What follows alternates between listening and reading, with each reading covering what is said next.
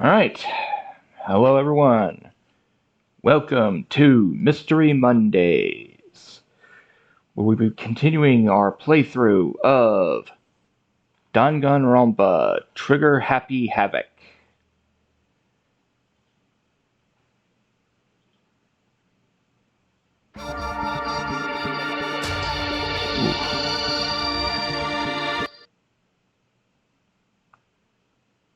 Danganronpa.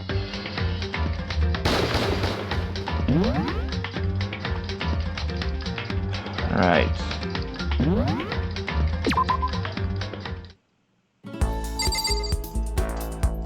Alright. We had just gotten some more stuff from the Mono machine. And it is free time. So, considering we have presents for just about everyone, we should have presents for just about everyone.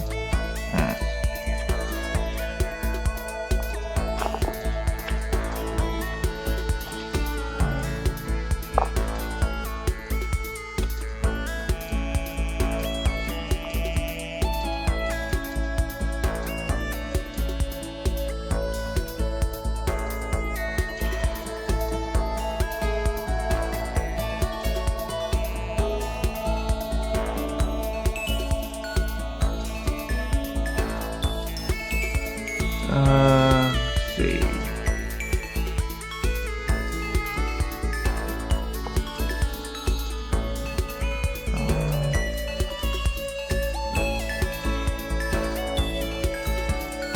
Yeah, here we are.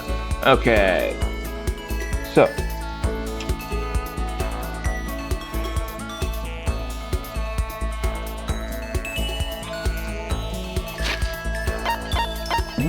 Okay, so we have Taka, Byakuya, Mondo, Hifumi, Yasuhiro, Kyoko, Ali, Toko, Sakura, Celeste, and Chihiro left. So 15 minus 1 because we don't count Makoto. 14 minus 3, so that's 11. So we will be rolling a d12. 12 will be roll again. 1. We are spending time with Taka. Now I want to make sure we have something he likes.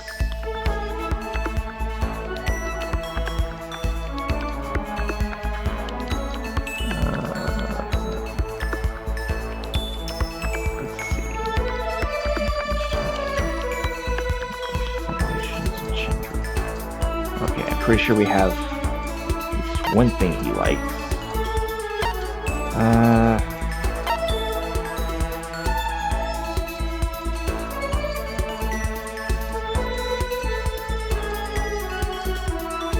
Yeah. Scarf. Adorable Reactions collection.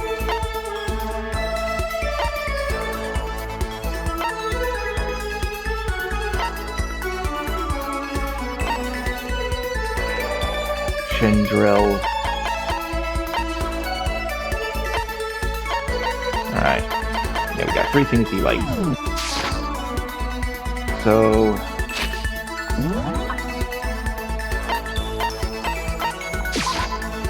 Oh.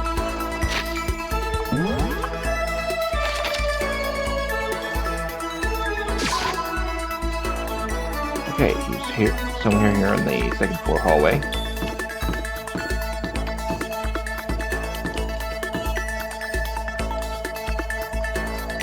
There he is.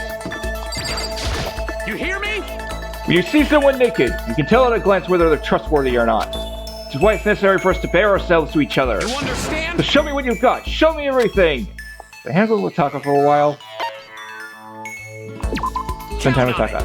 Alright. When the body is naked, so is the soul. So get to stripping down. Taka and I bear ourselves to each other in the bathhouse. Okay. Yes.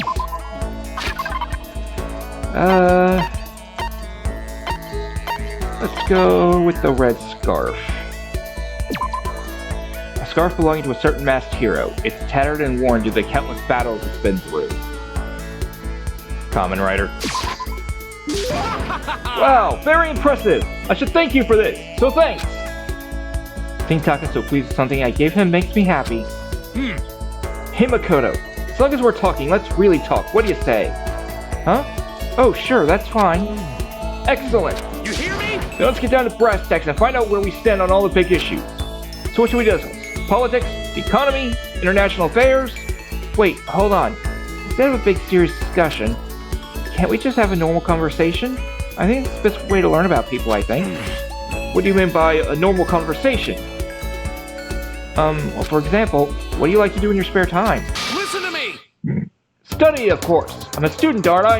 A student must be studying professional. Of course, my duties as chairperson of the Morals Committee keep me quite busy as well. You understand? It's my duty to foster an environment in which we can all focus on our studies.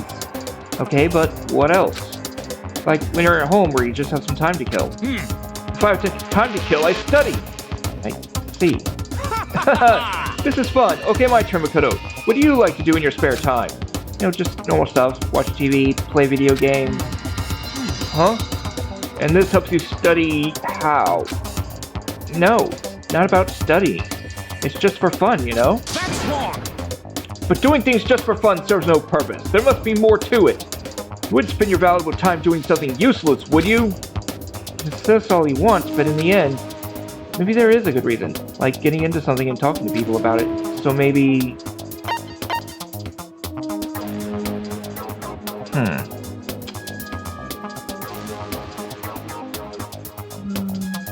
Yeah, that's what I thought. Relating to your friends. You know how it's useful? It helps give you something to talk about with other people.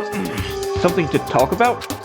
Like when you see something awesome on TV or some awesome game and you want to share it with someone. You find other people who feel the same way and that's how you make friends. See? You kidding me? What? Oh! This is ridiculous! I once was blind, but now I see! What the heck? How unfortunate. That kind of thing has plagued me for years! I tried making friends, but whenever I would make conversation, it would die after a few minutes. And now, I finally found the answer. I need to study more games, more TV shows. No, you don't need to study them. I'm so ashamed of myself. If there was a hole somewhere around here, I'd totally go hide in it. I let it get to me. I wasted all that time. I never saw the blind spot in my studies. I'm a complete embarrassment. I'm not qualified to be even be on the Morals Committee, let alone lead it. I don't think that's really that big of a deal. Thank you, Professor Makoto. Professor? You've taught me a most valuable lesson. You earned my respect and the title of Professor. But that's gonna make things super awkward. There's no need to be modest, Professor. Can't wait for your next lesson. And until then, I will strive to learn as much as I can on my own. Well, Professor, bye or leave. Without waiting for a reply, Taka ran off. Professor. Think about it. I didn't totally hate it. Professor Makoto. Just unlock the skill Attentive Influence. After we were done, I decided to head back to my room for a while.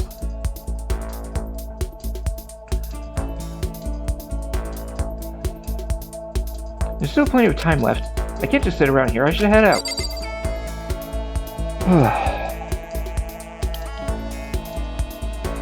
Yeah, sorry if I seem a little wiped.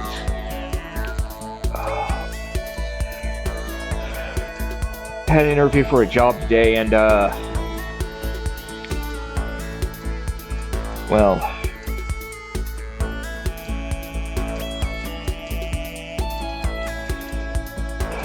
the bus was late, so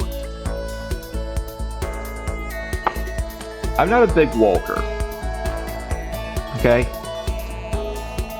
But I had to walk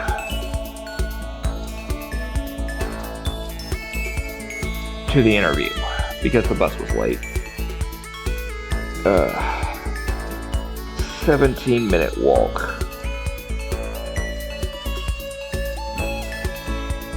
Anyways, let's roll the D12 again. 12, roll again. 11. Alright, who's that? Chihiro!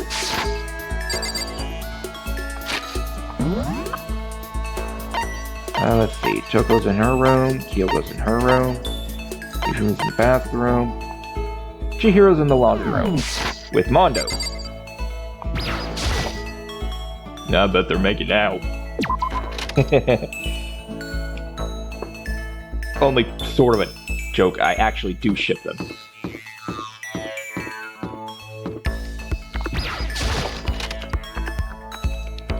Alright. Let's make sure I've got something for Chihiro.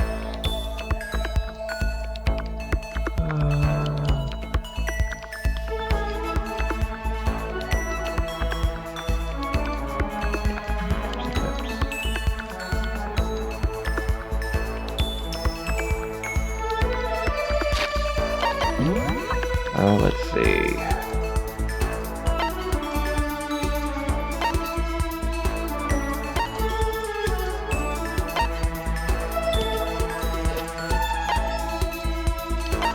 Okay. Curly and Camera. Unending Dandelion.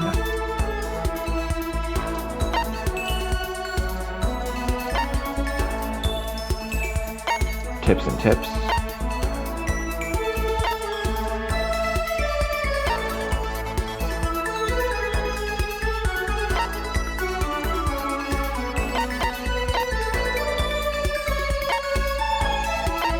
Alright.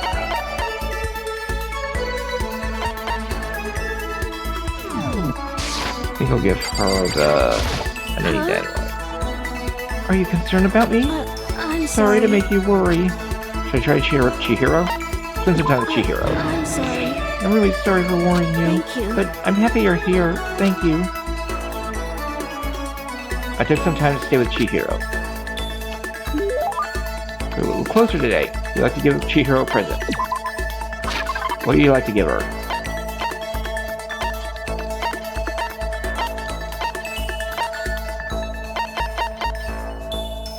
Unending Dandelion. A dandelion toy. You can blow the fluff away and the attack string will pull it back. So you can do it over and over and over and...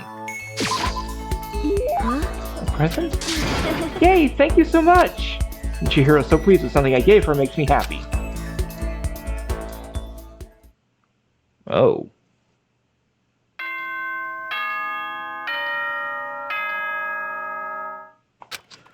Really? That didn't trigger anything. This is a school Oops. There we go. As such, it is officially nighttime. Soon the doors to the dining hall will be locked, and entry at that point is strictly prohibited. Okay then. Sweet dreams, everyone. Good night. Sleep tight. Don't let the bed bugs bite. Another day gone. But even though today is over, this game definitely isn't.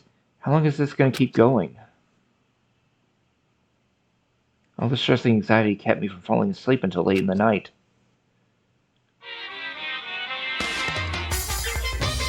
I guess you may only be able to get Chihiro's stuff during Chapter 1?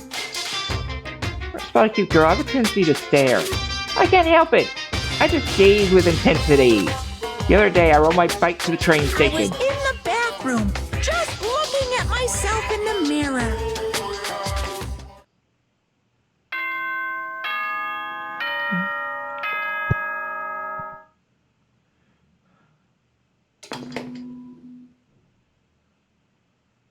Good morning, everyone! It is now 7 a.m., and nighttime is officially over. Time to rise and shine! Get ready to greet another beautiful day! I guess I'd better head to the dining hall before anything else.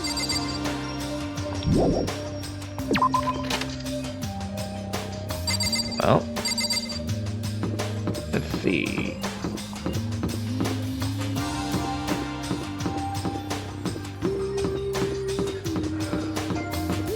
Anyone to talk to?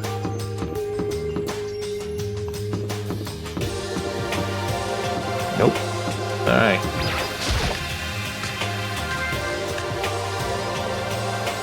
I went to the breakfast meeting same as always, but...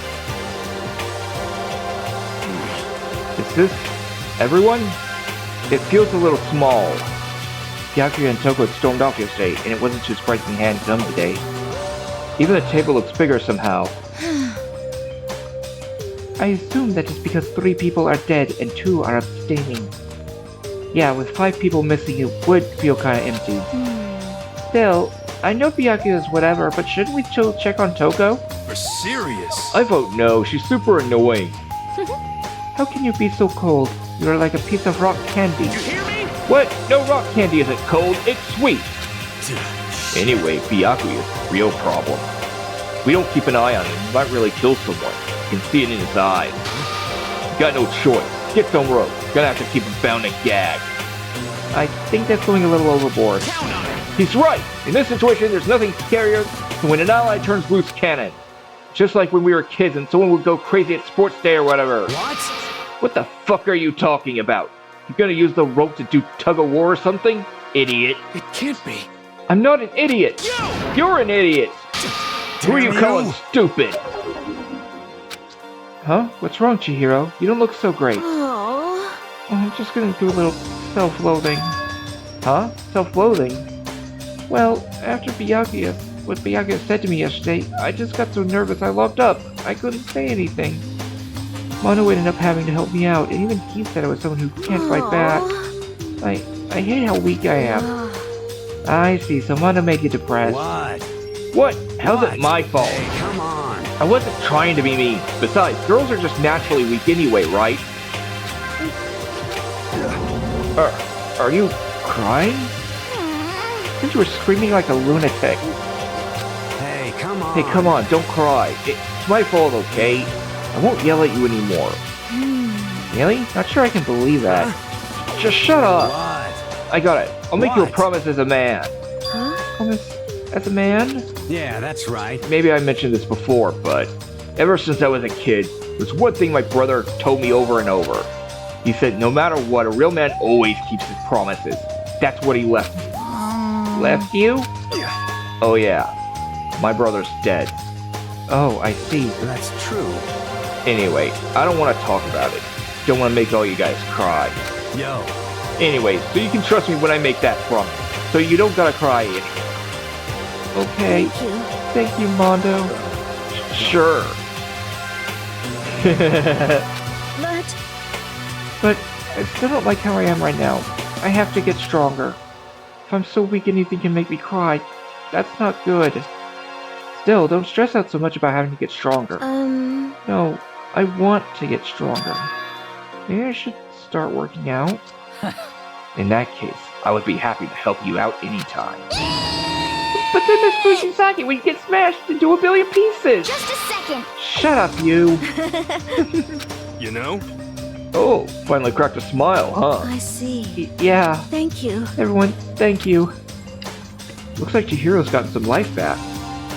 Yeah, man, we keep helping each other out like this. We're bound to get out of this crappy place sooner or later. Someday, I'm sure.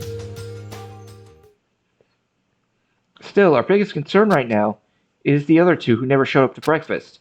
What can I do to try and understand those 2 better? Okay, so what should I do today? Okay, so yeah, I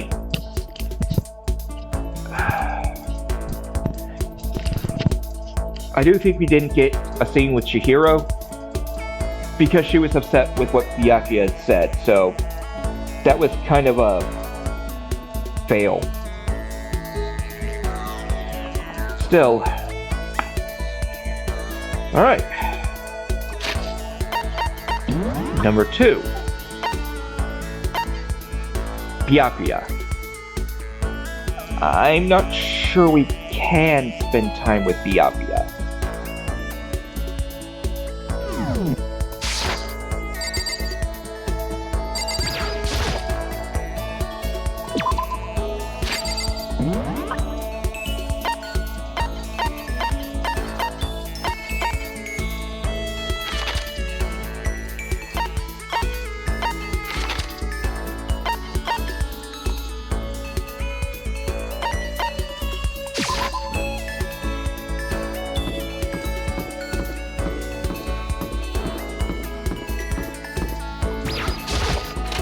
Let's see.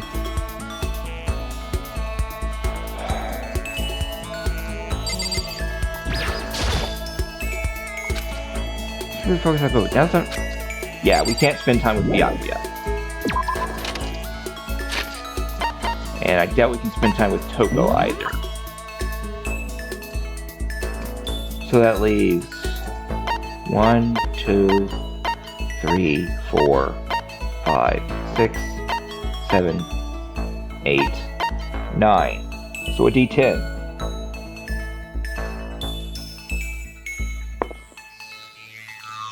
Number 4.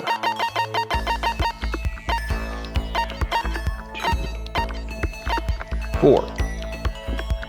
Hero! Where are you right now, Hero?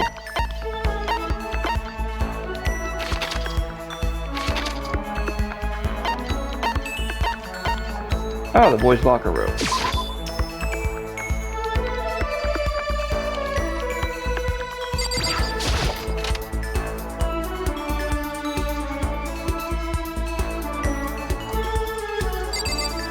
Alright, and check. I'm pretty sure we got stuff Hero wants.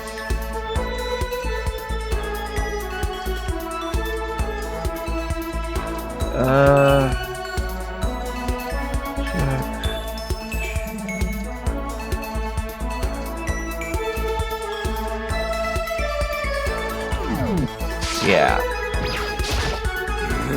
What's going on, Makoto? I'm like super exhausted, so I hope you don't need anything from me. Spend some time with Hero. Please! You try to cheer me up, Makoto? I'm down in the dumps and got no energy at all. I did my best to cheer up a down-and-out Hero. Hero and I grew a little closer today. Yes. What do you like to give him? Okay.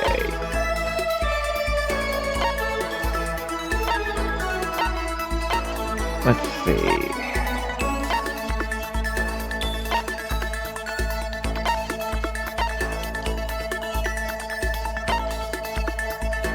He likes the Crystal Skull, the Golden Airplane, Prince Shotoku's Globe,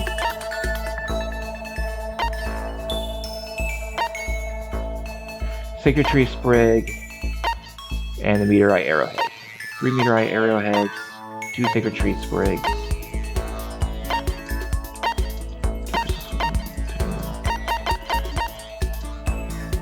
Meteorite Arrowhead. An arrowhead discovered in some ancient ruins. Fashioned from a meteorite, they say that getting pierced by it will give you the power to see demons. JoJo reference.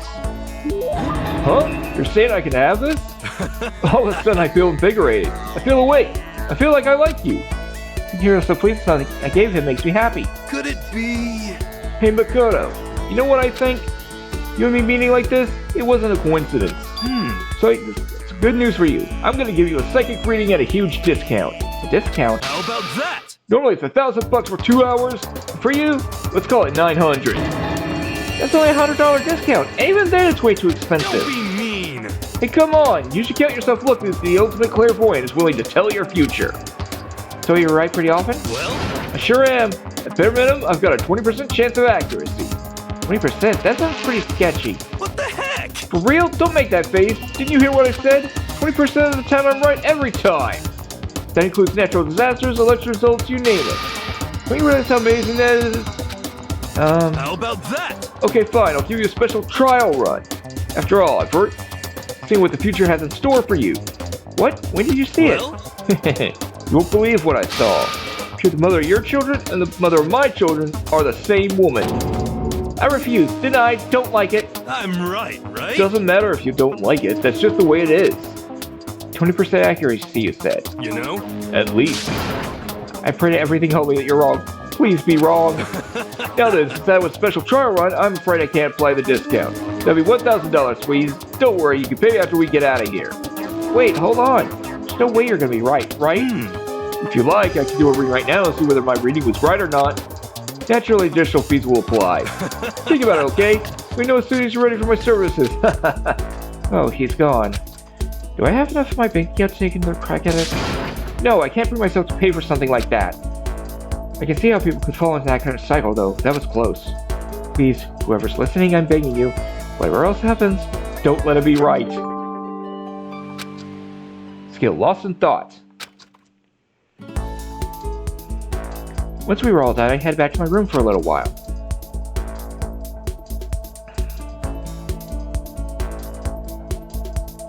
There's some time left in the day. I don't feel like just sitting here. Maybe I'll go explore. Alright. Time for another roll of the D10.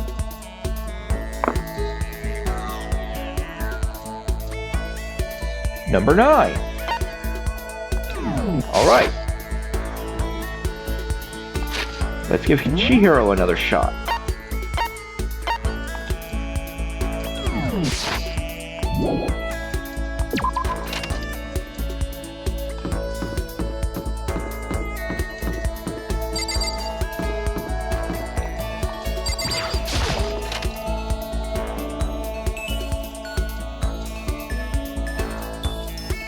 Hopefully Chihiro's feeling better. What's wrong? Did you need something? Spend some time with Chihiro. You want to sit down and talk for a while?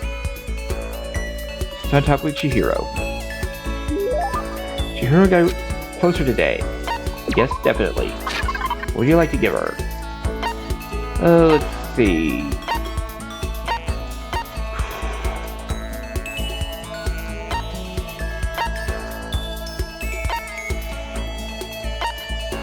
Curly and camera.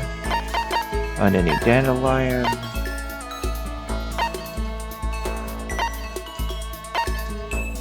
Tips and tips.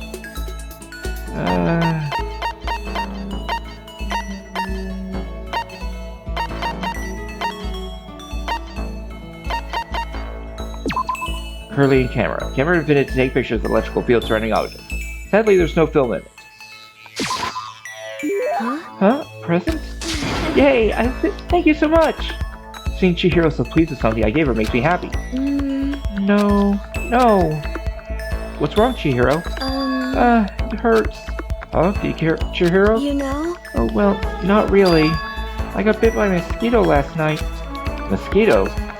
Oh, I figured something serious had happened since you were saying how it hurt. Huh? Oh, did I give you the wrong impression? Sorry. You don't have to apologize, it was my own fault. You said it hurts? Did it really bite you that hard? Yeah, see, look. Out on her arm. A huge red bump stood out clearly against her pale skin. Holy cow! What should I do? It's way past itchy now. It really hurts. Why is it so big? Did it bite you while you were sleeping or something? You're wrong. Oh no, I was awake. But you didn't notice? No, I noticed, but what? You know? Well, I felt it bite me, and I looked down at it. But I didn't do anything. I just sat there and watched it suck my blood. You just watched? Why didn't you smack it? Huh? Because that would have killed it, right? Well, yeah, but... You know? Must have been really hungry to suck that much blood. If it was that hungry, it would have been really sad not to let it have anything. But it's just a mosquito. Mosquitoes are living things too, so... It might have its own mosquito family. Sorry, I know that's dumb. No, really, you don't have to apologize. Don't go scratching, okay? That'll just make things worse. But what if it gets so itchy I can't take it? Well, in that case, just take the tip of your fingernail and push it into the bump. That'll help. Huh? Wow, I had no idea. You're so smart, Makoto. And she said that. She smiled like a tiny, cute little animal. I wonder if she does that on purpose. If so, that's a whole other level of scary. Anyway, don't you think it's kind of strange? Huh? What is? You know? Well, the school is completely sealed off, right? But how did a mosquito get in? Maybe there's somewhere here in school where bugs can live and grow?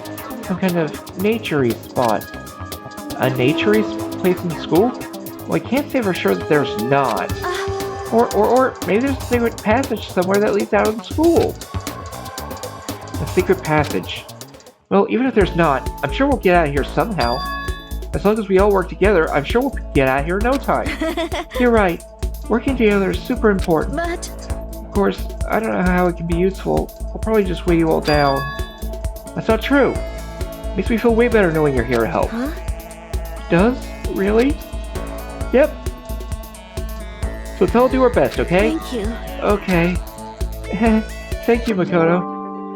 Chihiro's report comes updated based on your experience there. Maximum number of skill points is increased.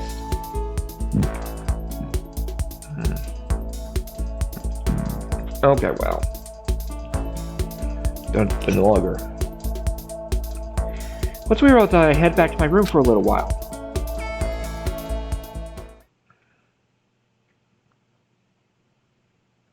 I guess I'm feeling a little hungry. I better get something to eat before it's nighttime.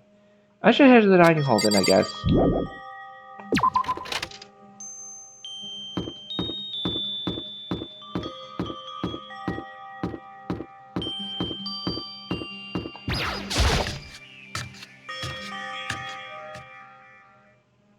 I just want to get something to eat. Now I'm about to get roped into something like this. Actually, no, I guess I'm already roped in. Listen to me! Hey, Makoto! Perfect timing! Huh? What's going on? Hey, damn it! I have a favor to ask.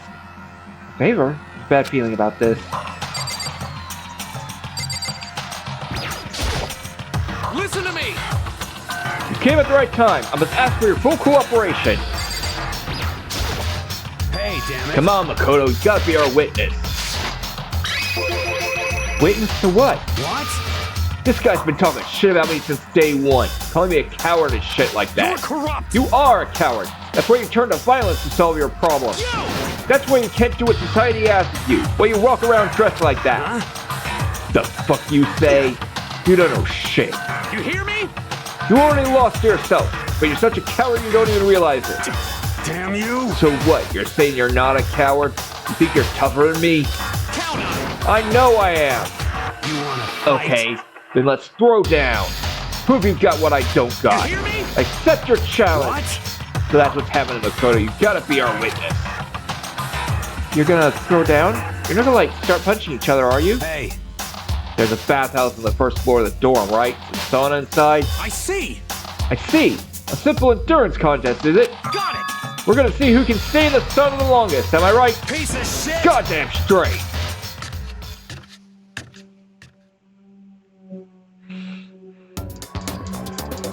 Are you guys really gonna go through with this? Stop fucking around! Shit, yeah! You! He'll be done in a matter of minutes anyway. People like him are without exception all talk. You wanna throw down? Bring it on. Hell, let's make things interesting. Wouldn't want to win without a challenge, right? Interesting? You son of a bitch! We're gonna battle with all our clothes on. Ridiculous! That's idiotic. Suicidal. You wanna fight? What, you afraid? You're gonna regret this. Stop fucking around! Shut up and let's do this. Hey, Mondo, What, asshole? you can take off your uniform, you know? Go ahead. I won't judge. And you can shut the fuck up and mind your own business. I mean, look at you. Your face is all red. What are you, one of those goddamn hot spring monkeys? Just so happens, I was born with a red face. You don't have to act all big, man. Act, you say? I'm still plenty good to go. I'm so good, I could eat a steaming hot bowl of soup right now. Are they okay? I tried to push my concern aside. A few minutes passed. Then a few dozen minutes. Then an hour. Don't you think it's about time you gave up? What about you? You can't even hardly talk. Dumbass. Say whatever you want. I'm still totally good to go. In fact, I'm starting to feel kind of cold. That's probably not good. Hey, guys, I know you both want to prove how big badass you are, but don't you think you've done enough? Shut up! Yeah, I just can't win.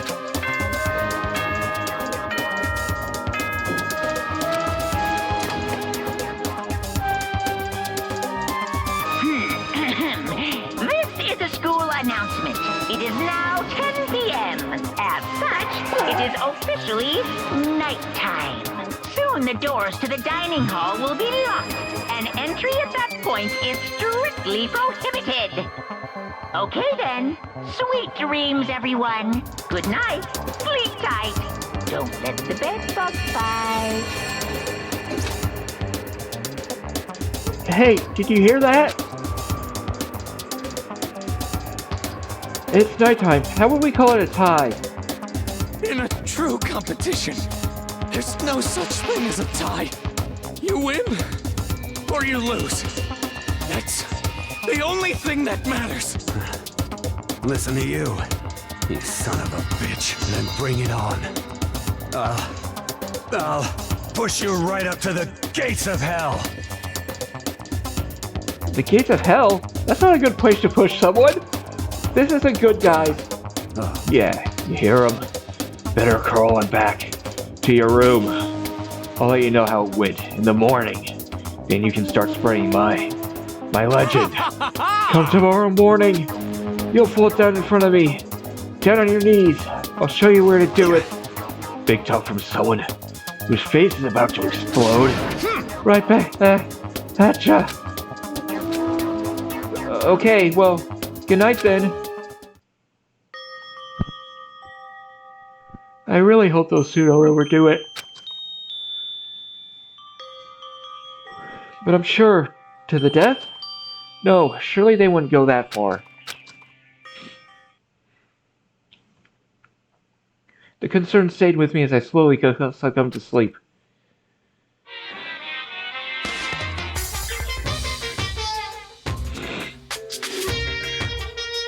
If fate does exist, does that mean your future is decided the moment you're born?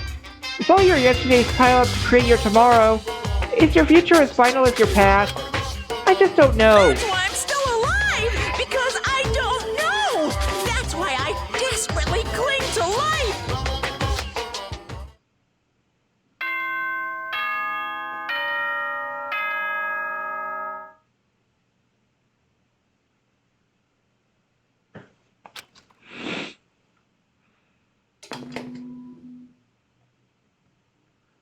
Good morning, everyone! It is now 7 a.m., and nighttime is officially over. Time to rise and shine! Get ready to greet another beautiful day! Worry, huh? I hope Mondo and Taka survived. Worried about the two of them, I hurried to the dining hall more quickly than usual. When I entered... What are you talking about, bro? What are you talking about, bro? What the... Yo! Hey, Makoto! Thank you so much for acting as our witness yesterday. Huh? Are they friends now? They've been like this all morning. They were all buddy-buddy as soon as they walked in. It feels gross. What? Feels gross? Hell no! Feels great, more like. It almost feels like sexual harassment somehow. Forget her, bro. A girl like her just doesn't get our manly bond. You hear me? Friendship between men is stronger than blood. A woman could never understand. Ain't that right? What you just said, bro, that was cool as shit. I should get a tattoo of it. Without a doubt. No, bro, you mustn't. Your body is a temple given to you by your loving parents. So, who won the contest? Piece of Who shit! gives a shit? Got it! Yeah, don't ask stupid questions. What matters is that we both took part in it together. That's completely different from what you were saying last night. I see. Friendship between men seems very simplistic. Nothing like what I'm used to with girls. Yeah, for real. All throughout breakfast that morning, the room was dominated by Mondo and Taka's overpowering brotherhood. All in all, it was a pretty unfortunate experience. Mondo and Taka, best bros. So what should I do today? Huh? Who could that be? When you had come to visit, I opened the door and found someone forced their way in. Toko, what's the matter? What's your problem? Why are you so surprised? Am I really that annoying? Well, I already know I'm annoying. I came here knowing that, so that makes it okay.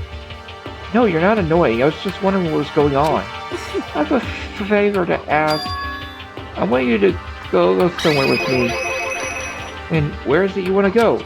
Well, the library. Huh? Are you looking for a book or something? Why don't you just ask Byakuya? He spends all his time in the library anyway. Did I say something wrong? You're not a blabbermouth, right? This has to be a secret. I honestly have no idea what you're talking about, but if you want me to be quiet, I'll be quiet. Then let's go to the library. Okay, I got it. The library. Jeez, why so pushy? Quiet. Be quiet when you go in. Don't let them see you. She actually was starting to get annoying, but I did what she said and gently crept into the library. Unsurprisingly, Byakuya was there by himself, absorbed in a book. He's here. He's really here. Okay, Makoto, go talk to him. What? Stop being so loud. Just hurry up and go talk to him. You go talk to him if you want to so bad. I can't. I don't want to interrupt him. That's kind of crazy.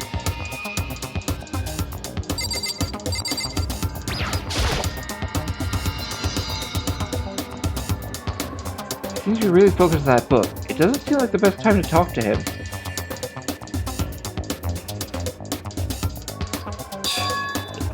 Hey, you. What are you doing back here? I hate even having to look at you. Ah, so you noticed me, huh? Naturally. Of course. Now hurry up and leave. And take her with you. Hey, Byakuya? Remember how you said, don't be a woman who dominates the weak men? Be a woman who's dominated by a strong man? I never said that. Well, actually, I thought it sounded like something you might say. Get out. Go take a bath. You smell. Don't make me repeat myself. Don't make me say it again. Go now. Before your stench latches onto the entire room. Okay. She really dug into us there. Maybe he's in a bad mood? She seems super depressed. Did he really upset her that much? Byakuya, to go that far, you must be really concerned about me. Huh? You told me to take a bath and everything. You must really care about my well-being.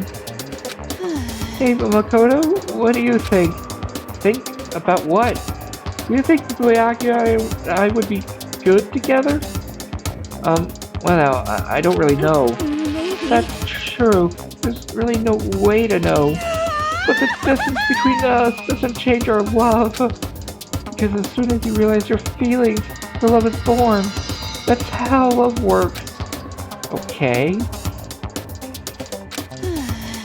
There might come a day when you understand. Maybe someday. Well, bye. And that is another one of my ships in this game. Byakuya and Toko. Ah, young love.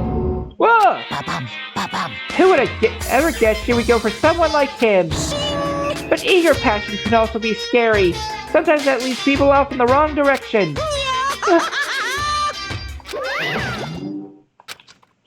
All of a sudden, I feel exhausted. Maybe I'll head back to my room for now.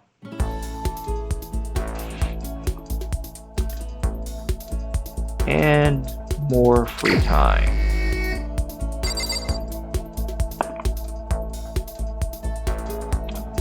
Oh! Okay. More time with Chihiro.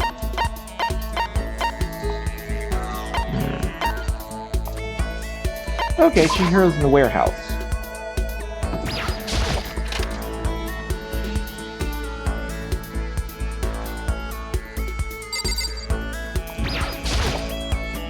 Oh.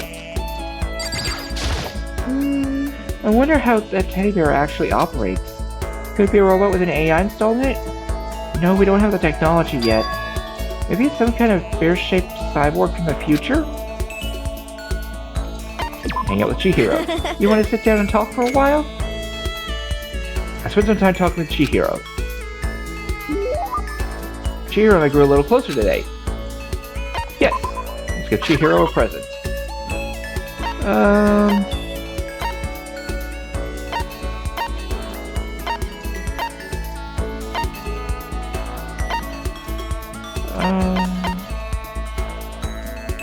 The unending dandelion. Huh? Huh? A present? Yay! Thank you so much. Oh, What's wrong? That seemed like a pretty heavy sigh. you know? Oh, sorry. Just everyone else is working so hard to get us out of here. I'm no help at all. That's not true at all. But It's okay. You don't have to try and make me feel better.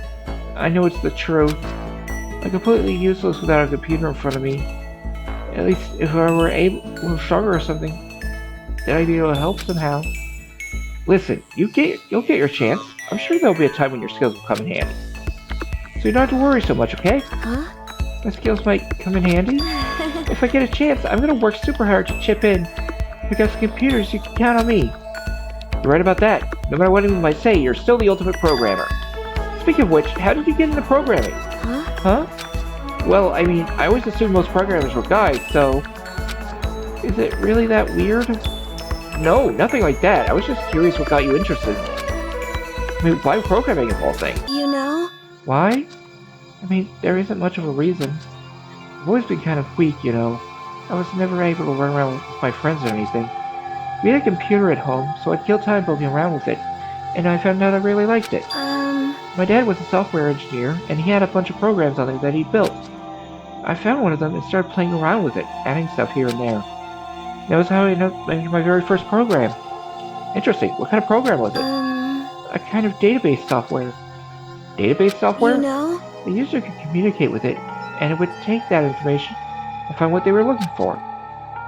It was a way of interacting with the computer without having to physically type things out. She said it could understand the user without them having to type things out. So that would have to be voice recognition. Use voice recognition, is that it? Yep, exactly. You could talk to it, and it could actually talk back. It was a lot of fun. It didn't even really sound like me. I would get totally absorbed in talking to it. It's like a kid recording themselves and playing it back again. The key part of the program was getting it to recognize what I was saying. Recognition accuracy was the most important thing. Japanese is kind of hard, so it's pretty challenging.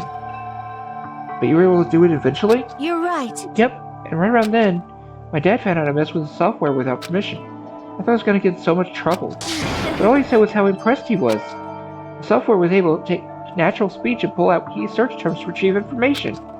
My dad said it worked so well, it was going to change the face of software interaction all over the world. Yeah. The development costs are still pretty expensive, so it hasn't spread that much yet, but anyway, I've been addicted to programming ever since. I can't tell you how happy it made me to be able to make others happy. It's obvious how much you love computers. You just seem to light up when you start talking about them. Sorry, I just spent all this time just talking about myself. No, I had a lot of fun learning more about you. Huh? Really? Yep. I hope you'll tell me even more next time. Okay, let's hang out again sometime. It's a promise, okay? Just unlock skill algorithm. Parley to Chihiro went back to my room.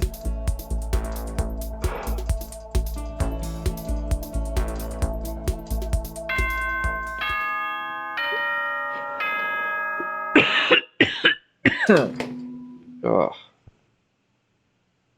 Ahem. School announcement. Nighttime is quickly approaching, but before it arrives, all students, Here we go. please gather in the gym immediately. Emergency! Emergency! Gather in the gym? Why now all of a sudden? I really don't like the sound of this. I have a terrible feeling. Alright, and... no, still got time before the first break.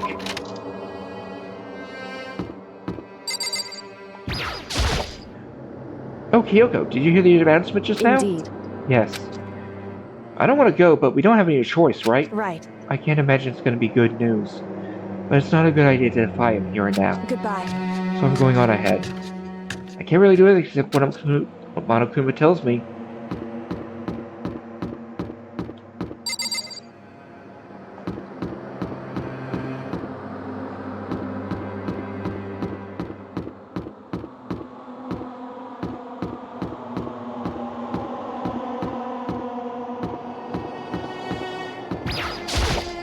Yo.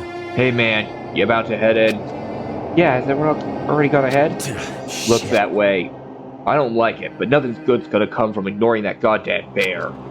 Mondo? You sure you're okay? You gotta went all out in that sauna. What? Huh? Who went all out? That shit doesn't even faze me. Yo. But you know, there at the edge of hell, cross between men was waiting for me. Never saw it coming. Yo.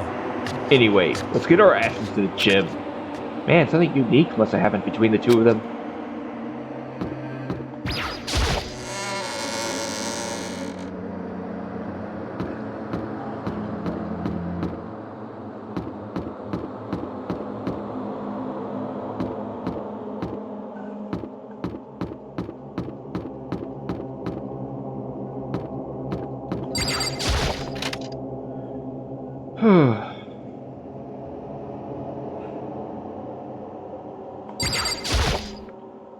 Hey Fifumi, how come you haven't gone in yet? Why is Mr. that? Naegi, don't scare me like that!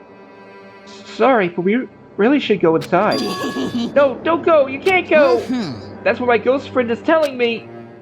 I don't feel good about it either, but we can't just ignore this. Damn, that's true too. I guess we have no choice. I have to go too.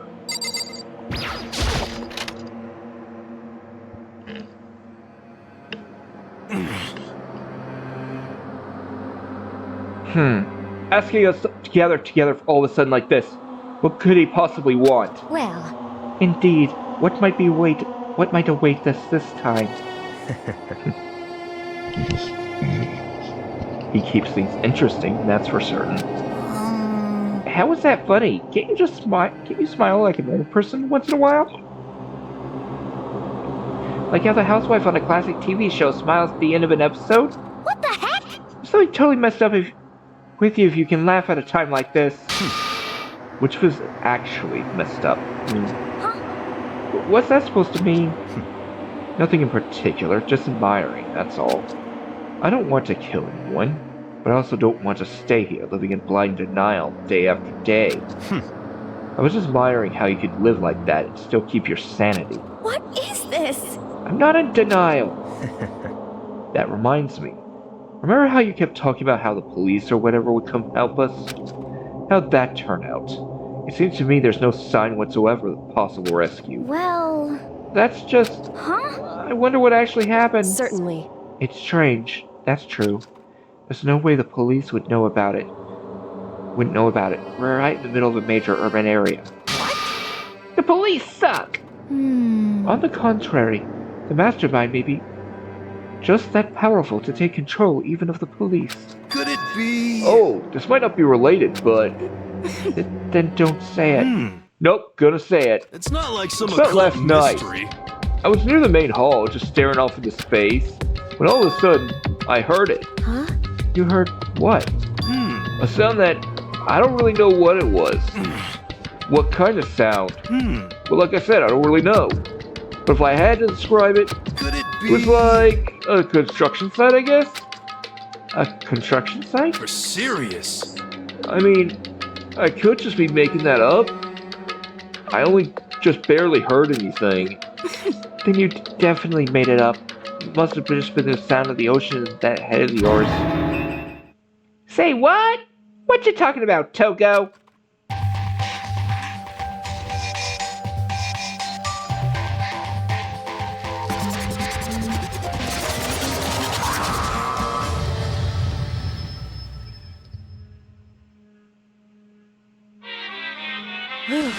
He's arrived.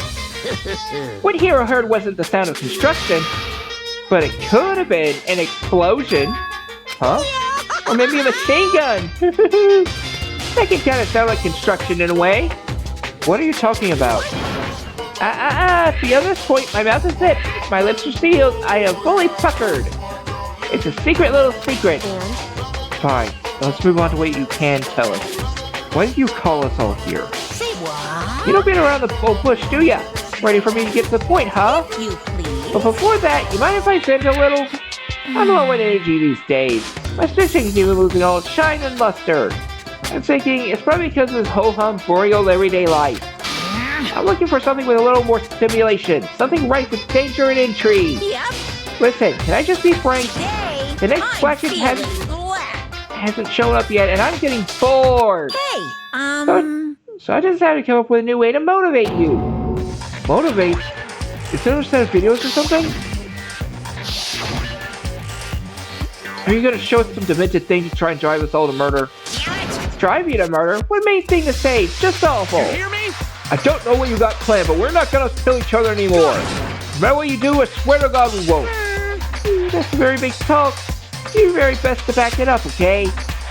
Now then, with your permission, let me begin. This time it's embarrassing memories and secrets. As long as you're alive, it's a given that there's things you don't want other people to know about you. So I did a little investigating of my own. I dug up some of your darkest secrets.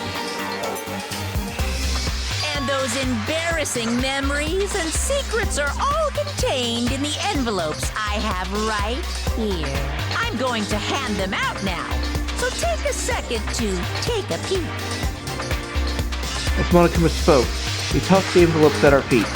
I quickly snatched the envelope with my name written on it. I just pulled out what was written inside, and my entire body suddenly went rigid. Makoto went to bed until he was in 5th grade. What? How? How'd you find out about this? Everyone started talking at once. Yeah, 24 hours! So it doesn't become blackened by then? All your deepest, darkest most nefarious secrets will be exposed to the world! Maybe I'll roll by a crowded intersection of vans strapped with loud speakers and spill the beans. Wouldn't that be so embarrassing? So that's what you meant by motive? By motivate? Yep, you got it. They're all pretty unpleasant, trust me. Now do you want me to reveal that stuff, right? It's definitely something I'd rather people not know, but we'd never kill over something like that. What'd you say? Count on it. He's right. Your plan's doomed to fail. No one's gonna murder someone for this kind of thing. This is kind of depressing. Oh no. Is it because, for better or worse, your memory is still a way to connect to the outside world? I have stuff I wouldn't want anyone to know no matter what, so I assumed you'd all be the same. That's why I put so much effort into preparing this next motive. Man, you're all saying you really won't kill each other with this stuff? That just sucks.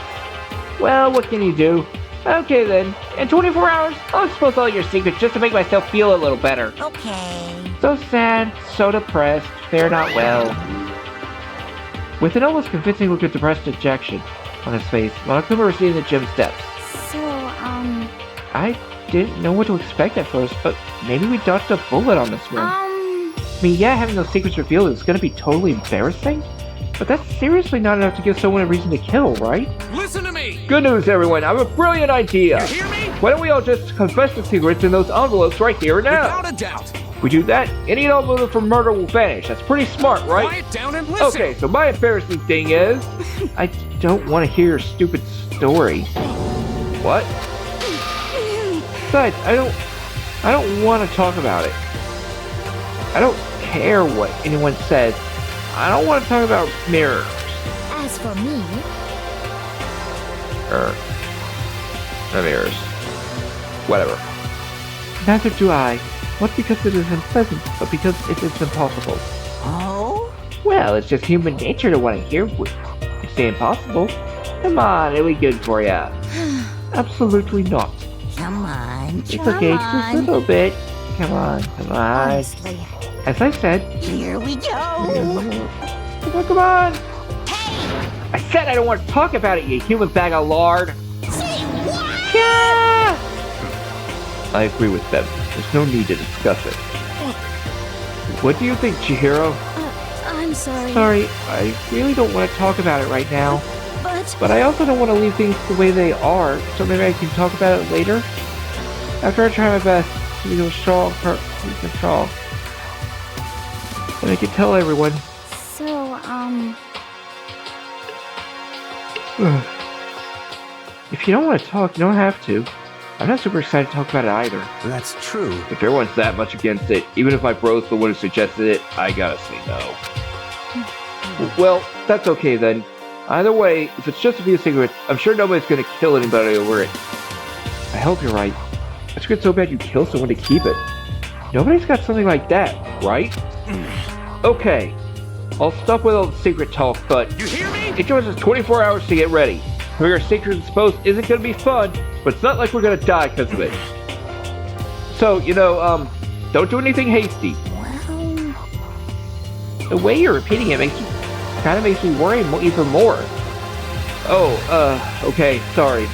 I know it's gonna be tough, but...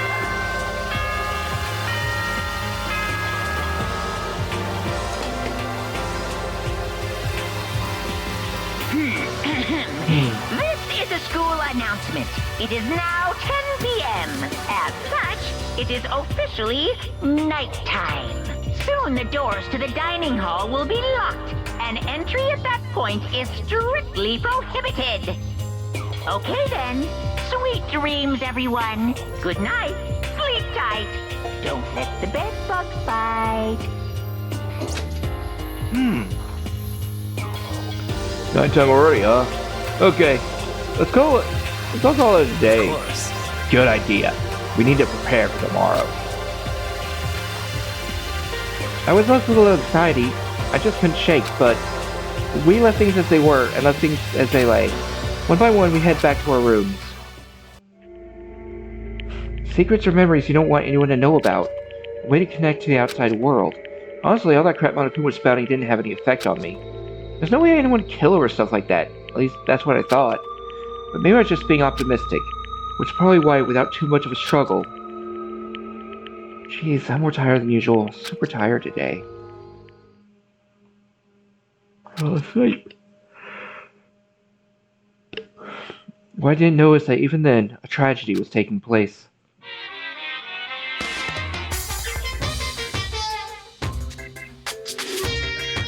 Hey, do you have a second? I want to confide in you. What's the prevailing attitude of the world right now? Between passive and active, I mean. For example, it's the difference between like, oops, I killed him, and yeah, that's right, I killed him. Basically, there are tons of people who don't understand the difference. Can you believe it? But of course, there is a difference between oops and right. You hear what I'm saying, right? Anyone can kill someone in the heat of the moment, but surprisingly few can do it with calculated intent. Make that choice and put it into action, it's way harder than just letting your emotions lead you. It's all about preparation, resolve. Maybe you're right. What's that? What's the point I'm trying to make? well, I'm not totally sure myself. Maybe you should try reading between the lines.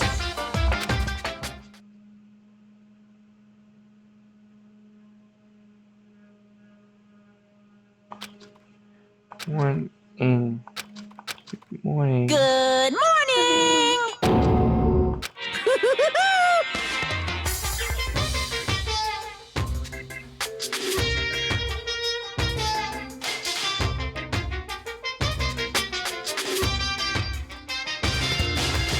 Nice reaction.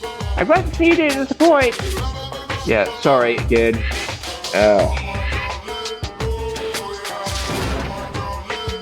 What? What are you doing here? Yep. I wanted to spice things up, so instead of a school announcement, I decided to wake you up in person. What the hell for? Because it's fun. And as long as I'm here, I figure I'll let you hear it right from Vera's mouth. Hear what? Are you sure you're acting this laid back? I mean, even though something happened to one of your buddy classmates? What? Say what? What? Your face is all blue, like someone on the verge of death. What happened? What are you talking about? Ooh, that's for me to know when you find out. Good luck! Something's happened to someone. Was it? No, it can't be. There's no way someone would... But what if... No, what ifs are pointless. Especially now when... The dining hall. I need to get to the dining hall.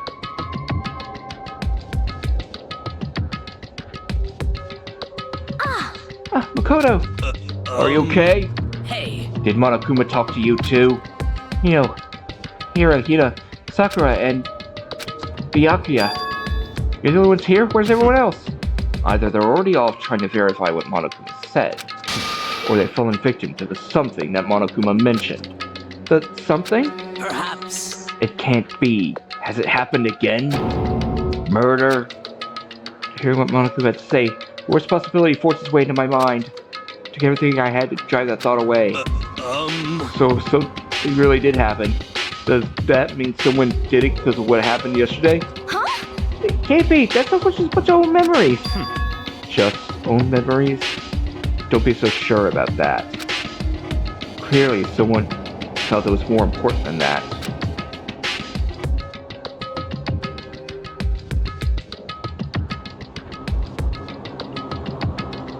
Huh? To judge someone else's values based on your own outlook. You realize how dangerous that is? What the heck? Why didn't you say something yesterday? Naturally. Do you already forget? This isn't a co-op game. It's every man for himself. What good does it do me to go out of my way to help you? Just the worst. Stop saying that already. There's something wrong with him, for serious. Did he get brainwashed or something? Wait. That's not important. What matters right now, is that we find out what happened. That's fine. She's right. Let's all split up and begin looking.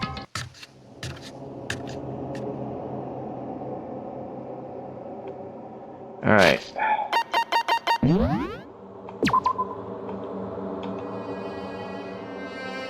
Okay.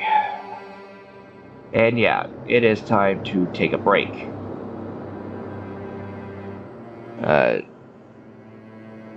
Break for refreshments, toilet, and stretching. See you all in a few.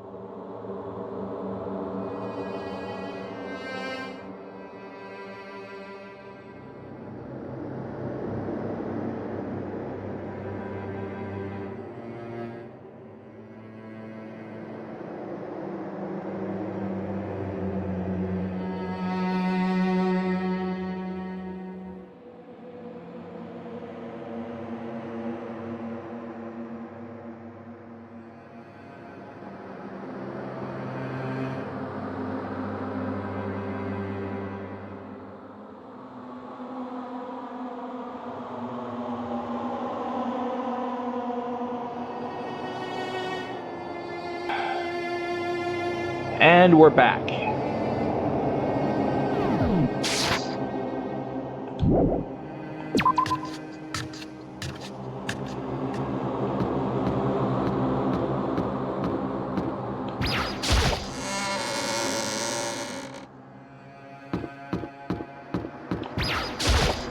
Yo, Hey, Makoto, honestly, what do you think? Huh? About what? for serious. About Byakuya. These being brainwashed or what? I don't know. You know more about that kind of thing than me, right? What? What's that supposed to mean? Well, I mean, you're some kind of psychic, right? Hey, Listen, Makoto, I think you completely misunderstood what it is I do. Okay? Listen, fortune telling is like... It's totally different from brainwashing or hypnosis or any of that pseudoscientific bullcrap. I need you to understand that. So you expect me to think fortune telling isn't pseudoscience? Sorry, but I don't want to get yelled at.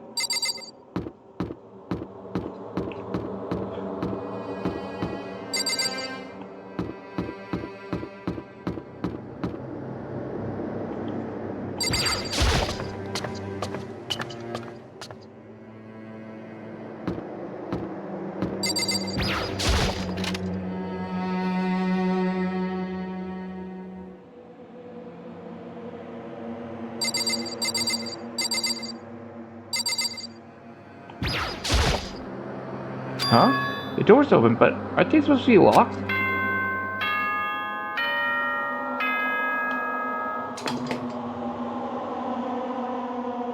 For this investigation, I have unlocked the doors.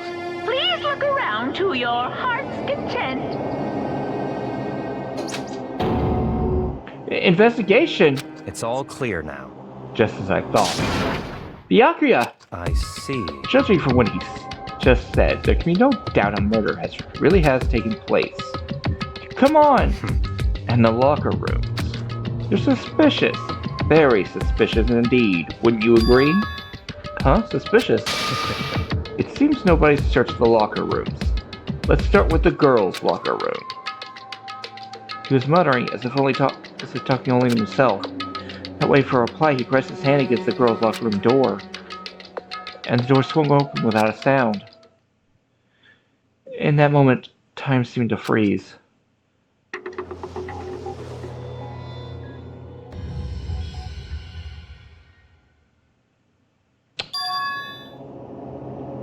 Yeah. Poor Chihiro. What? I don't know how long it took me to fully comprehend the reality of what I was looking at. But as soon as I did, a wild, almost primeval scream escaped from my mouth.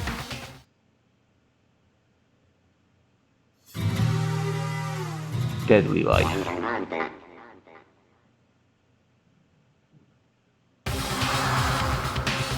I tried to suppress my screaming, but it was useless. It surged out of me like water from a spring gushing out of the ground. Byakuya, on the other hand, Very strange. most unusual, don't you think? She was totally calm, almost like he was watching this all unfold in front of a TV screen. I see. Look, Chihiro's corpse has been suspended somehow. There's something written on the wall in blood. Bloodlust? Brutal way of killing someone. No, this is beyond brutal. Do you agree? You killed her! How could it not be brutal? No, that's not my point.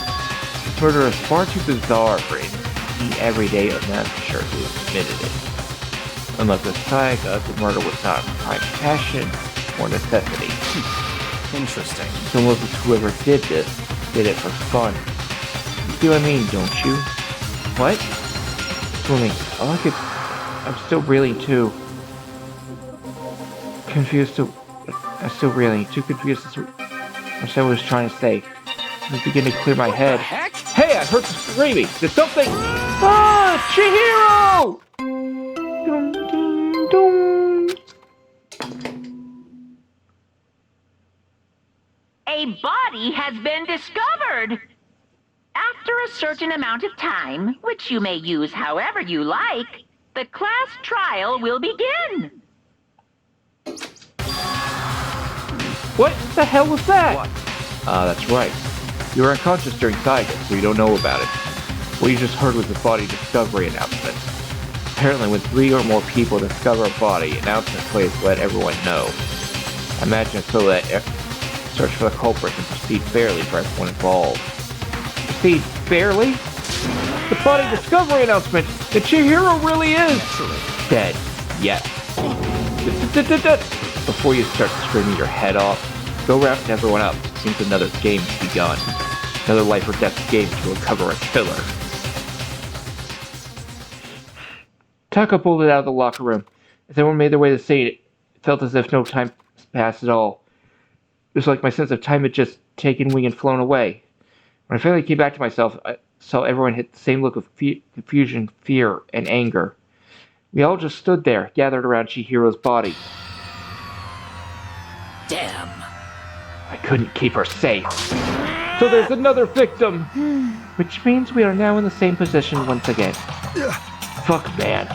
What the fuck is this? It's a dream! This is a dream! It's all just a dream! In fact, I haven't been born yet! I don't have any memories of ever being alive! Shut up.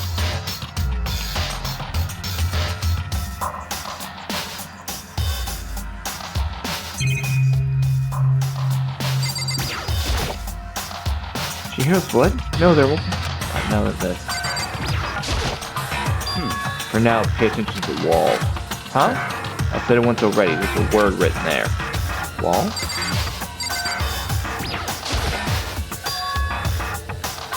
It's written on the wall in blood. So... I don't think this is any kind of dying message. It's just too strange. But you know, doesn't that thing about writing bloodlust in blood, doesn't it sound kind of familiar? A murderous fiend who kills again and again using a bizarre and brutal method. At the stage of the crime, each word bloodlust is written in the victim's own blood. They're like a ghost, attacking suddenly, then slipping away before the police can catch up to them. And what nickname to the internet gives to this mysterious serial killer? Genocide Jack! Genocide Jack is the murderous fiend who grisly attacks sadists all across the country. The ultimate murderous fiend, creating a reputation of abnormal, downright cruel killing. What is this? Is this some sort of trying to imitate Genocide Jack style? But why would anyone do that? Perhaps the work of the real Genocide Jack. The real... What are you saying? Genocide Jack is here in the school? No way! There's no way! But going so far as to write bloodlust at the scene, I'm surprised at their stupidity. I can't imagine a worse situation than dealing with a stupid murderer. What is it now? Toko! Pointing towards the entrance to the girls' locker room. Toko was the last to arrive. Now she was just standing there. No, what? Why? Why?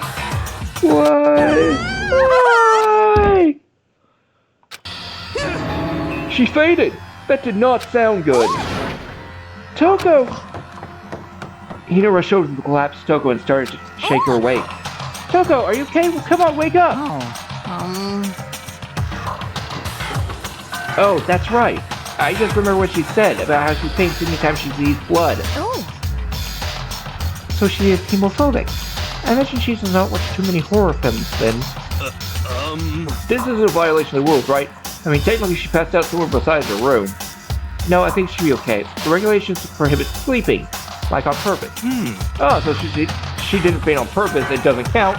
Gotcha. Just a second. Toko, can you hear me? Hey, you gotta wake up. She'd heard. Toko suddenly shot awake, as in she literally jumped up from where she was laying. Such a strange reaction. I was at total loss for words. She kept moving shaping in the air, changing her stance she did. In a flash, she was on her feet, just standing up. Ignoring the physical contortion she had to go through, emotions were totally haphazard. What? Sorry about that. I was just so shocked, you know. Happens, right? Was I the only one? Toko, you okay? I'm fine. Whoa, is that a dead body? Hey, are you dead? What the heck? She must have hit her head real hard when she fainted. The world has a front and a back, a top and a bottom, a sea of truth and a weather lies. Well... This is quite concerning. I mean, she sounds completely different. No. Everything's fine. At least the stuns are all gone. That's a good thing, right? I see. Clear to me that everything is not fine. Your eyes seem strangely vacant. It might be best if we take her back to her room for the time being. So, I don't mind taking her, but don't help me. Don't help me. You need help, I don't mind. Can you help me? She totally ignored me. Very well. You take care of the girl. The rest of us can begin the investigation right away. I assume nobody has probably been Sakura and Mondo on guard duty again. Well, hold on a second. Rush to an investigation. Mastermind isn't behind this. After what happened last time, surely you realize that. Don't make me repeat myself. There's no question that Chihiro is murdered by someone among us. Is that right, Mono? Of course! Right as rain. But don't take it as a bad thing. It's just a facet of life. Because that's how graduation works. Then it's happened again? Is that what you're saying? Another one of us killed? Fellow classmates? What? Does that freak you out? You guys got no balls, you know that? Is there just nothing down there at all? Well, I'll let you pray to mine if you want. Actually, I don't have any either. Oops, sorry. Stop monologue. Give us what you came here to give us. You did bring it, right? Yeah, I sure did, chum. Nakuma file! I know how much you'd be looking forward to it. See ya later! So please do your very tip-top best on this investigation. no way! Do we really gotta do another investigation?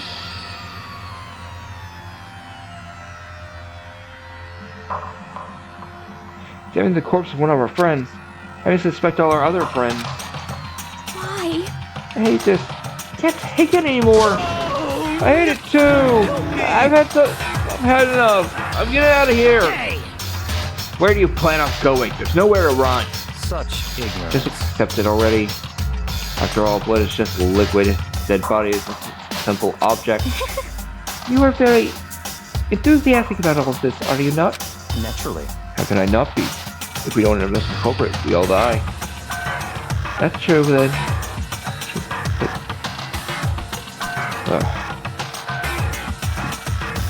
But to jump to it so soon.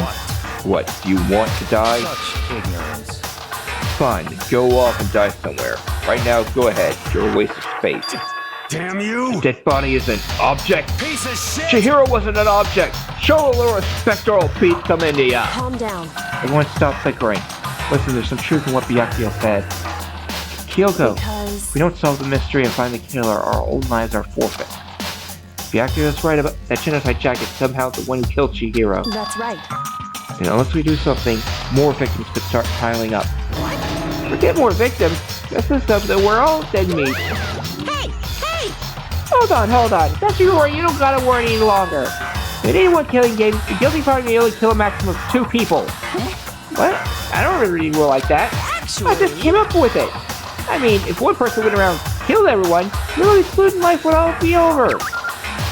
The new rules and regulations, but so then. in that case, why not limit it to one person? Hey, Well, a good mystery. You don't want to miss out on the potential of a serial killer angle.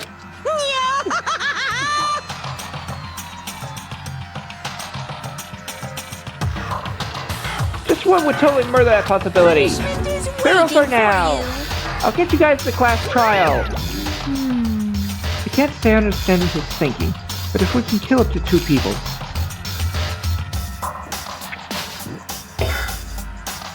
then one more person's life could still be in danger. Interesting. Which is definitely not good. We need to uncover the culprit before something else happens. You son of a bitch! You need to shut the fuck up! So, Well, for now, Taka and me are gonna drop Togo off at her room. Nice, I'm gonna get dropped off. there is nothing to be done. We have no time to stand around here. Let's begin our investigation. Too sweet. If we do not solve the mystery of who killed Chihiro, Is that okay? then we will quickly follow her into the afterlife. I hate this, but if I want to survive, me and everyone else, we have to do it. We don't have any other choice. So I better check the Monokuma file, see exactly what's going on. Victim was Chihiro Fushisaki. The time of death is estimated to be around 2 a.m. The body was discovered in the girls' locker room on the 2nd floor of the school. Caused his death with a blow to the head with a blunt object. She was killed instantly. All it says. Well, not like there's any point in complaining about it.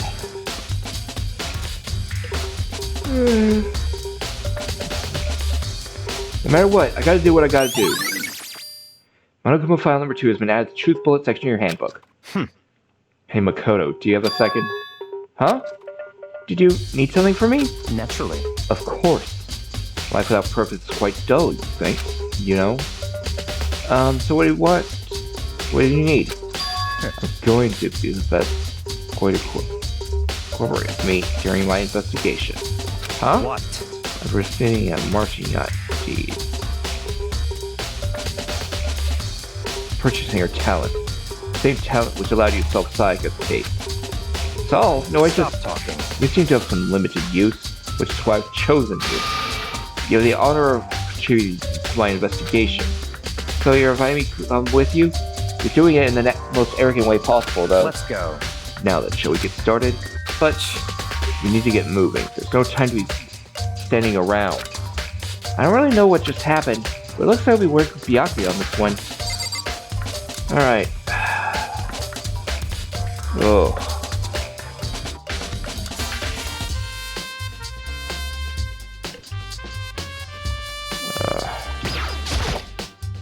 I can feel the life draining on my own body. It's a dead body. Chihiro's dead body. Very strange. The more I look, the more strange it all seems. It's supposed to be Genocide Jack's handiwork. Well, What? but we're still not sure he did it. Is that what you want to say? I wonder about that.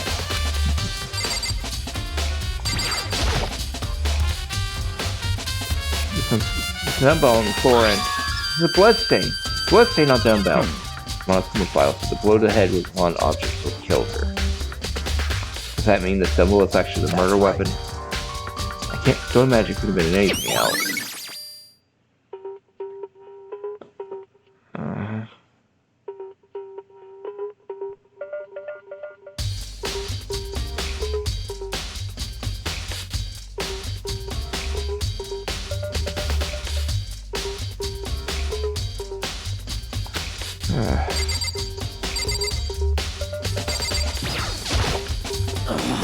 I use this locker room all the time. Now it's become the site of Chihiro's death. But why was she killed in the locker room? Actually, if you think about it, she could have been killed somewhere else and carried her. She was very light, that is true. It wouldn't be hard for someone to carry her, but still. I still think she came on her own by choice. What makes you say that? She'd been talking a lot lately about how she wanted to get stronger. So you're saying she came here to exercise. According to the Monokuma file, apparently she was killed around 2 in the morning. She really been exercising that late? You know, myself are usually in the locker room during the day, so she was probably avoiding it then. Avoiding it? Although we invited her to join us more than once, she never showed up. So I can only assume she was trying to avoid us. I insisted she came to exercise in the middle of the night? However, Perhaps, but it's difficult for me to imagine she would have come alone. She did want to start exercising, but she specifically mentioned she couldn't do it by herself. She needed support from others. So you're saying she could have come here in the middle of the night to train in secret, but that she also would have come with someone else. It's a possibility, I think. Sakura's account has been added to the Truth Bullet section of your handbook. Poster's got some blood on it. Must have happened during the murder. Dude, a real complex about being weak. You heard Chihiro talk about it, right? Oh, I need to get stronger. Yeah, I do remember she said that more than once. Sure did, which I guess gotta explain the trip down here. But did you really need to get stronger that badly? You already mentioned it, but she was a girl, after all. Those girls aren't all that strong. I don't know, man. I haven't really thought about that stuff. What's Chihiro's complex? I can't but wonder what it might be. Now I believe it's time for us to move on. Huh? Already? What? New clothes won't magically appear by staying around here. You check every aspect of this case. That's true, but Let's go. if you're satisfied, let's hurry up and proceed. It's so pushy. So pushy. I got caught up with the wrong person this time. Ugh.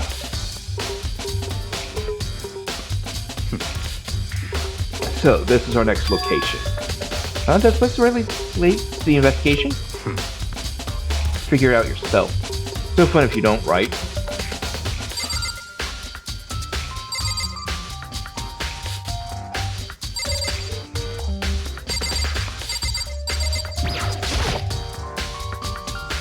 Alright, this card reader is meant to work with our handbooks, right? What? Do you have an issue with it? So you should get it with Monokuma. So that then quickly and sharply clap his hands together. Did you call for me? You call for me? Has he been domesticated? That's right. Seems like Makoto has a question for you. You need something? Sure, what's up? Well, it's just about this card reader. Yep. Yes, the card readers have all been designed to interface with each of your e-handbooks. Only enter the locker room corresponding to the gender listed in your individual handbook. And it's impossible for two people in a row to go through while the door is unlocked, correct? I'm being There was some sort of erotic terrorist on the prowl. The ceiling-mounted Gatling gun would initiate a Swiss cheese slaughter. And the school regulations prohibit anyone from lending someone else their handbook, correct? Of course. Correctly correct.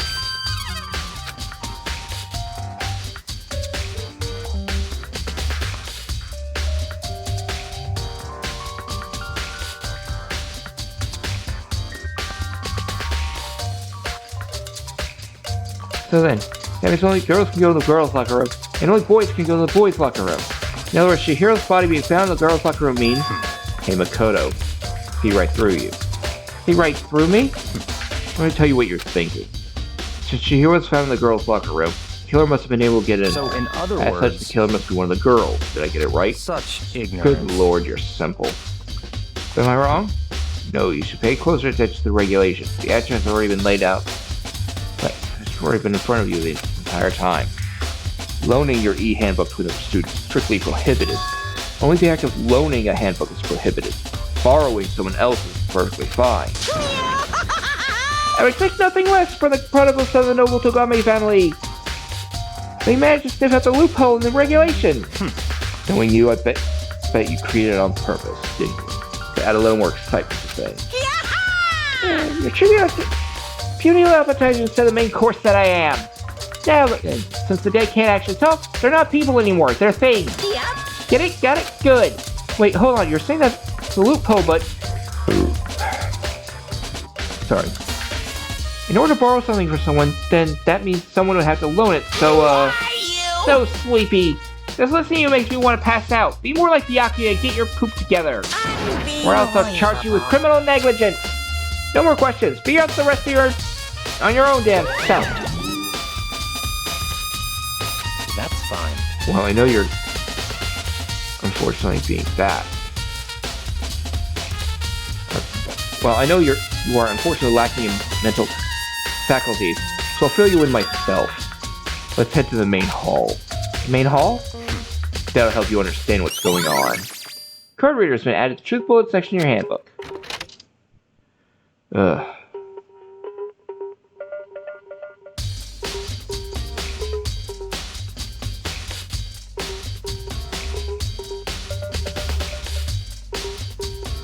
Came to the main hall. So, what are we looking for here? I think I should figure it out for myself. There's a mailbox here. Could there be something inside? It's an e-handbook? No wait, there's 3 of them! What are they doing here? So, you finally found it, right? Did you know these were here, Byakuya? I happened to find them by chance myself the other day. There's a system in place where the handbooks of dead students get delivered to this mailbox. Since these 3 handbooks belong to Chuko, Leon, and Sayaka, you can go ahead and confirm it yourself. Hey, turn on one of the handbooks, and when I did... Sayaka Mizuno. You're right, this is Sayaka's story.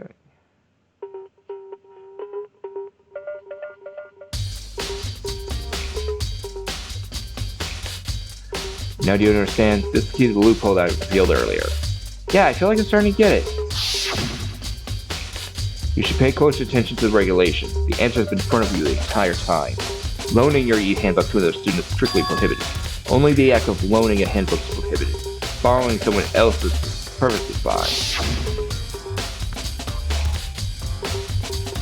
Yeah, See, yeah, now I understand. Main Holy Handbook has been added to the truth bullet section of your handbook. What? Hold on a second. What's wrong? Very strange. Strange. One of the handbook won't turn on.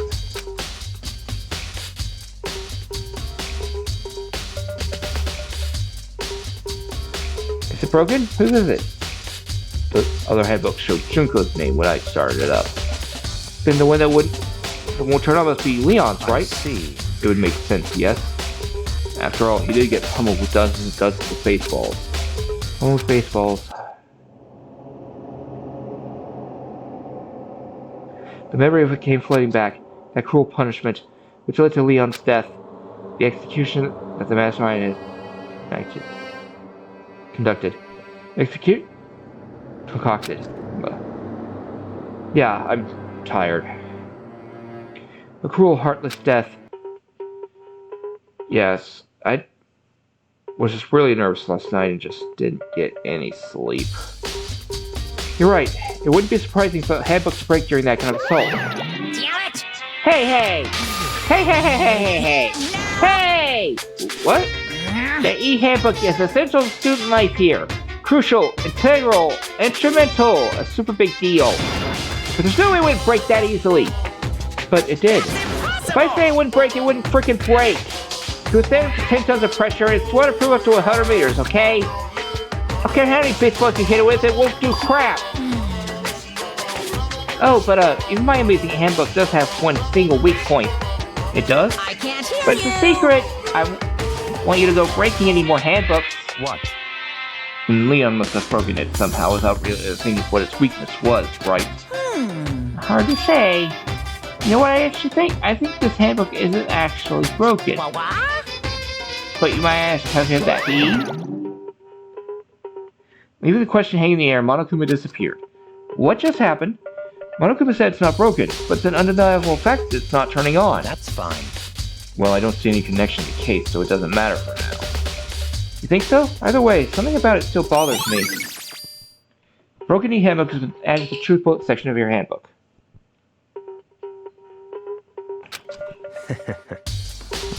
Something fell.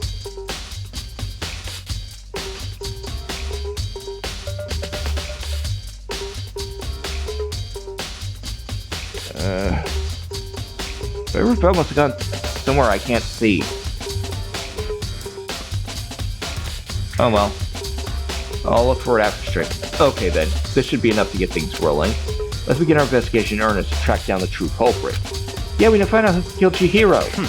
Exact, not quite. Huh? Not quite?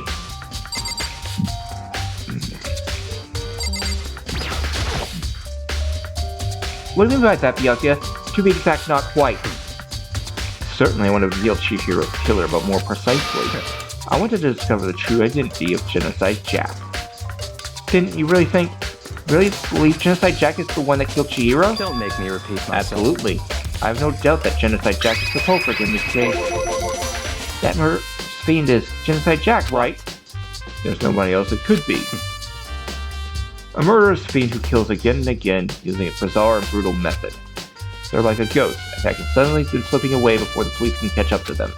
What nickname did the internet give to this mysterious serial killer? Genocide Jack.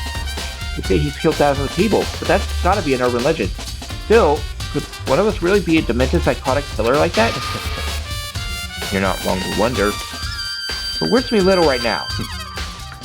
I have something that'll prove it. I can show you. Remember that, Beyond?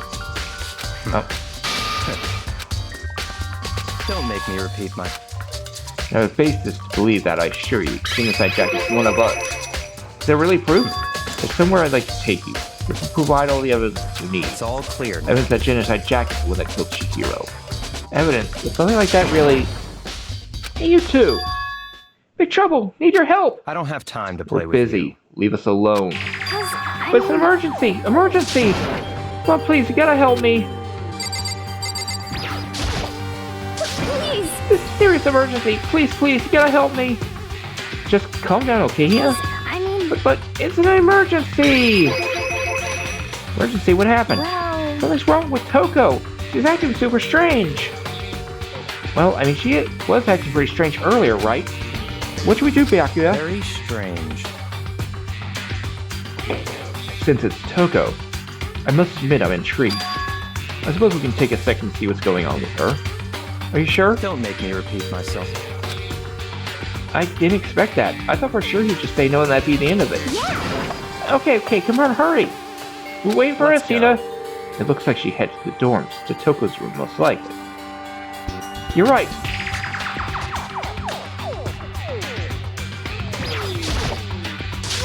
You guys are too slow! I think they're just too fast. So, what's the emergency? So, Well, after what happened in the girls' locker room, we left Toko in her room so she could lay down. After a while, we came back to check on her, see how she was doing, but when we did, it was weird. She refused to come out. She kept saying all this weird stuff. Weird stuff? That's fine. We should try talking to her ourselves. Yeah, good idea. Hurp into it. Might as well give it a shot. The door swung open slowly and silently.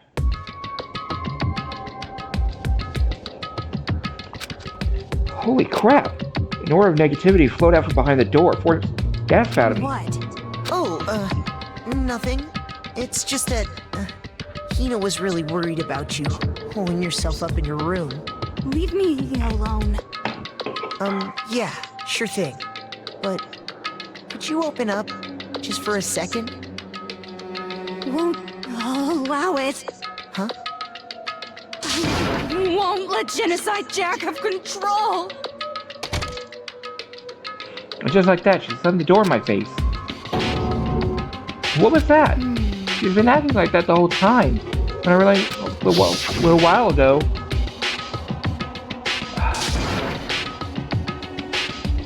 I'll drive out the killer. Drive out the murderous fiend. It doesn't make any sense, right? I was afraid to leave her there alone, so I tried to bust down her door. But it felt like something was holding it shut on the other side. I couldn't even budge it. Toko was scared enough to even bar her door? Did she think the same thing as Byakuya? Did she think serial killer Genocide Jack really murdered Chihiro? Is that why Toko was so scared? But Whatever it is, I'm really worried about her. Isn't there anyone who might be able to persuade her? Hey Byakuya, you think you could ask her? To come out of her room, I mean. That's fine. Sure, whatever. Huh? You're gonna talk to her, Byakuya? Wow, I guess you can be nice when you want to. Byakuya stood in front of her door, not making a sound, and pressed the doorbell. After a few moments, what do you want? leave me alone. You're all so annoying. Byakuya! It's Byakuya. Byakuya. I'm sorry, I couldn't keep our promise. But don't worry, never again. I won't let Genocide Jack have control ever again. And just like that, she admitted that she is the serial killer Genocide Jack. Yeah. With that, the door slammed shut. Even Byakuya couldn't pull it off. There's nothing else we can do. Let's get back to the investigation. Hold on! Byakuya, what was Toko talking about just now? Something about a promise? What? Oh, I have no idea. Another one of their illusions, I'm sure. But Stop talking. if I say I don't know, that means I don't know. Just let Hina take care of her. Oh, yeah, okay. I'll stay here and keep an eye on her. Let's go. Well then, let's go. Without waiting for a reply, Byakuya sped away. Byakuya! I hurried to catch up. I tried to talk to him several times as we walked, but he still didn't even look back, let alone say anything. He just kept on walking towards his destination. Finally, his feet brought him to a stop in front of a certain room. The library? Come on, let's go in.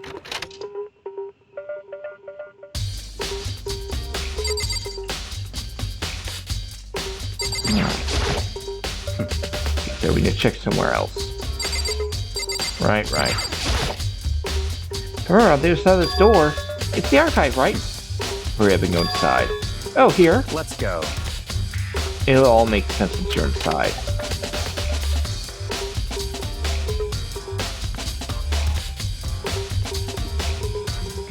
Whoa, so many books and files. And so much dust, too. So, in other words, I would say there's enough value in this place to endure the dust.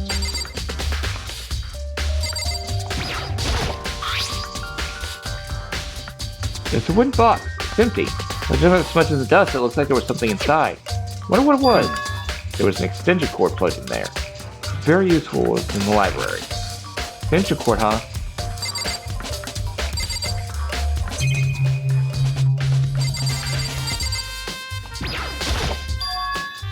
It's this lamp.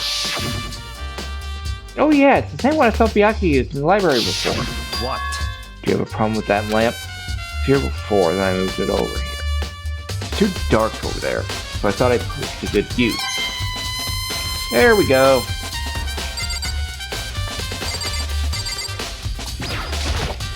If you pay attention to your surroundings, you're sure to discover files for yourself. That's a thick file stuff in this bookshelf. You haven't looked through them. Let me give you a little warning. These things are filled with graphic, disturbing photos of all kinds of crime scenes. It's the kind of thing any normal person would never want to look at. Be careful. Huh? What do you mean? All those files are investigation reports related to different cold cases. Those are internal documents, police eyes only. Not the kind of thing you'd expect to leak. Oh? Files stuffed on the shelf. What's in all these things? That's enough. Those documents are dangerous. Dangerous? They detail all the people who control the world from behind the scenes. Dangerous truth for a commoner. You mean like members that died or something? No, I mean the ones with real power. The secret council controlling everything in the shadows. If you're ready, if you appeared for it, take a look. There are some very interesting names of people. Interesting people in there. You're just kidding, right? Am I? I'll just let it go for now. This shelf is stuffed with tight files. Without really thinking about it, pick one at random. Ah, you have sharp eyes like that file. Huh? That's right. That's the report on a presidential assassination. The original is kept in the National Library.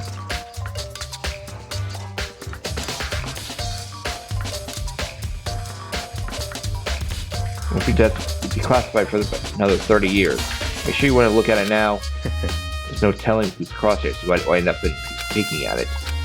Don't make it sound, return the file to the shelf. So are we finally beginning to understand the true splendor of this library?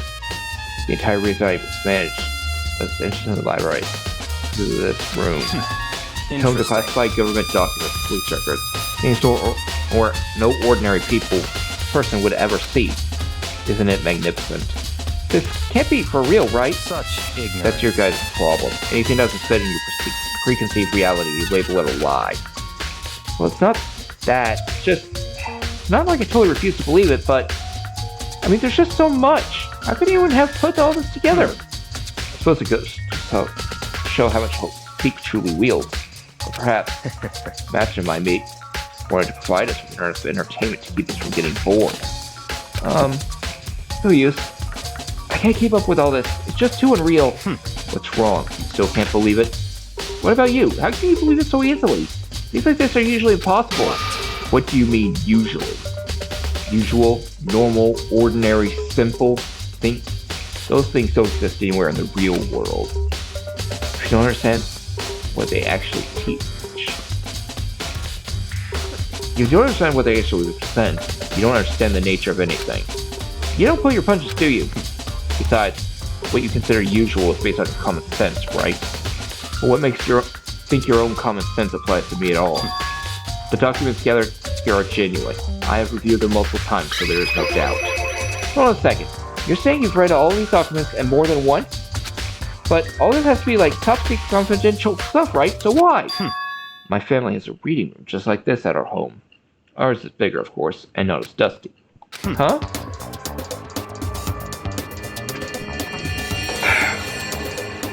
Members of the Togami family have access to a variety of government-related documents. That includes foreign powers as well as domestic. How is that possible? So, in other words, I already told you, there's a secret council that controls the world from shadows. My family is a member of that council. and I have within me the bloodline that will allow me to one day bend the world to my will. But to become such a ruler, I must know all levels of this world, backwards and forwards. Whenever I have time, I like to review whatever documents and materials that interest me. That's why I can proclaim without a doubt that the materials gathered here are the real thing. It's beyond believing or not believing. Byakuya is actually starting to scare me more than the actual mastermind. And what always interested me the most were the cold case police report, the investigation reports. Reading through these reports has always been a hobby of mine ever since I was little. It's an excellent mental exercise. I solved more than a few of those cases just by reviewing the reports. And among all those reports, one of my recent favorites is the Genocide Jack case. At the top, Byakuya grabbed a sleek file from the shelf. That's right. This is the complete file. Every single report surrounding Genocide Jack cases has been compiled in here. Ooh, sorry. Because there are so many, allow me to quickly summarize the main points. Then with their two noticeable characteristics in every Genocide Jack murder.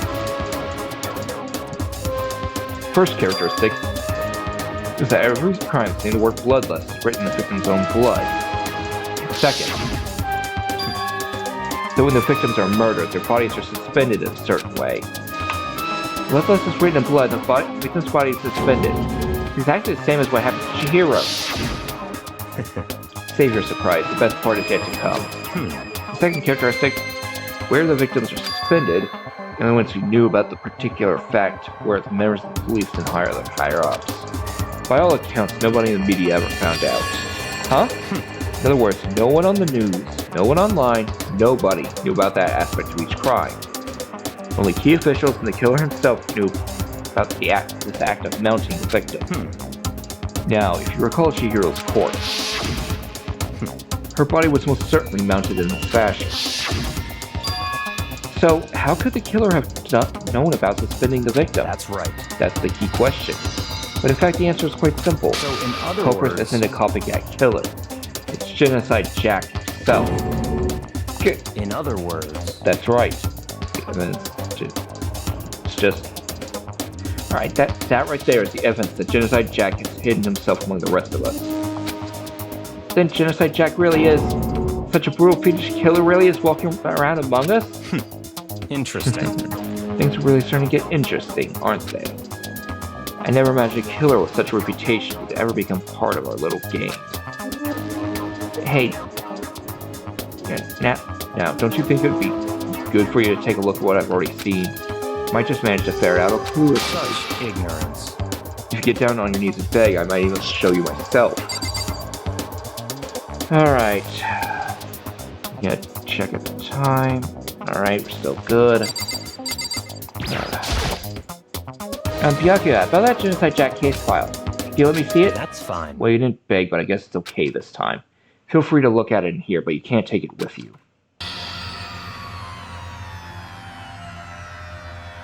Byakuya handed me the file, and I flipped through it with tense, nervous fingers. Suddenly, my hand stopped. I reached the page where photos from the scene of each crime had all been collected. The names of Genocide Jack's victims ran on for several pages. Ken Harada, 32, Tetsuhiro Honda, 17, Sho Shigaku, 23, Kano Issei, 14, Takeshi Yoshida, 30, Kumusu Taro, Takefumi Gono, Uchina Nahisa, Takeshi Masamune, Yuto Ueshima. There's no end to it. One thing became perfectly clear as I read. All the killer's countless victims were killed and suspended in exactly the same way. And at the scene of every murder, the word bloodlust was written in the victim's own blood. Now take a look at the next page and you'll find another interesting tidbit. Next page.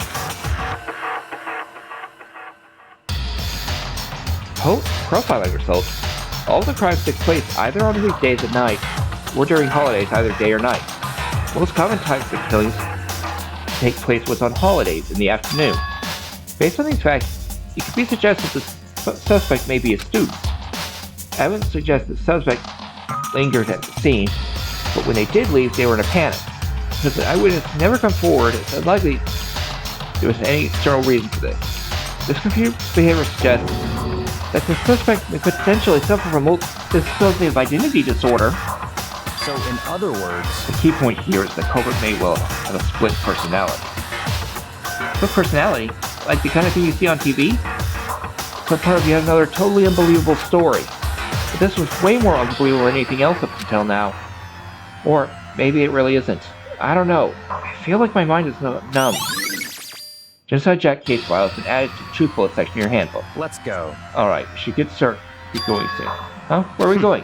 Anywhere but here. We finished our business here, haven't we? Wait, Byakuya! As usual, Byakuya turned and left without another word. I hurried out the library to catch up. Well, this is where we part ways. I have some things I need to take care of before the class trial. Huh? Just all of a sudden like that? I don't have time to play weird. Come on, enough of your annoying misapprehension. You really think we'd be together the whole time? Take responsibility for yourself and do something useful. Move the investigation forward on your own. Goodbye. Well, goodbye. Please ask me to join him, eat cut and cut me off.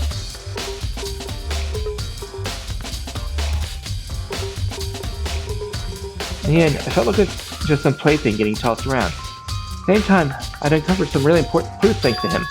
Genocide Jack, he's the one that killed Chihiro. And that murderous fiend is one of us. But who is it? I have to find that out no matter what it takes. To do that, there's somewhere I have to go to investigate one more time. I have to go back to the crime scene, the girls' locker room. I should check the boys' locker room too, and the others might have come up with some new info I might find useful while I'm at it. I need to find out everything I can. Alright.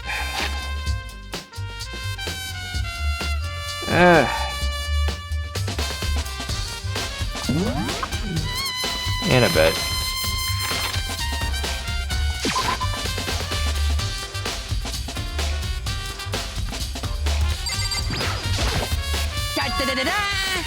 He has discovered evidence relating to the identity of the culprit. I feel as if... Another stat increase for me. Evidence? What do you find? I cannot reveal that just yet. But I guarantee that what I found will steal the killer's breath from his lungs. You sure about that? Oh yeah, Miss Ludenberg said she'd witnessed something worthwhile too. Really? What did she see? She refused to tell me. It's like when a girl bullies a boy she likes, right? Right? Okay, so where's Celeste now? The warehouse by the dorms. She was there, but at the same time, not there. What's it gonna be?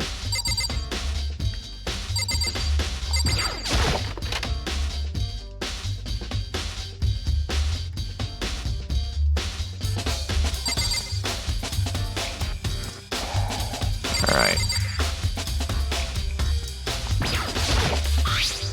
There's a big blood stain on the dumbbell on the floor.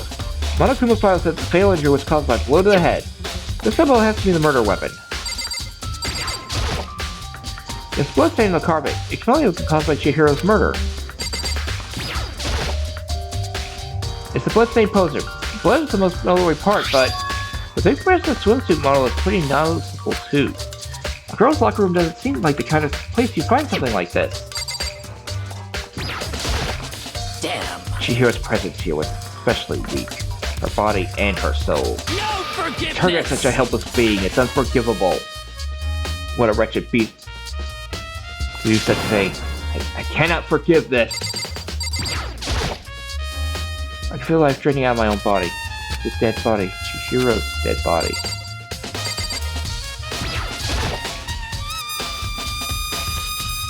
Hey Kyoko, have you made any progress in your investigation? Generally speaking. However, But I have to keep going. Something unrelated to take care of. Something besides the investigation? What is it? well, Nothing you need to worry about. Just concentrate on the murder. so Right. then, But before I go, let me give you one piece of advice. You should examine Chihiro's body one more time, thoroughly. Also, her handbook is missing. You might want to determine its whereabouts. goodbye. That's it. I'll be praying for her partner. Success. With that, Kyoko turned and left the girls' locker room. I guess I'll take another look at the body then. And Chihiro's handbook's missing? That's definitely worth worrying about.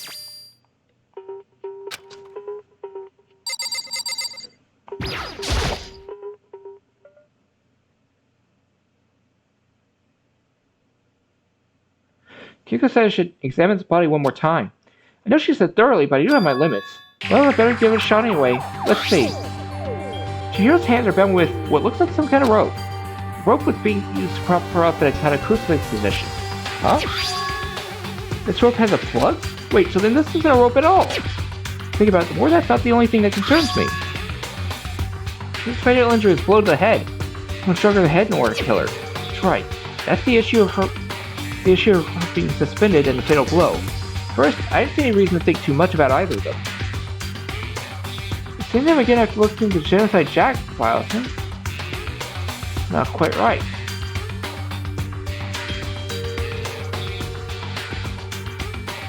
What does all mean? Status of the dead body has been added to the Truth Bullet section in your handbook. Well, one thing most likely is to tie all these together. It's the true nature of the world those used to suspend Chihiro. So just start placing you revisit and look over again. Plus, might help to look at Genocide Jack case file one more time.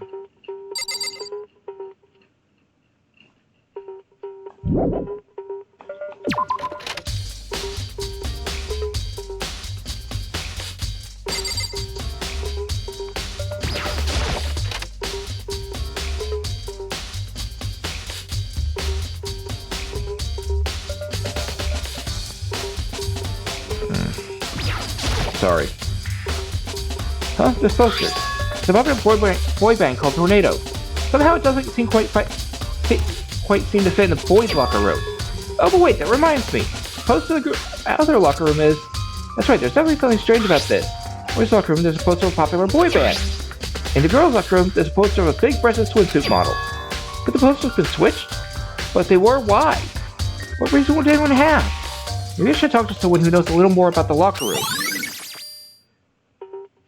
2 locker room posters have been added to the book section in your handbook. There's a strange stain on the carpet. What is it? Boys' locker room carpet has been added to the truth book section in your handbook. No.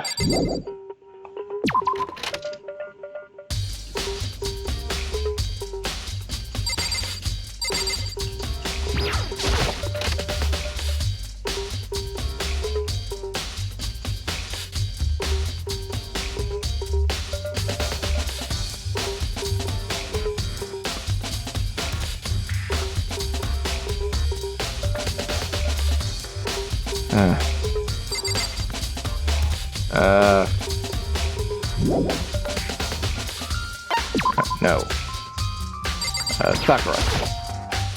You spend a lot of time exercising the girls' locker room, right, Sakura? Of course. I'm used to it nearly every day since it opened up. Sometimes Tina and I use it together. Okay then, let me ask you something. Do you think the posts in the boys' and girls' locker rooms could have been switched? I'm sorry. Sorry, I can't really say. I never really paid any attention to the posters. I see. However... But there is something that's been bothering me about the locker room. You see, I like to drink a little protein coffee every time I finish exercising. We have protein coffee? In the warehouse. It's not the highest quality, but I don't have a lot of other options. I mix protein powder with coffee and down a glass of it after exercising. Anyway, the other day I spilled some on the carpet in the girls' locker room and it left a stain. Stain? But I don't see any stain on the carpet now. Of course. Exactly. I noticed it earlier. The stain has disappeared. I can only assume someone came along and cleaned it up. But still, isn't it unusually clean? There's never a stain here to begin with. Disappearing stain has been added to the truth bullet section of your handbook. Alright. To the girls' locker room.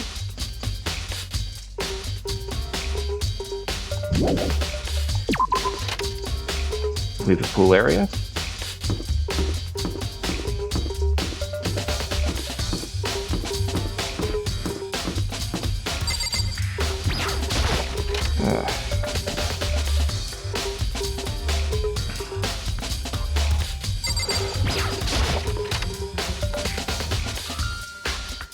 Okay, yeah. Let's finish up the investigation. Since I think we only have a little more to go. Huh. I want to take a look at Genocide Jack's case file. I know it's around here somewhere. Huh? It's gone! Someone take it out of the archive? But the only one who would do something like that, I can't think of anyone but Byakuya.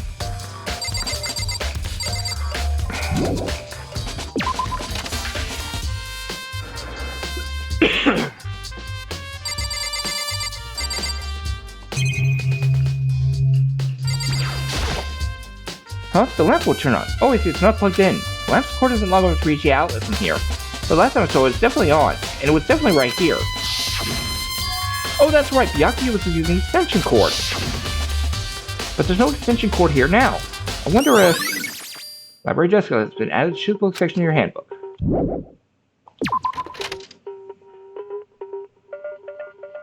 Okay.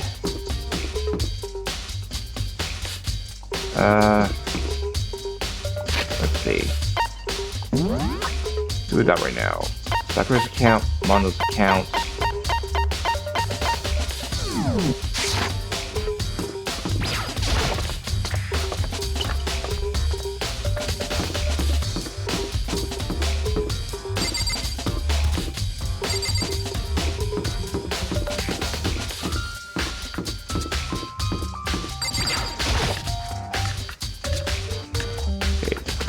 Hotel.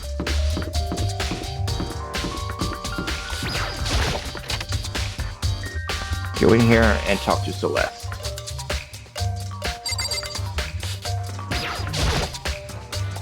Celeste, what are you doing here? This warehouse is amazing. It has absolutely everything one might need to live a full life. From food to clothes to towels, there's an endless supply to choose from. I see that, but have you found anything related to the case? Most unfortunate. I knew you were going to ask me that. I thought talking about the warehouse stuff might misdirect you, but I see it's pointless. Then you did find something? Very well, I will tell you, and only you. Last night, I saw her here. Chihiro was in the warehouse. What? Really? Indeed. It was right before nighttime. What are you doing out this late? Oh, I was just... Are you planning to go exercise, perhaps? What? How did you know? Because I can see a blue track jacket sticking out of that duffel bag you're carrying. Oh, you're right. Thanks. Well, I'd better get going. I'm kind of in a hurry. She stuffed the jacket into her bag in a hurry. It was almost like she was trying to hide it. And just like that, she was gone. Yes, I indeed. assumed she was merely stocking up to go exercise in the morning, but it appears she ignored the nighttime rule and headed directly to the girls' locker room. If she hadn't broken our rule, none of this would ever have happened. You get what you deserve, I suppose. So apparently, she went to the girls' locker room late at night in order to exercise without anyone knowing. Strange thing is, there was no track jacket or duffel bag Celeste said she saw Chihiro carry, which would mean the killer would have gotten rid of it somehow. Celeste's account has been added to the book section of your handbook. Huh. I might have missed something.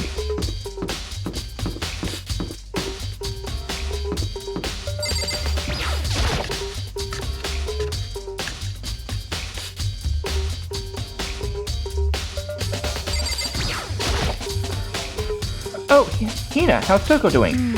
Same as before, she won't come out. And she just keeps on mumbling something about Genocide Jack. So I just left her there. You left her? My head was all swimmy and I was getting pretty hungry. Yeah! But don't worry, I'm gonna head back as soon as I'm done eating. Toko's not exactly pleasant, but I'm still worried about her. Speaking of which, what are you eating? A donut, of course. Of course? There's two things I'm sure God created. Outer space and donuts. Really? I bet Chihiro would have liked to eat more donuts. Maybe that was her one big regret. I should try to spend more time with her. Who did she spend time with? Well... Yeah, she was a little bit strange. Didn't really hang out with the other girls much. It was like she was trying to keep her distance from us. Actually, Sakura said something similar. She said that even though you and her invited Chihiro to exercise with you, she was refused. Yeah, totally. Yep, it's true. It wasn't just us either. It was like she stayed away from all the girls. Was she just shy? I don't know, she talks to the boys all the time. Isn't that kind of weird to be shy around your own sex but totally fine with the opposite sex? Oh wait, maybe she was used to guys spoiling her? The law says can't judge a book by its cover, right? You think so? I never really saw her as that kind of girl. I always account as bad. Choose book section of your handbook. There we go. I figured I was missing something. I'm getting tired of waiting. Shall we just plunge right in? It's the moment you've all been waiting for! The class trial! You remember where to meet, right? Please go through the red door on the first floor of the school. See you soon. Begin the class trial, or... It's about to begin. The red door is right through here.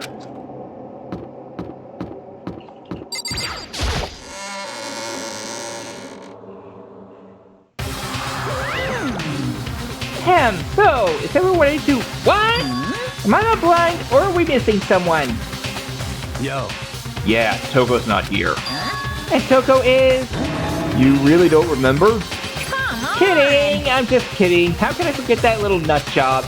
She's a crucial part of the class trial this time. What are you gonna do? Okie dokie. I'll go ahead and drag her out here, kicking and screaming. Just one moment, please. And just like that, just like you said, a few minutes later, here appeared, dragging Toko behind him. I told him I didn't want to, but he forced me. I can't believe he would drag a girl around. Terrible! You're terrible!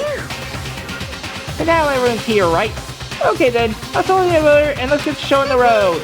I'll see you guys down there. Let's go. So shall we get going?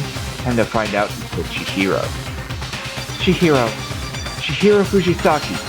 She was so gentle, so calm and meek. Nobody had any problems with her. Someone made the choice to kill a girl like that.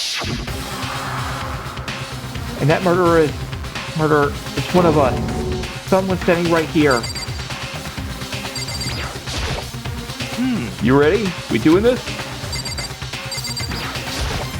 Well then. I will uncover the villain who performs the heinous acts on a weaker individual. I don't know why the killer did what they did, but I'm sure it'll work itself out. Justice always prevails. Right, bro? Shall we go? Shall we begin? It's Fujisaki. I must admit, for being 3D, she was quite remarkable. Of course, the idea of 3D makes me cringe. Hey, come on. Fucking Toko, man. It's got her so worked up.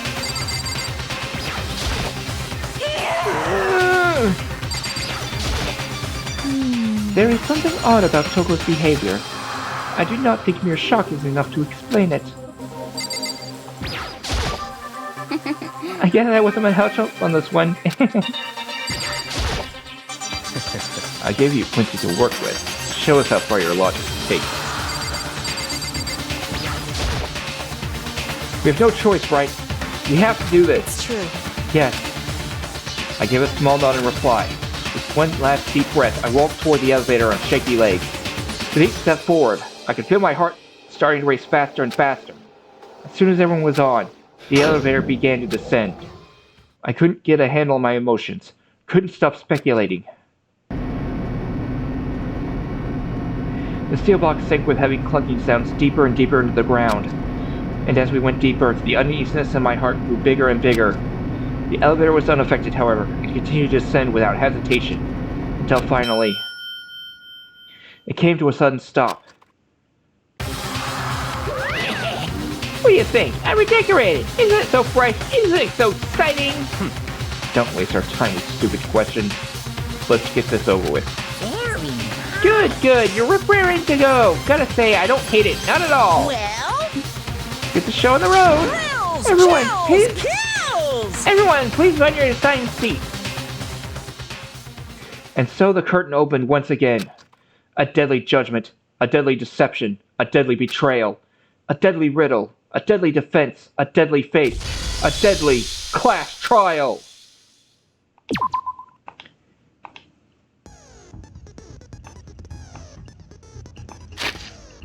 Alright. This is where we're... Alright. It's currently 5:15. We're going to take a break right now. So people can get up and stretch. See you soon.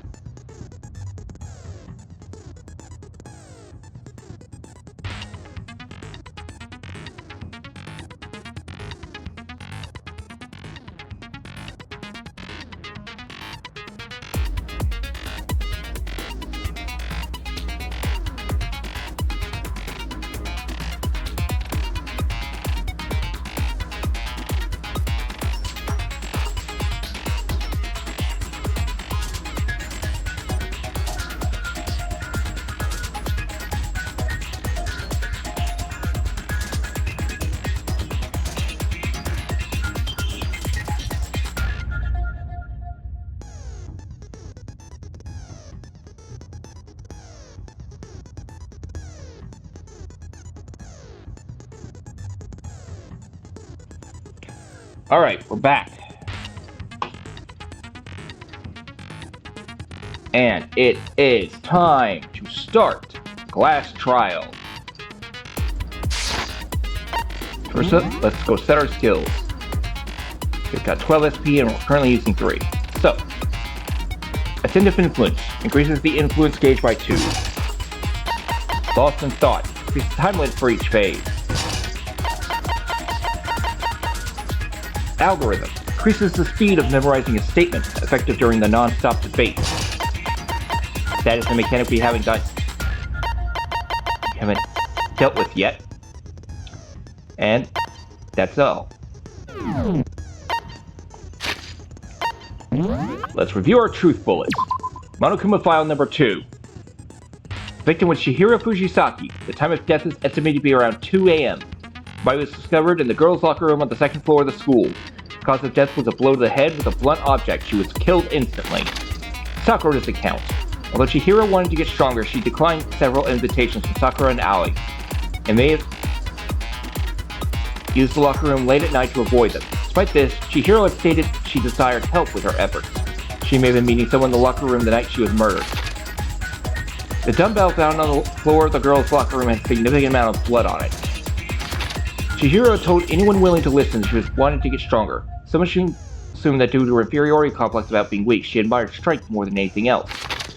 To unlock a locker room, you need to swipe your e-handbook over the card reader. You need a male student's handbook for the boys' locker room and female students for the girls. It is not possible for 2 people to enter at the same time. Additionally, lending someone your handbook is a violation of school regulations. The handbook of each student that has died is placed in the mailbox in the main hall. One of the handbooks found in the main hall had been broken, which is apparently a rare occurrence. Junko and Saika's handbooks both seem to work, so it assumed the broken handbook is Leon's. However, Monokuma claims it's very unlikely that Leon's handbook would have broken. Suspected genocide jack victims include Ken Harada, Tetsuhiro Honda, and Shoji Gaku, among countless others. They were killed in the same way, mounted to a nearby wall. The word bloodlust was found at the scene of each crime written in blood. Profiling indicates the killer is likely a student suffering from a split personality. Chihiro seems to have consciously kept her distance from the other girls at the school, even from the beginning. Meanwhile, it had been noticed that she got along remarkably well with her male classmates. The carpet in the boys' locker room was found with a blackish stain on it. Blood was found on the poster in the girls' locker room. The poster featured a big-breasted supermodel popular among young boys. Meanwhile, the poster in the boys' locker room was for a boy band popular with teenage girls. Chihiro's handbook was not found on her corpse, and is apparently gone missing. Chihiro's body had been suspended, and her hands had been bound with some kind of rope. Her fatal injury was a blow to the head. Sakura mentioned that she was responsible for a coffee stain on the girls' locker room floor. However, the stain had since been inexplicably scrubbed away. Byakuya was known to use this lamp often. However, the extension cord had gone missing at some point, and the lamp's cord couldn't quite reach the outlet. On the night of the murder, right before nighttime, Chihiro spotted leaving the warehouse. It seemed she was stuffing some blue exercise clothes into a duffel bag. Presumably she was on her way to exercise, but the clothes were not found at the crime scene. Celeste had not told anyone other than Makoto about this encounter. Alright. Finish preparations. Alright.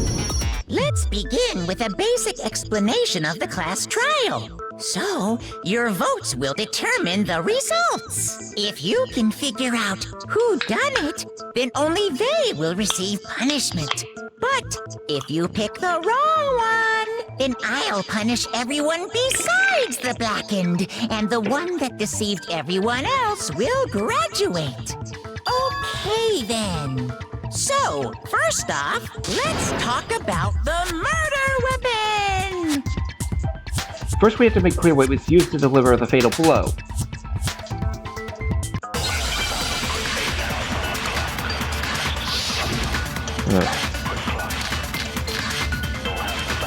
Regular death threat, locker room dumbbell.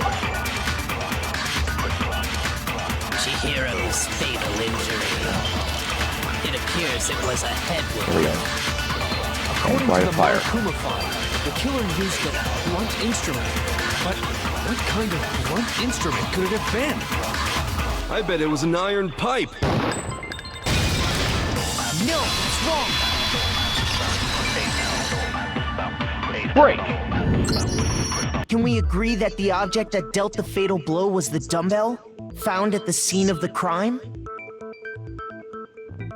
It was covered in blood, and there was nothing else at the scene that could have caused that kind of injury. And the wound on the victim's head is consistent with the shape of the dumbbell. As far as I'm concerned, there's no mistake and no room for doubt on this one. You looked at her head wound? That's so creepy! If you don't mind, I will proceed from here. Let's move on to discussion of the culprit. Although, I believe the criminal behind this heinous act is already quite clear. What? For real? Chihiro's killer is the fiendish serial killer, Genocide Jack. Genocide Jack, the fiendish serial killer. Did he really kill Chihiro? A new element has been added to non-stop debate. Would you like to hear more? For this debate, lines of white noise will appear to disrupt your reactions. Your truth bullets will disappear if they hit these lines, so think of them as obstacles in your debate. There's a way to keep the white noise from getting in your way. Press the A button to attach the silencer, which you can use to shoot down white noise. Shoot an actual remark with your silencer instead of the white noise. The time limit will decrease, so take careful aim when you have your silencer out. OBV action, simply attach a gentle, white noise won't appear here at all. In which case, you can figure out the silencer, just focus on the situation in front of you. Good luck and have fun! Make your argument. Best plan, block from dumbbell.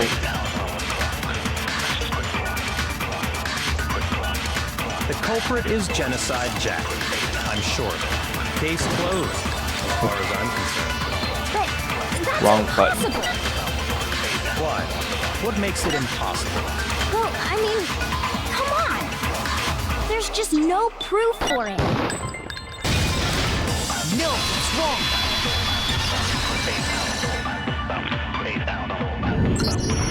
I might know one reason he could be involved. What? I found this file while I was looking around the archive in the library. I guess it's some kind of confidential file the police put together about the Genocide Jack case. What? That's kind of weird as shit, isn't it? What was something like that doing in the library? The why of it is probably more trouble than it's worth, so let's forget about that for now. More importantly, it outlines all the specifics of every Genocide Jack case in exceeding detail. According to the file, there appear to be two defining characteristics in every Genocide Jack case. The first is that a bloody message is found written at the scene of every murder. Oh, that's right. Boob lust. No. It's actually bloodlust. But more important is the other characteristic, and it's something that has never been made public. Never made public? What the hell is it? Why don't you tell them, Makoto? So the Genocide Jack case was no. How the victim was positioned. Apparently, in every Genocide Jack case, the killer suspends the body in a certain way. Other than the killer, the only people who know about this are the higher-ups in the police department. However, Chihiro was most definitely suspended in the same way. So, how did the culprit know about this when only high-level police officials were aware of it? There's only one logical answer I can think of. It's because the culprit in this case is the real Genocide Jack. No fucking way! You're saying Genocide Jack is one of us? Yes, in fact, it's Toko. What? Genocide Jack's true identity is Toko Fukawa. You're right! What? Hey, okay, wait, hold on a sec. Toko has like bloodophobia or whatever, remember? What kind of serial killer is afraid of blood? Is Toko Genocide Jack? The answer is yes and no. Another riddle? Man, why is this gotta be so complicated? We're serious. It does seem like a riddle in a way, but I feel like I can just about see it. Genocide Jack is Toko, but isn't Toko. What does it mean? Okay, Hangman's Gambit. Now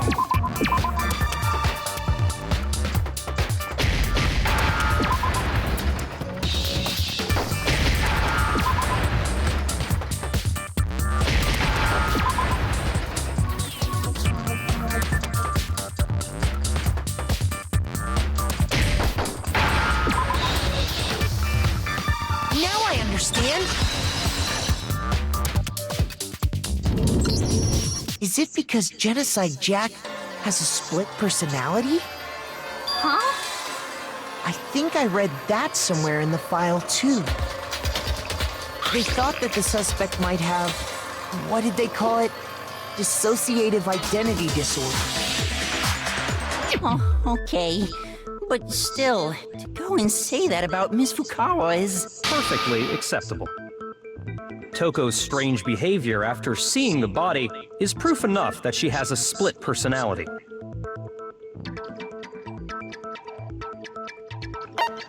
Behavior change. You're talking about how she started acting totally different than usual, right? That's right. Think back. She fainted when she saw Chihiro's corpse, and then, when she woke up... I'm fine, I'm fine. What was that, everybody? Hey, are you dead? She must have hit her head real hard when she fainted. The world is front and the back, a top ending and a bottom, a sea of truth and a web of lies. This is quite concerning. I mean, she sounds completely different. She was acting funny, that's for sure. That melancholy tone of hers completely disappeared. Don't go assigning adjectives to my tone without permission. Not to mention, once she regained consciousness and saw Chihiro's body again, she was utterly calm. In other words, within her is one personality that can't handle blood, and one that obviously can. So when Toko trapped herself in her room, it's because she was scared of Genocide Jack?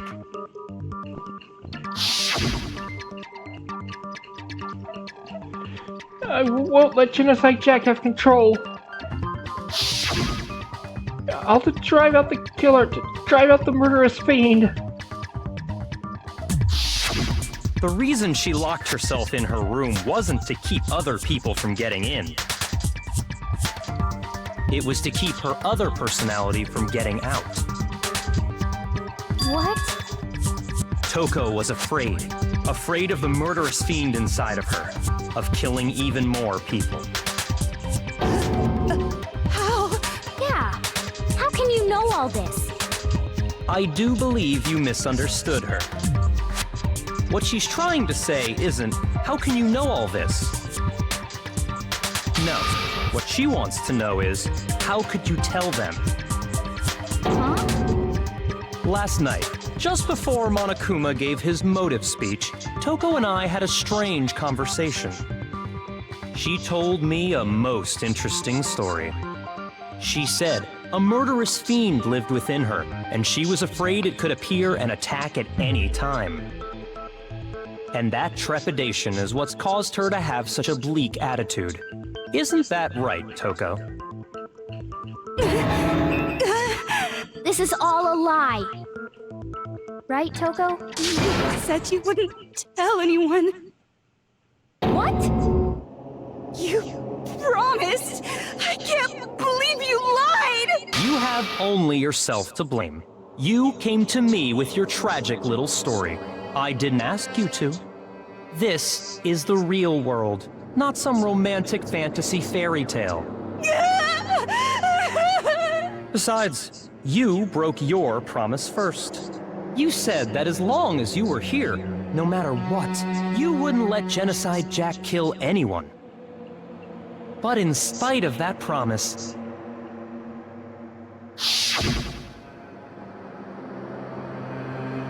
I'm sorry, I couldn't keep our promise. But don't worry, never again. I won't let Genocide Jack have control ever again. You said if I kept my promise, you would go out with me. That's the only reason I promised. how many times do I have to tell you? I never said that. But you weren't able to do it.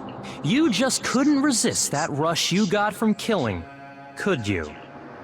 I tried. I swear I tried to control it.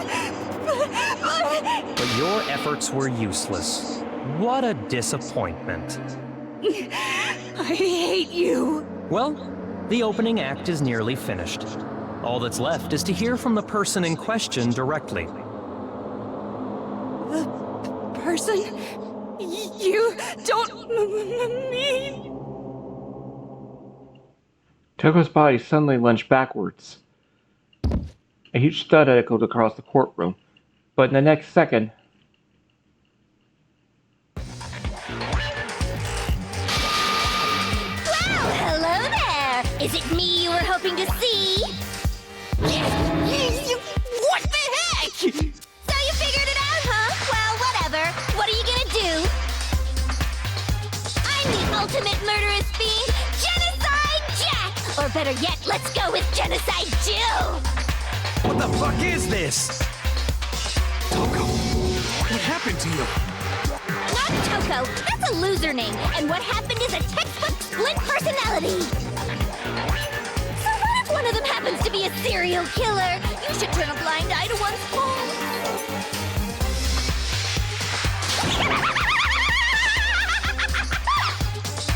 I do have to mention, Genocide Jill is a lot easier to get along with than Toko.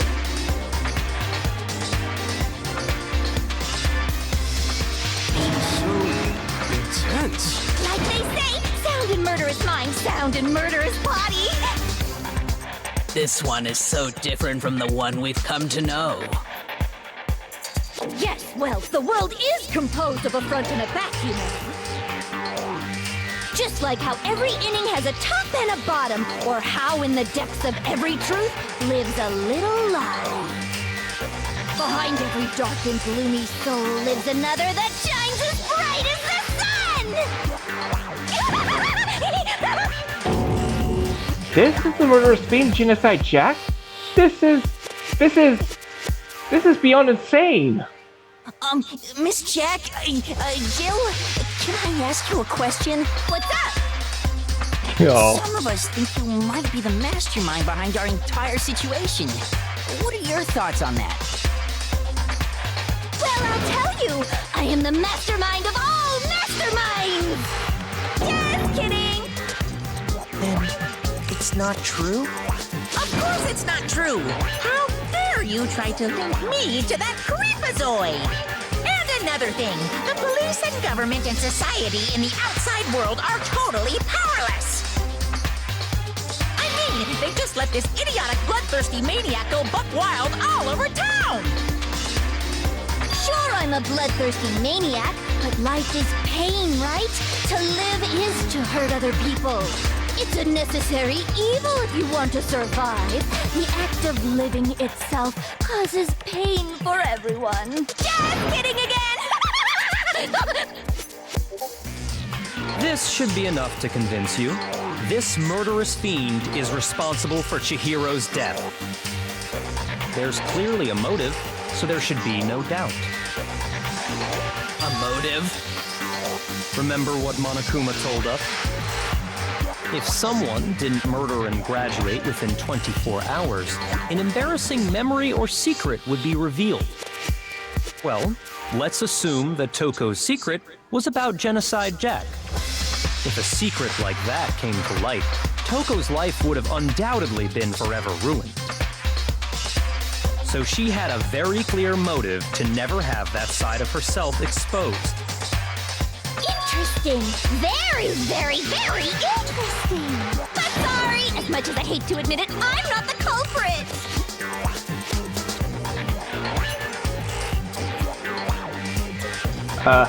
Hi, my name is Celestia Ludenberg. Yeah. I do agree with that Schizo and split personality are not the same thing.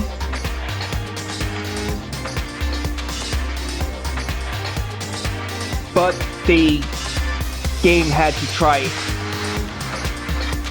and use a small word for split personality. So, shrug.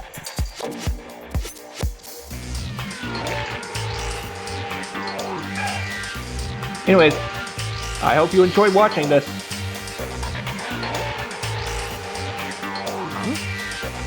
But I cannot imagine anyone other than you could murder someone in such a bizarre fashion.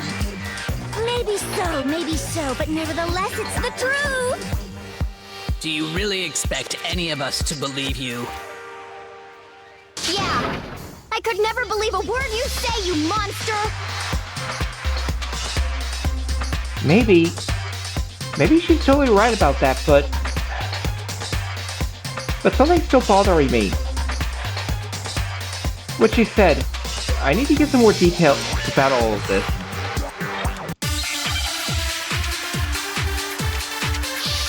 Make your argument. Says dead body, disappearing stain. Let's see. Sorry, but I didn't kill anyone. You say that, but do you really expect any of us to believe it? Perhaps if you had an alibi, that would change things. Oh, an alibi, huh? Now we're talking. When you compare your past murders to this incident, the modus operandi matches completely. No, it doesn't. That's wrong.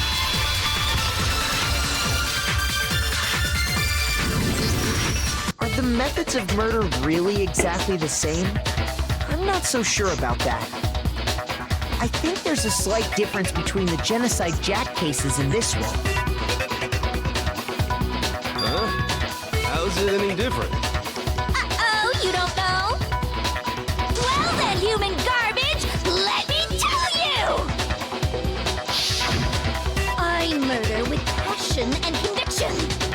I consider myself a professional, and I have a very particular way of doing things. Imagine you go to a fancy Italian restaurant. They're very picky about the noodles, the sauce, everything. But what happened to Chihiro? It'd be like if that same Italian restaurant started using ragu or Chef Boyardee. This is no creation of mine. Let me rephrase that, in a way that maybe makes more sense. There are two clear differences between the Genocide Jack cases and this one. There's one clear difference between the murders. The fatal injury. For one, the cause of death is different. In the Genocide Jack murders, all the victims were killed the same way. According to the case file, they were all apparently killed with a pair of scissors. But Chihiro died from a blow to the head, right? Ah, yes. That is remarkably different from the other murders.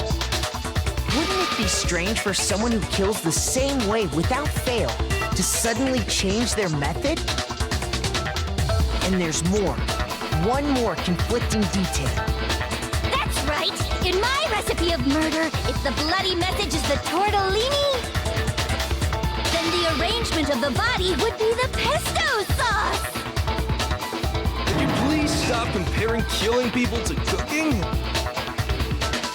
So, are you saying the other difference has to do with how the body was arranged? That's right, the second difference related to how she was suspended. What was used to suspend her? Do you remember what the killer used to suspend her? They used some kind of rope to hang her up by her wrists. What is your point? Well, In all the previous Genocide Jack cases, something else was used to suspend them.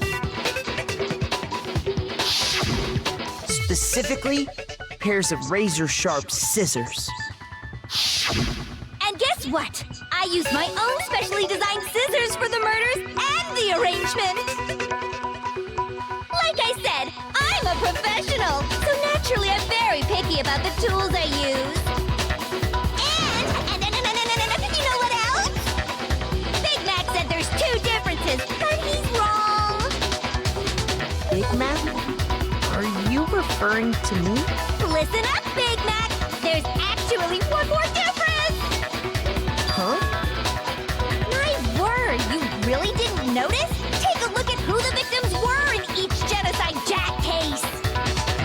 There's a pattern there, just waiting to be discovered. A pattern? Figure that out, and it'll be plain as death why I couldn't have possibly killed that little lolly girl. Let's see. There's a pattern surrounding the Genocide Jack victims. Chihiro didn't fit it. I think I figured it out. I know which way I guess Chihiro is a girl. Is it because Chihiro was a girl? Bingo! Bullseye! Right on the money! Except she's not. What are you talking about? In all the Genocide Jack cases, all the victims had something in common. Ken Harada 32, Tetsuhiro Honda 17, Shoji Gaku 23, Kano Issei 14, Takashi Yoshida 30, Kumasune Taro, Takafumi Gono, Uchida Aohina, Takashi Matsumune, Toyumajima. There was no end to it. They were all guys?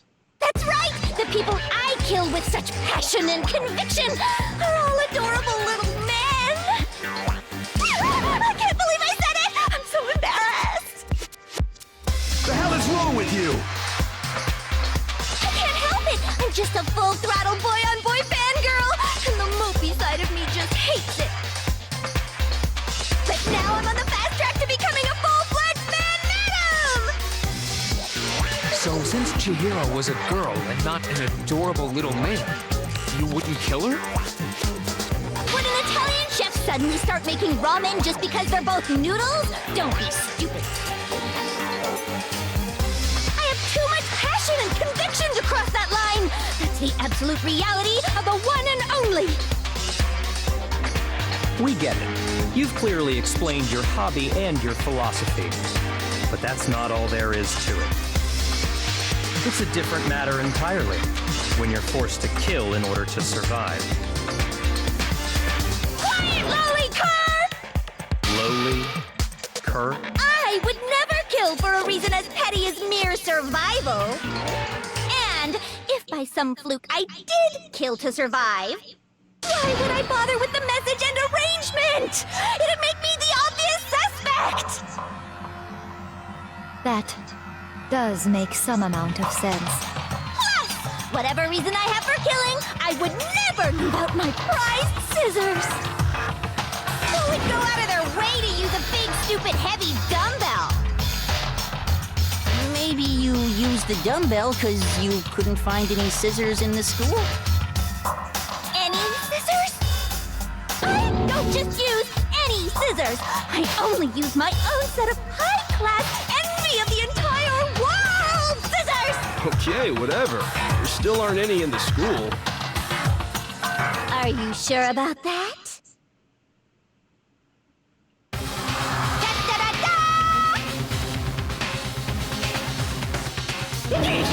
She's fully equipped!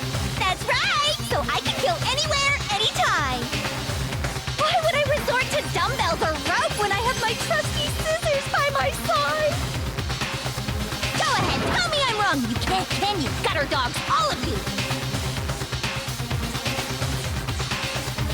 Not to mention, I have no clue how to tie a good knot! The rope's totally out of the question anyway!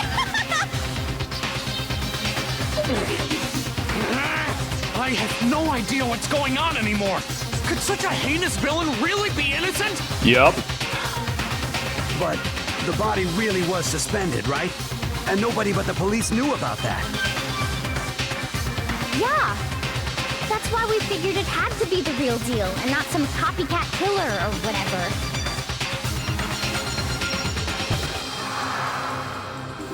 Actually, hold on. One person could have copied the Genocide Jack cases.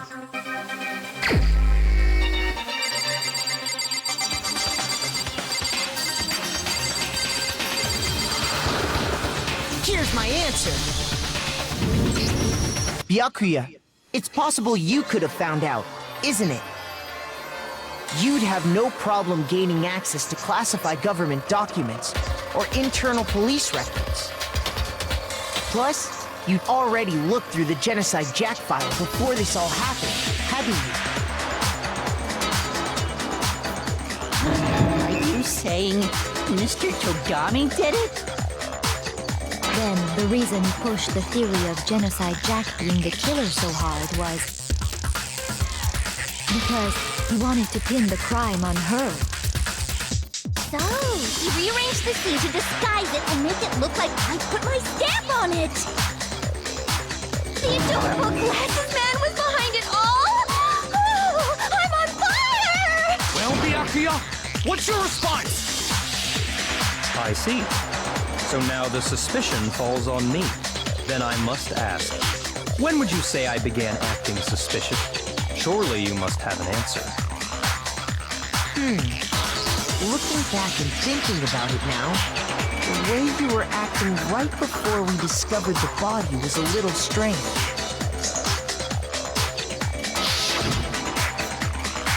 And the locker room. They're suspicious. Very suspicious indeed, wouldn't you agree? Huh? Suspicious? It seems nobody searched the locker room. Let's start with the girls' locker room. You wanted to go to the girls' locker room right away, right? But since you're a guy... I should have naturally thought of the boys' locker room first. Is that what you want to say? The victim was Chihiro, a girl. Hence why I said we should check the girls' locker room. And how did you know that? Nothing strange about that, I'd say. On the contrary, there's something very strange. Okay then, what's so strange about it? Go ahead, share with the rest of the class. Clear contradiction in what Byakuya just said. Clear to everyone. To add it to non-stop debate. You'll like to hear more. Absolutely. Next we're going to add something called a truth flashback. If you aim at a weak spot and hold down the Y button, then you'll memorize that weak spot. The memorized phrase can only be shot once as a single truth bullet. Should you change truth bullets, it will disappear from your truth cylinder. However, you can use this flashback feature as many times as you want. If you don't seem to have the answer to a lie or contradiction in your loaded truth bullets, it might be wise to memorize a different weak spot and use that to make your case. When's the best time to use flashback? Well, you'll just have to use your keen wits, won't you? In this case though, I will say that if you don't use the flashback, you won't be repeating anything. Well then, good luck and have fun!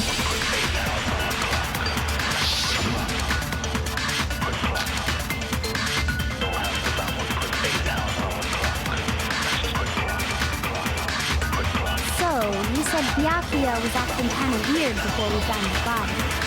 But he was acting weird... how? If you're presented with the opportunity to check out the girls' locker room, You absolutely take it! That's a natural reaction for any guy! The victim was Chihiro, who was a girl. So of course I would suggest we check the girls' locker room first. There was no time for pointless distractions. What's so strange about that? I wish you'd taken me with you. When Byakuya's comment about Chihiro being a girl, I realized there's a clear contradiction there. I didn't make that contradiction clear. So, you said Byakuya was acting kind of weird before we found the body. Oh. Crap. Shoot. Right. The other way around. So, you said Byakuya was acting kind of weird before we found the body. But he was acting weird... If you're presented with the opportunity to... Hold on.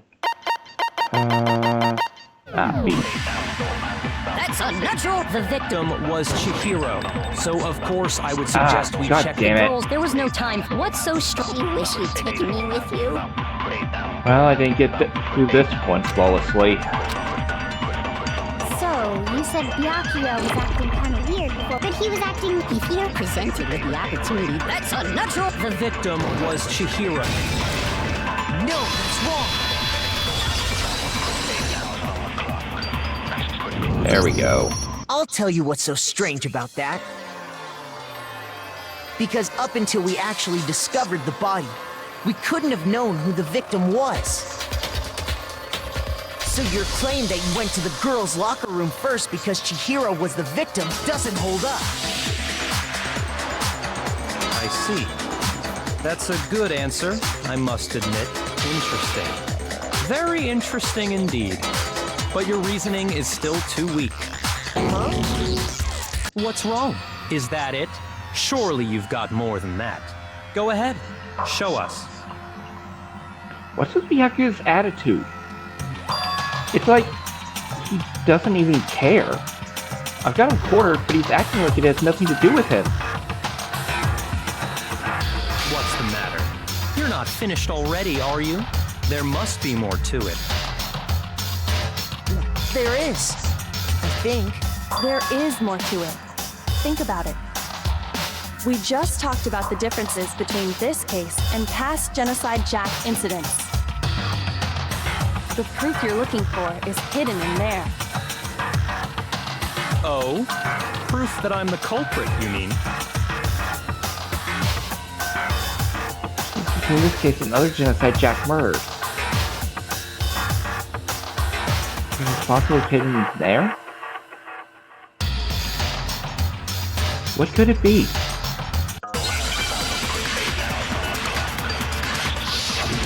Make your argument. No, it's disappearing thing.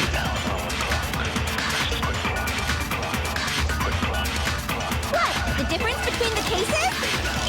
You want me to explain it again? When I want to kill, I use my very own special scissors. And I use those same scissors to arrange the body. but Chihiro was suspended with... It was some kind of rope, was it not? That's right! It absolutely was! Then there must be something very fishy indeed about that rope. Hey, Byakuya, where'd you get it from, huh? I'd never seen that rope before in my life. Ah, damn it. Obviously, somebody else must have had it hidden away somewhere.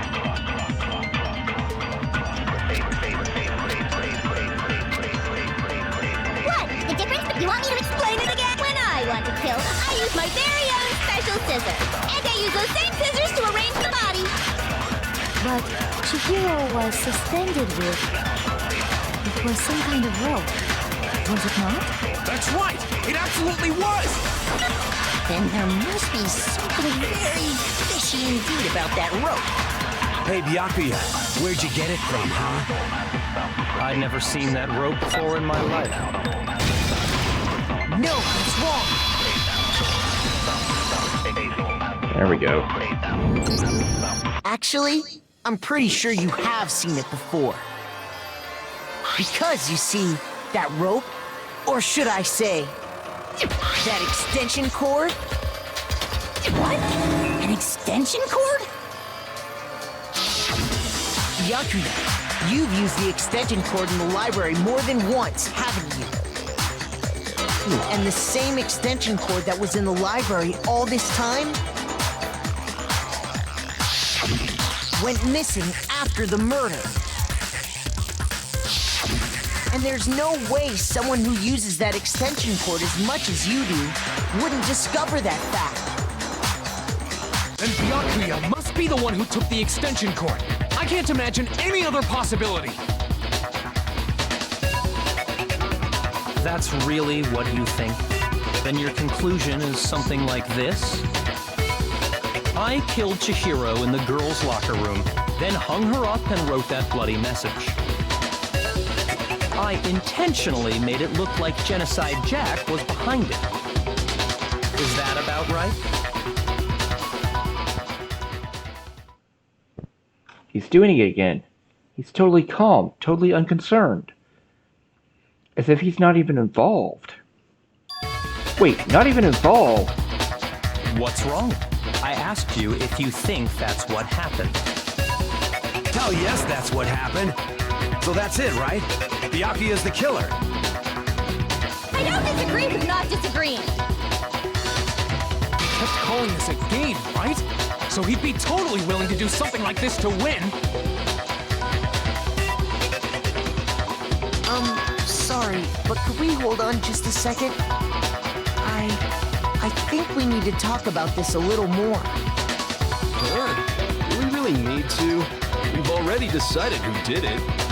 I know, but still, there's something that's still bothering me.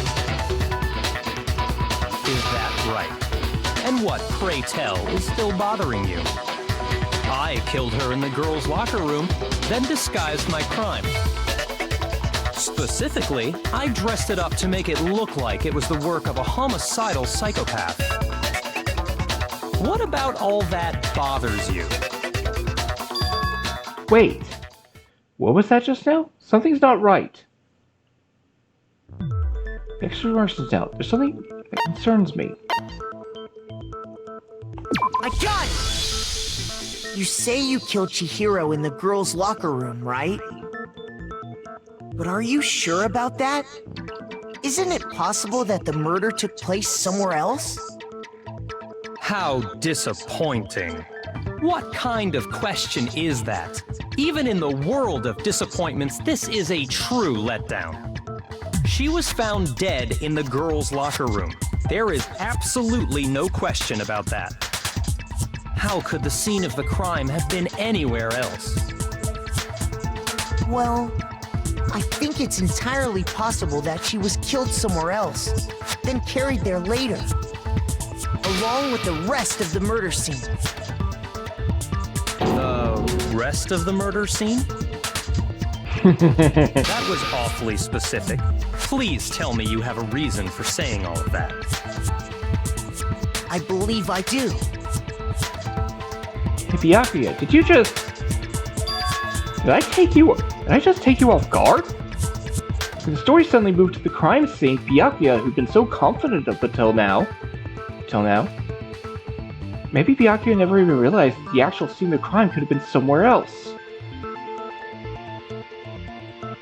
Hey! Don't just move on without permission! What do you mean she was killed somewhere else? Come on, Makoto. If there's any chance the murder took place somewhere else, let's see the proof. Somewhere else.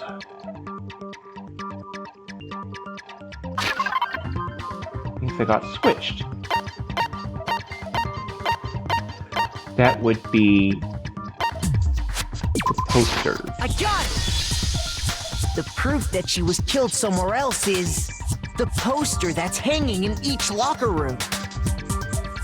Your proof is some posters? The poster in the girls' locker room was a picture of a big-boobed supermodel. But don't you think that's kind of strange? Why would the girls' locker room have a poster like that? I bet those massive jugs of hers were totally fake! Meanwhile, the boys' locker room had a poster of the super popular boy band Tornado. Again, that doesn't really seem to belong in a boys' locker room. So you're saying that maybe the posters were switched? And there's one other thing I noticed about the locker rooms. You know what I'm talking about, right, Sakura? You're referring to my protein coffee, aren't you? Protein coffee?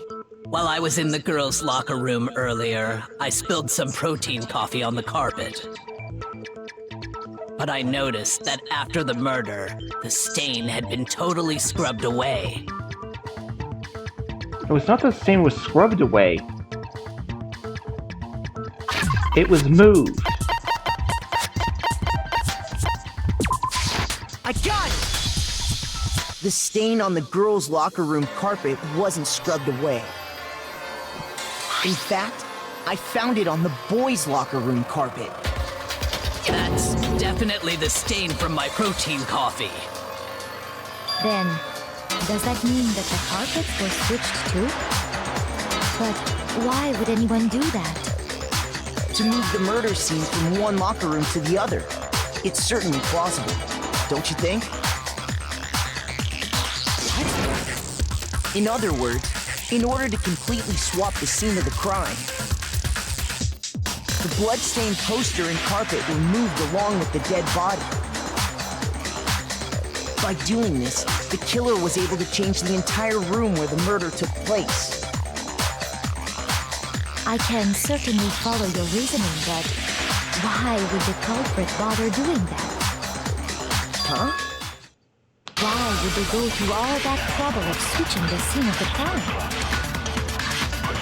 Actually, an even bigger question. If the murder did take place in the boys' locker room, then how did Chihiro get in the boys' locker room in the first place?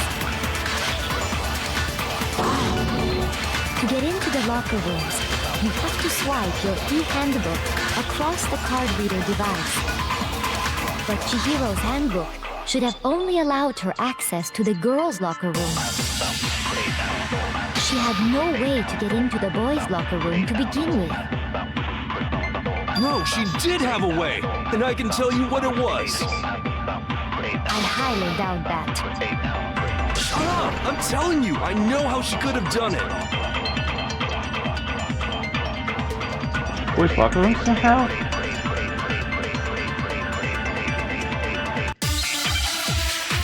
Alright.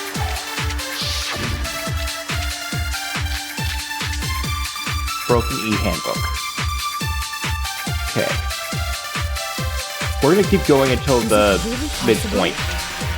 Could Chihiro really have gotten into the boys' locker room somehow? Ah! I got it!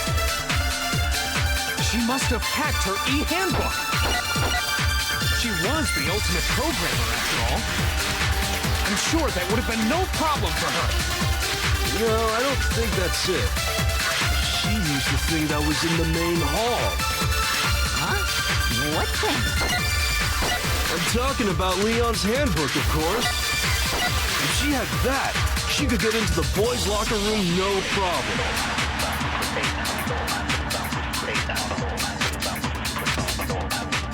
Is it really possible? Could Chihiro really...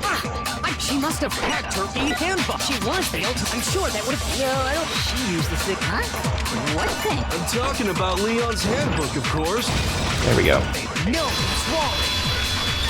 Yeah, I'm not gonna get a great score on this. No, I don't think Chihiro used Leon's handbook. Why not? Because Leon's handbook was broken.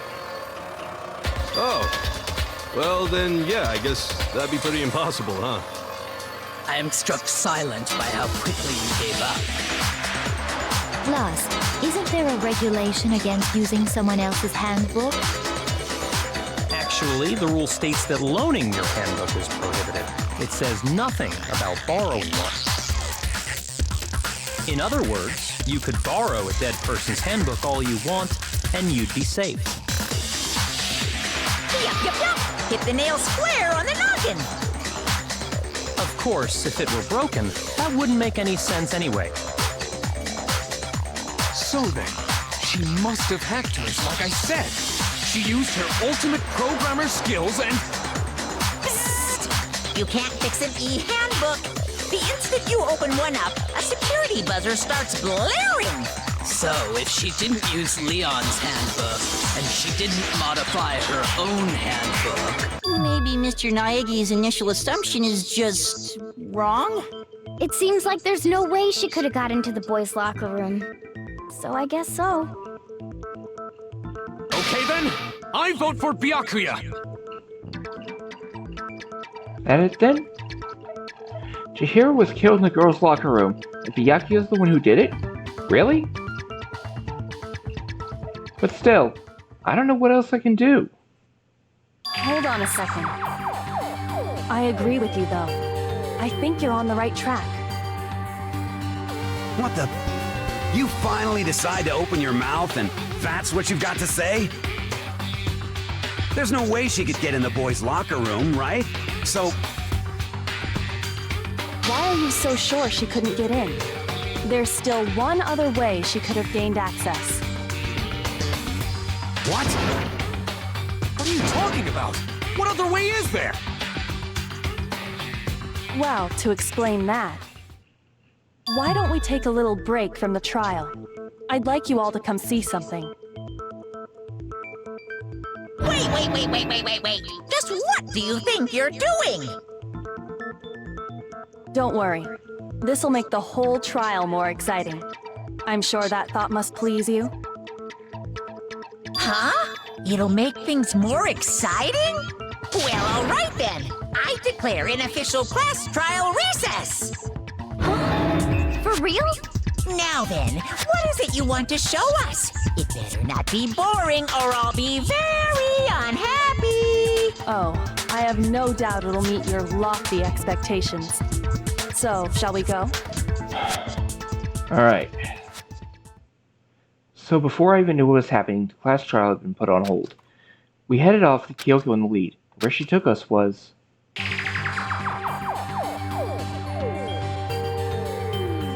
The girls' locker room? We've already searched this place top to bottom! What are you trying to pull, Missy? I'd like you to examine the victim's body one more time. Alright.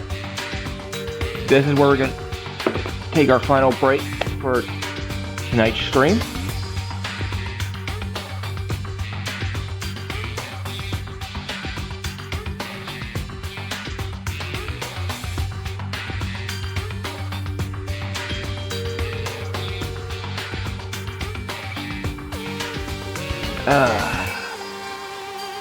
See you in a few minutes.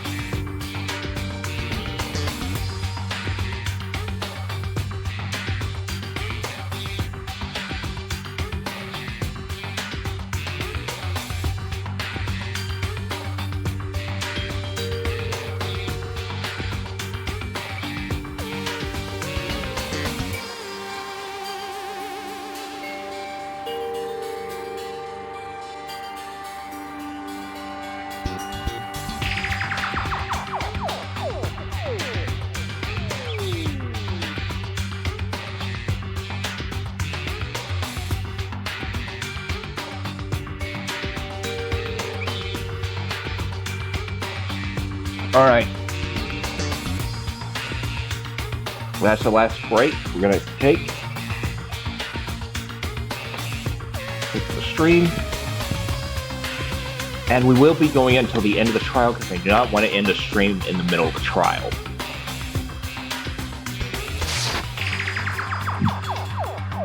You want to check it again? Be sure to examine the entire body very carefully. Take your time. Examine her carefully? Like using our hands? No way, no way, no way, no way, no way!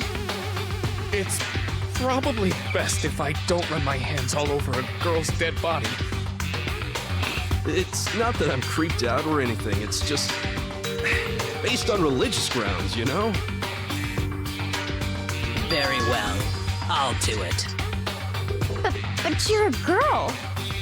You shouldn't have to touch a dead body. Just let one of the boys do it. No, it's okay. I think Chihiro would rather have a girl examine her. So just leave this to me. Sakura.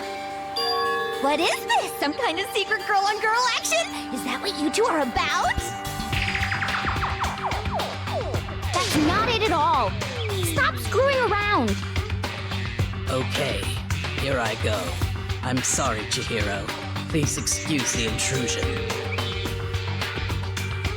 Putting her hands together in a brief prayer, Sakura then began to quietly examine her body. Be sure to check her entire body, and I believe we will solve this particular mystery. Her entire body? I know you say that, but... What? This is... What is this... What is it? Not possible. It's not possible. Sakura's eyes were staring wildly at Chihiro's lifeless form. Her massive frame trembled. This girl is... Is what? Is a boy! Ah, I see. So she is actually a he. Interesting. Thank you for confirming this fact. What? You're joking, right? I wouldn't joke about this. Then it's really true? Chihiro was a guy? Oh, what? You guys didn't know?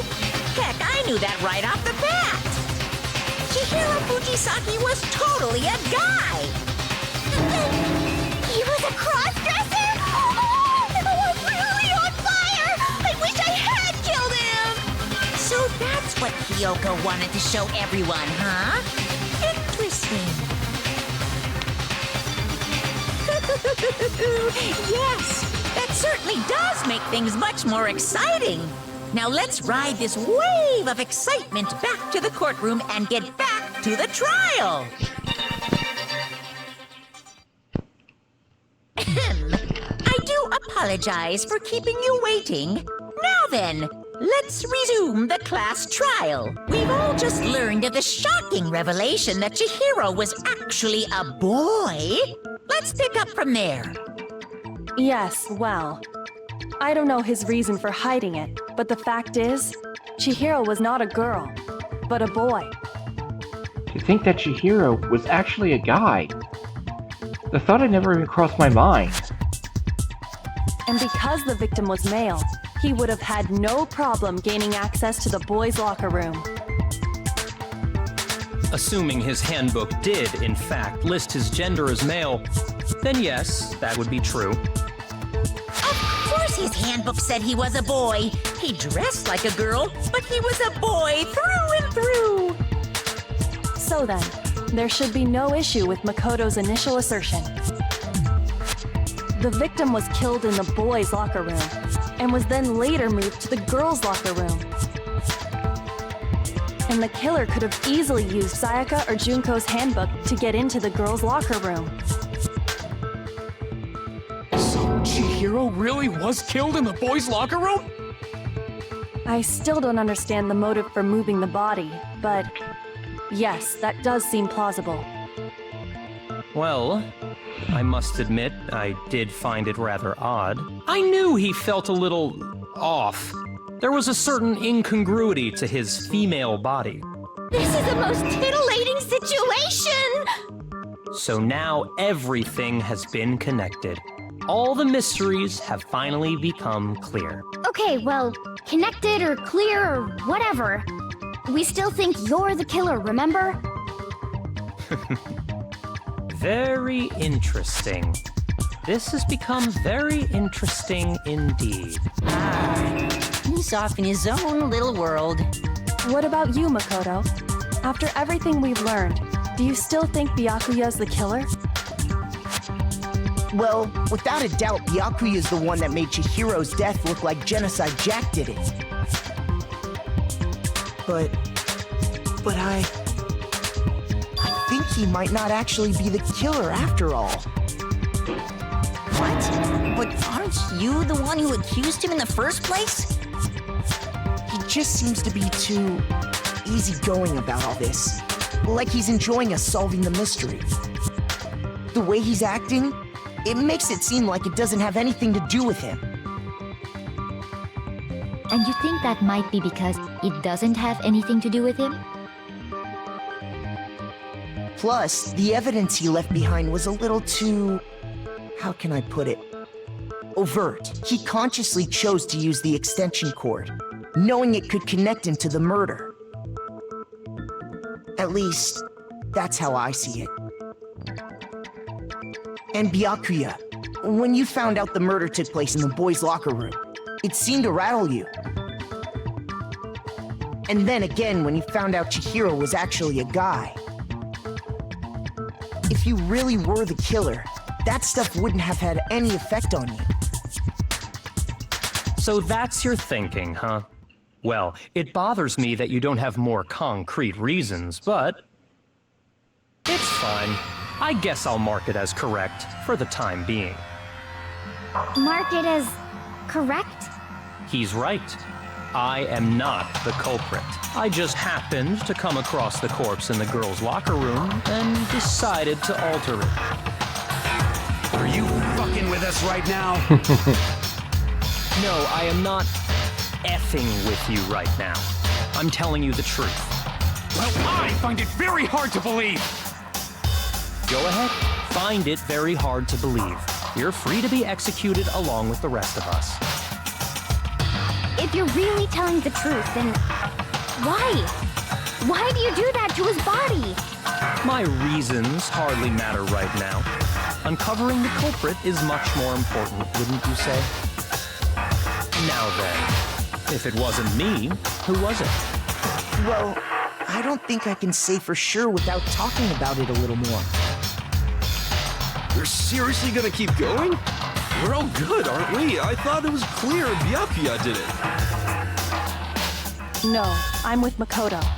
If there's any doubt whatsoever, we need to explore every possibility. Because if we're wrong, we all die here. That's true. Very well then. I'm with you too. Damn straight. Count me in. Do you not have a mind of your own? Of course I do. What am I, an ant or something? Anyway, let's discuss this all as a group one more time. We still have time to make our decision. That's very true. Our lives are all on the line. Excellent. Then shall we resume our game of hide and seek? But if Byakuya didn't do it, then who's the real killer? Who murdered Chihiro? There's one thing we can be sure we know about the killer. The killer is a guy. Since the crime scene was the boys' locker room, you would need a boys' handbook to get in. Since Leon's handbook is apparently broken, killer would have had to use their own. In other words, it had to have been a guy. That's still not enough. I need to find some more clues.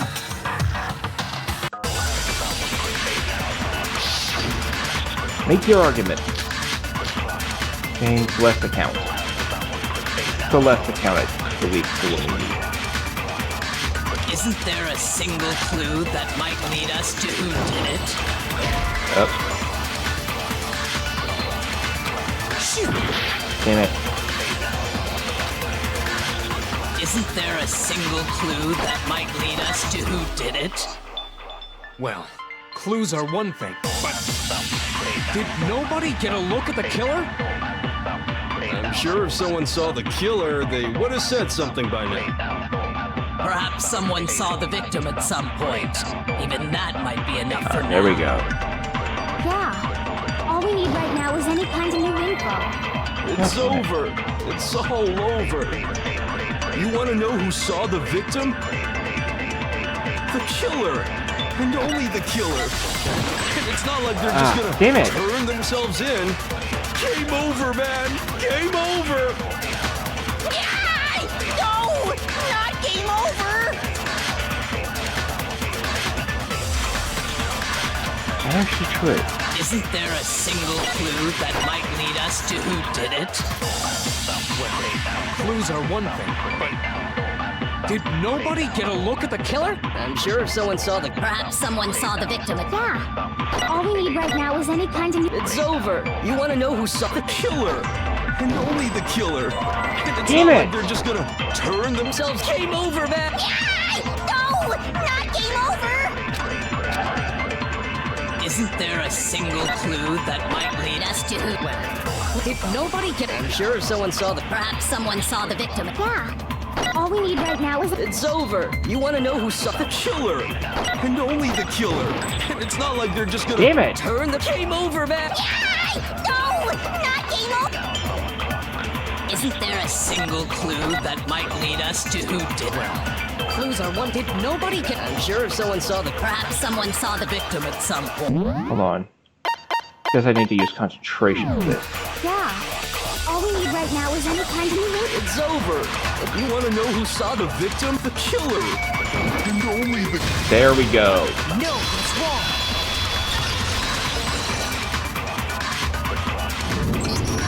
I believe someone else did see the victim before he was murdered. What do you think, Celeste? Now that you mention it, yes, I did see him. Really? Oh, but I suppose only Makoto knows about this. The rest of you had no idea, did you?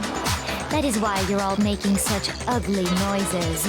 Whatever! Just hurry up and tell us!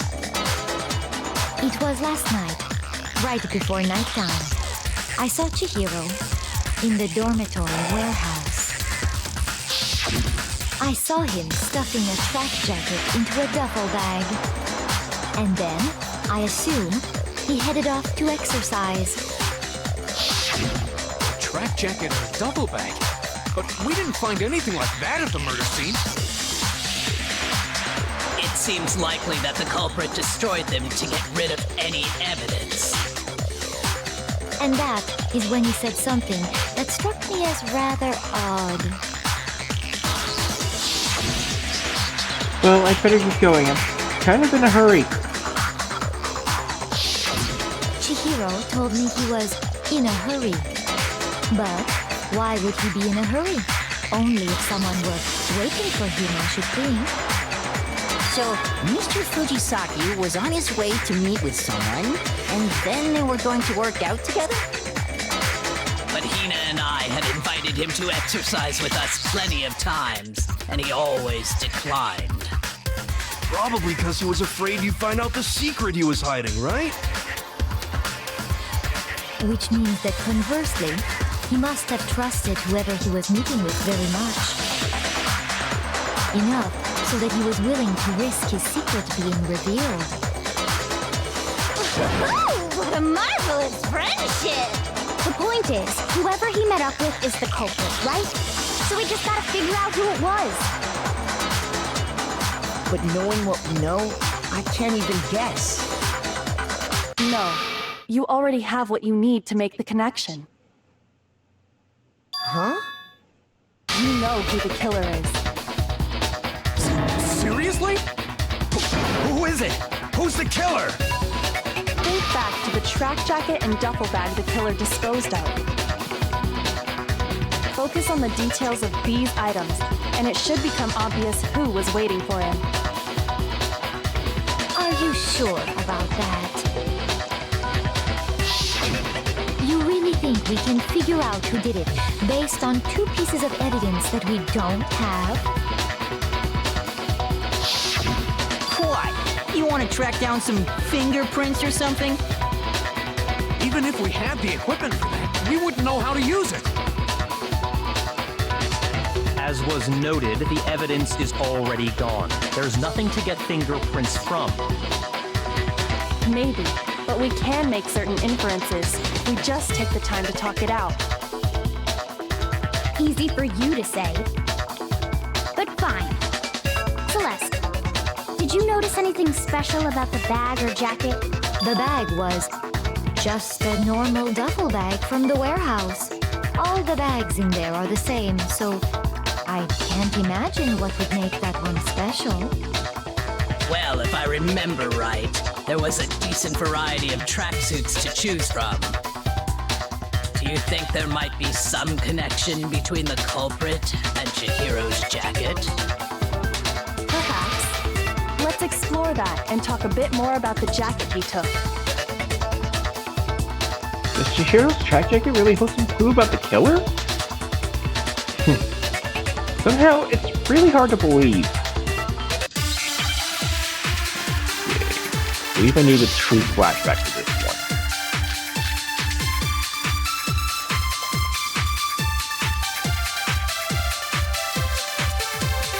First of all, we know where Chihiro was heading. He was on his way to go exercise. So next we have to ask, why did he choose the specific tracksuit that he did? What do you mean, the specific tracksuit? I got it! We picked that tracksuit because it matched the one the culprit was wearing. So, what you're saying is, the killer was wearing the same blue tracksuit as him? My tracksuit is black. I don't even have a tracksuit. Because exercising sucks. I have a white tracksuit personally. I got it from the warehouse, if you must know. Did any of that really help us get any closer to figuring out who the culprit is? No way. Not a chance. Okay, so yeah. You heard him, right? What he just said without even realizing it? Yeah.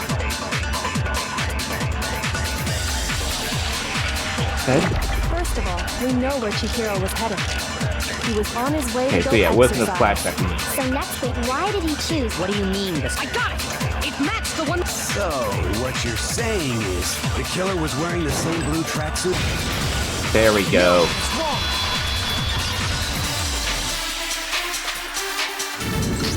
Yeah, what's wrong about it Hold being on a second, Mondo. true What did you flashback? just say? Huh? What'd I say? When Celeste testified a few minutes ago, she said... I saw him stuffing a track jacket into a duffel bag, and then I assumed he headed off to exercise. She never said anything about the jacket's color. So why did you say Chihiro's blue tracksuit? What are you... You just... Hey, Celeste, what color was Chihiro's tracksuit? As a matter of fact, it was blue? And before we began the trial, did you tell anyone that? The only one I told about any of this was you. Then, Mondo, how did you know what color Chihiro's tracksuit was? Because I just... I'm sure he saw the clothes at some point in the investigation. No, that can't be it. The bag and clothes were surely disposed of by the time we began our investigation. Then the only reason he could have known what color the tracksuit was is if he saw Cherry with it before he died! That's the only possibility! Cherry? Are you talking about Chihiro? So, how about it? Did you see the tracksuit or didn't you? Just by chance. I just happened to see it last night. He walked past me, and he was carrying the tracksuit in his hands. No, that can't be it either. According to Celeste's testimony, She stuffed the jacket into her bag in a hurry. It was almost like she was trying to hide it. And just like that, she was gone. when Celeste noticed it, Chihiro made a point of making sure the jacket was completely in the bag. If you just ran into him briefly, you couldn't possibly have seen what color the tracksuit was. It would appear you've dug your own grave. Perhaps. But you handed him the shovel, didn't you? That's why you said what you did. Focus on the tracksuit and it'll be obvious who he met with? What a bunch of nonsense. Ah, now I understand. It was all one big bluff, wasn't it? Your true intention was to draw a slip of the tongue from the culprit. That's why you said you knew who did it, to put them on edge. That's right. However, Mondo was my target all along. I had my suspicions about him from the very beginning. But why? What made you so suspicious? That's a good question. The way he talked. There was a certain turning point that tipped me off. Maybe you didn't notice it, Mondo, but you tend to refer to men and women differently. You only call guys dudes. For girls, it's chick. And after he was killed, you happened to refer to him as dude. Once I picked up on that, it occurred to me that Mondo knew something we didn't. You notice such a tiny detail? Are you a witch? She's a witch! You're positively frightful! No, I'm not the frightful one. Not nearly as frightful as someone capable of murdering a friend. Mondo, was it really you? Did you really kill Chihiro? I didn't kill anyone! You've been all over me, judging everything I say, putting words in my mouth. What gives you the right to treat me like a goddamn criminal? Yeah! He would never do something like that! This is a false accusation! It's true. My reasoning on that is pretty shaky. That was fast. Well, this does present us with a problem. It seems we are all out of leads.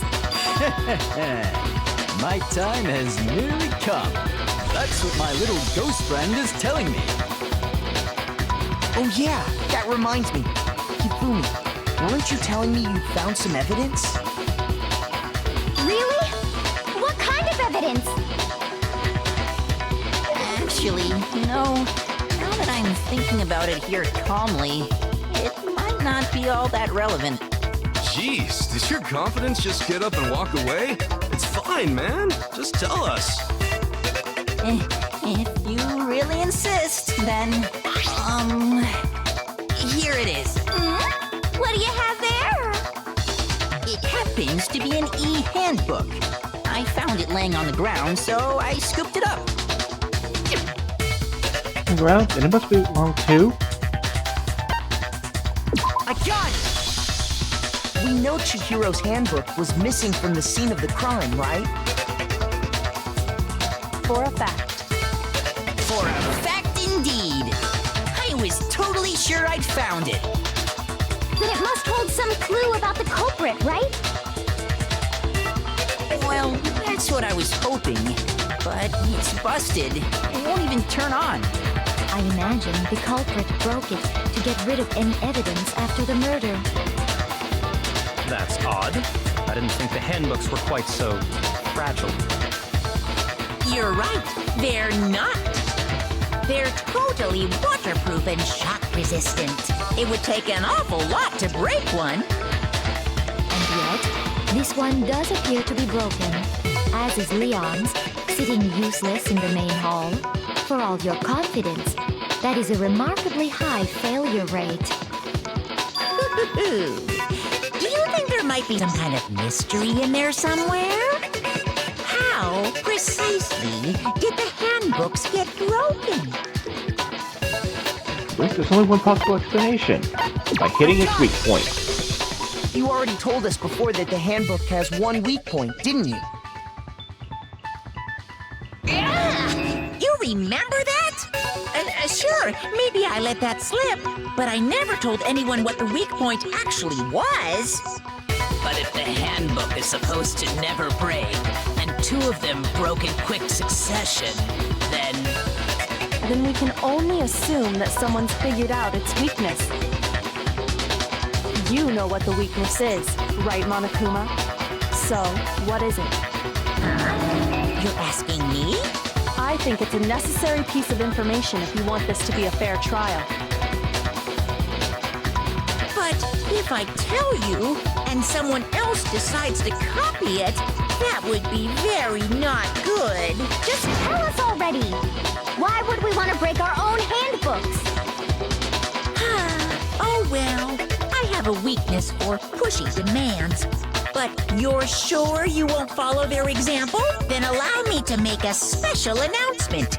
The weak point of my cutting-edge e-handbook is... when it's exposed to high temperatures for too long, it will suffer a meltdown and totally break!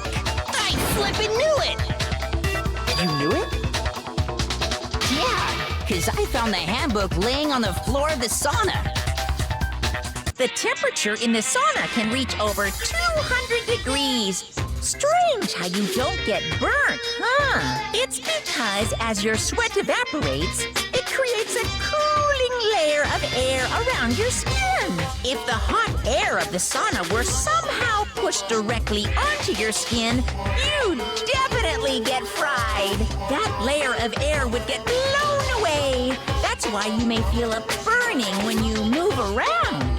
So when you're in a sauna, make sure to keep nice and still. Interesting. I learned one new fact today.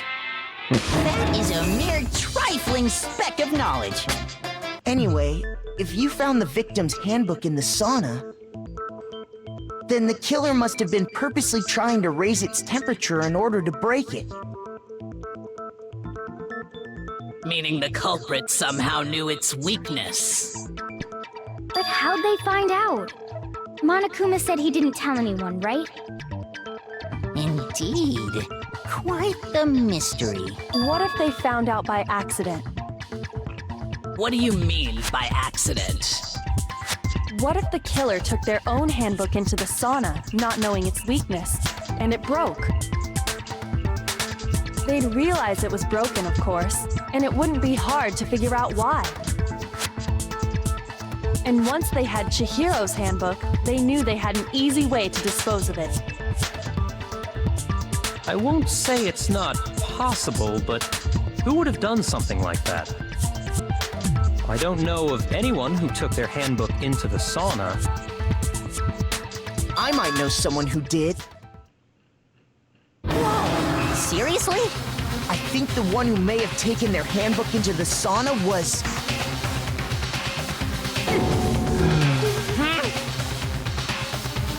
Who might have brought their handbook into the sauna? Really, it could only have been one person.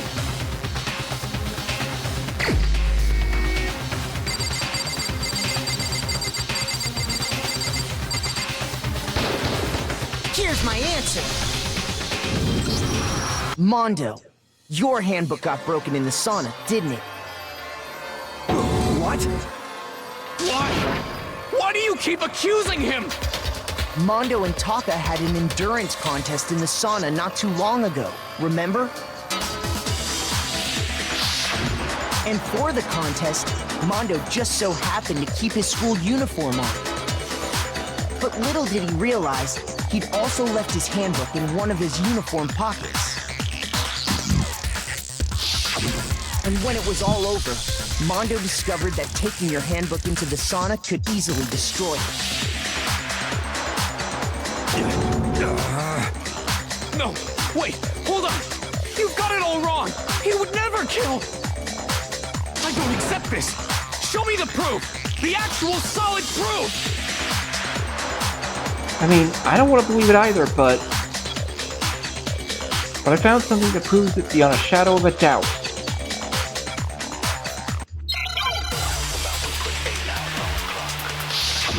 Make your argument.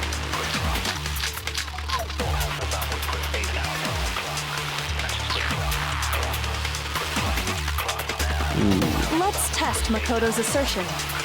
If what he says is correct, then Mondo, you broke your own handbook. In other words, if Mondo's handbook is actually broken, then that proves that what Makoto said is right. Well, my goddamn handbook works just fine. Ah, damn it. See? Look! Makoto was wrong after all! Mondo wouldn't hurt a fly!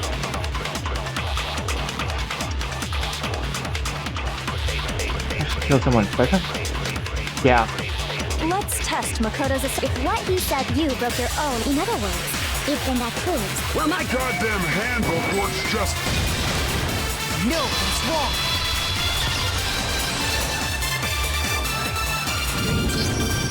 Mondo, the handbook you have right now, is it really yours? The fuck is that supposed to mean? The broken handbook that was in the main hall. Isn't that one actually yours? What the heck are you talking about? What I mean is, I think Mondo swapped his handbook out for one that actually works.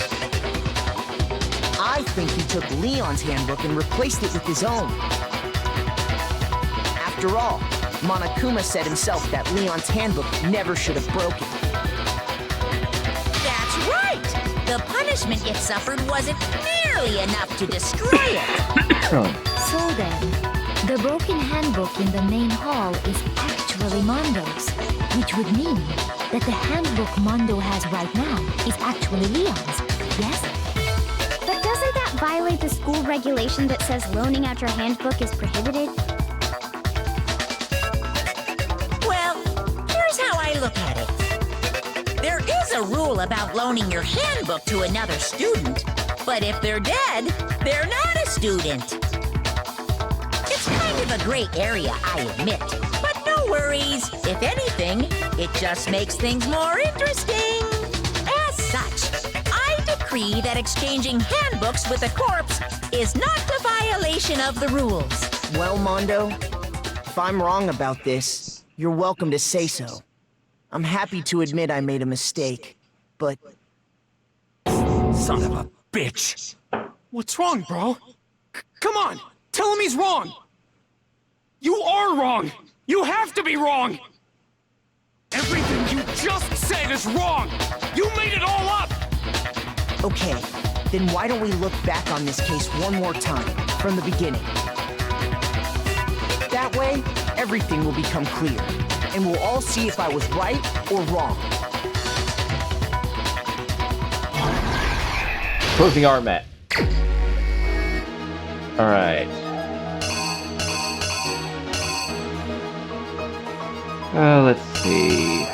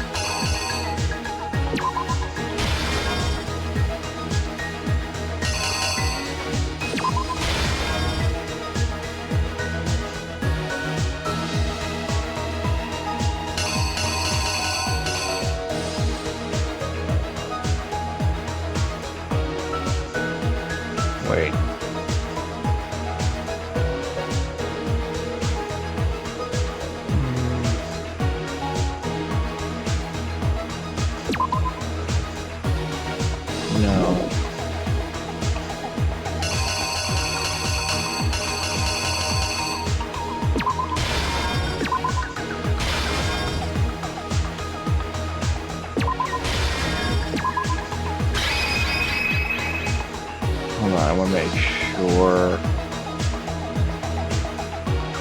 Let's see. Yeah, okay.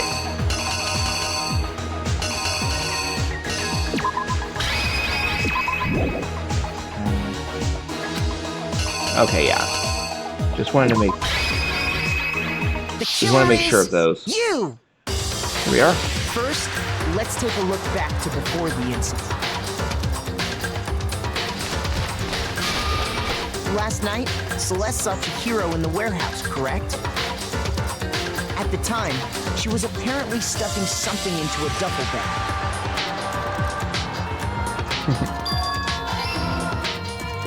That something was a blue tracksuit. You can confirm this, right, Celeste?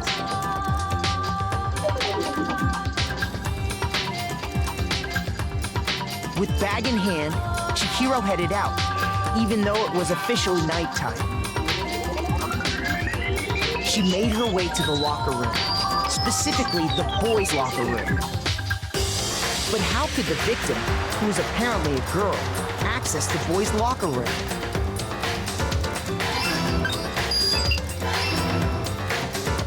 Simple, because she was really a he, which is why he was able to use his own handbook to gain entrance to the boys' locker room. I do hope you're enjoying this. My name is Celestia Ludenberg. Once inside, he met with someone there. And the person he met was the one who killed him.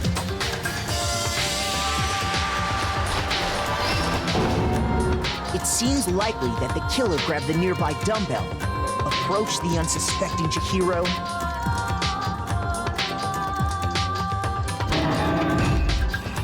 and attacked him. And that's where the bloodstains on the poster and carpeting in the boys' locker room came from.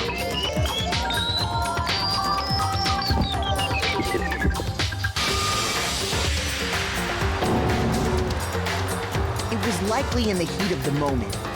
The body was arranged, but the murder itself felt unplanned.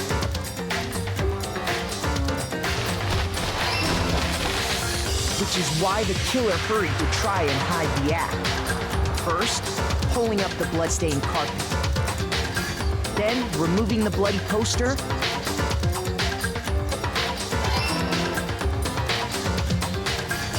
And finally carrying the corpse into the girls' locker room. A girl's handbook was necessary to get into the locker room, of course. But this alone doesn't prove that the killer was necessarily a girl. After all, Sayaka and Junko's handbooks had been placed in the main hall. Using one of those, a boy could get into the girls' locker room without much problem. And that's exactly how the killer did it. With the carpet and the poster they brought with them, they got to work.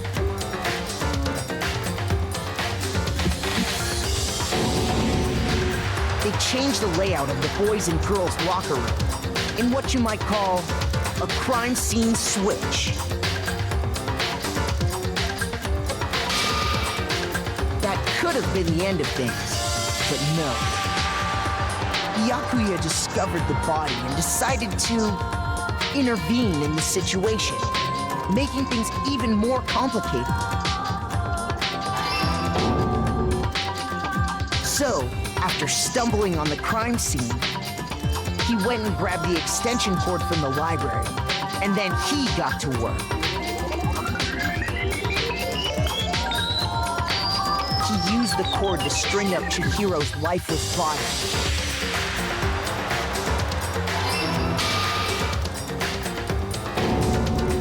Then, using the victim's own blood, he left a grisly message there at the scene of the crime. He wanted to create the illusion that Genocide Jack was responsible for the slaughter.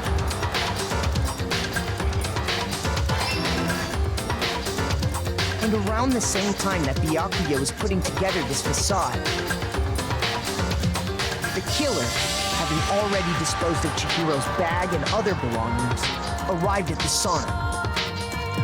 There, they plan to destroy the last piece of evidence, Chihiro's handbook.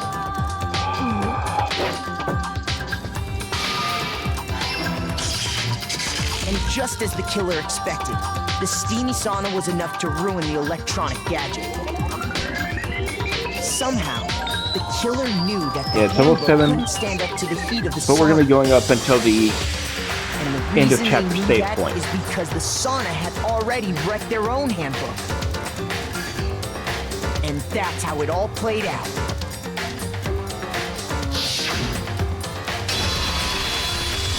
Isn't that right, Mondo Owada?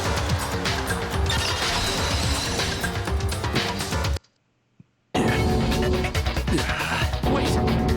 No! This can't be right! Where's your evidence? Yeah! Where's your evidence? You need evidence! You need proof! Without any proof, you can't pin any of this on him! Even Mondo is the killer. That already revealed itself early in the trial. All I have to do is check that one item of his and everything will become clear. New element has been added to Bullet Time Battle. Would you like to hear more? Absolutely. Let's talk a bit about Fever Time and Nega Time. During a Bullet Time Battle, if you press the RB button, right bumper, Fever Time will activate and the temple will be forced towards max. At this point, even if you push the buttons at random, you won't miss. So you push AY however you want to destroy the opponent's verbal assault. This only lasts until your focus gauge runs out, so make the best possible use of your time. Of course, it wouldn't be fair if only you got access to special time, right? So you also prepared something called Nega Time that your opponent can use. When it activates Nega Time during the Bullet Time battle, your tempo marker will disappear, making it quite a bit tougher to hit the buttons in rhythm. If you were to activate Fever Time at this point, no, never mind, I'm sure nothing would happen. I don't know what I was worried about. Unsurprisingly, if your action difficulty is at the gentle, the opponent won't use Nega Time. Well then, good luck and have fun! Here we go. The moment of truth. Show me some evidence! You're wrong! I won't listen! I refute you! False! Show me some evidence! I won't listen! I refuse to vote! Show me some evidence! You're wrong! I won't listen! I refute you! False! Show me some evidence! I won't listen! You're corrupt! I refuse to vote! I refute you! False! You're corrupt! Show me some evidence! I won't listen! Final strike! Show me some evidence! This should prove it! Break! If my thinking so far is right, Mondo must have replaced his broken handbook with Leon's. In which case, we can just check each of our handbooks right now. Once we do that, we'll... We don't gotta do that. Huh? Yeah, I did it. I killed him.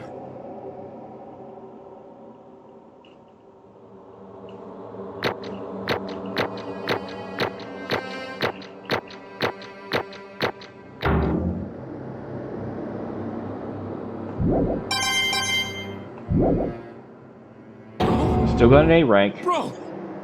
What are you saying? I got no choice, man. After hearing all that, I gotta just... give up. Go ahead, Monokuma. Get it over with. Ask for the goddamn verdict. Roger that! Wait! Hold on! No waiting! No holding on! Time for the moment we've all been waiting for!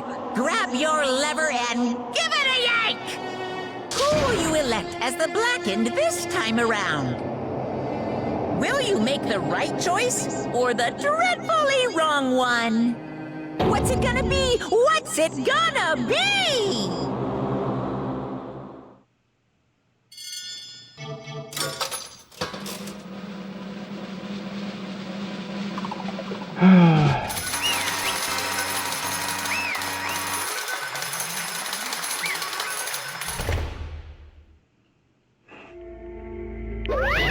What? Uh-oh. This time it looks like you got it right again. Yes, that is so. The black thing that killed Chihiro Fujisaki was Mondo Owada. In case you're wondering, the vote was not unanimous. Kiyotaka chose the wrong answer. You're treading very close to the danger zone, Mr. Ishimaru. You need to be more careful. I refuse to believe it. There's no way. No way he would kill someone. Sorry. What is this? Why are you apologizing? Why? Why? Why? Why did you do it? Now then. Well, it looks like Mondo's taking a vow of silence, so allow me to explain on his behalf. Actually... The story of the murder this time is the sad story of two men. Oh, but for anyone who doesn't want to hear it, you can hit the B button to fast forward the text. Anyway, there once was a young boy, and his name was Chihiro Fujisaki. He had an extreme inferiority complex regarding his own lack of strength. You're so weak even though you're a boy. He'd heard things like that as long as he could remember, and he couldn't overcome his weakness. On the contrary, he tried to hide and buried himself further and further into that weakness. To take on the fragile form of a petite young girl, he had chosen that as his way out. Now nobody will be able to say anything about, even though you're a boy. But no matter how tightly he wrapped himself up in the shell, the inferiority complex had already taken root deep inside of him. It was not so easily weeded out. As it turned out, the shell was completely empty. The complex didn't disappear. Instead, it only grew stronger and stronger. I'm weak. Weak.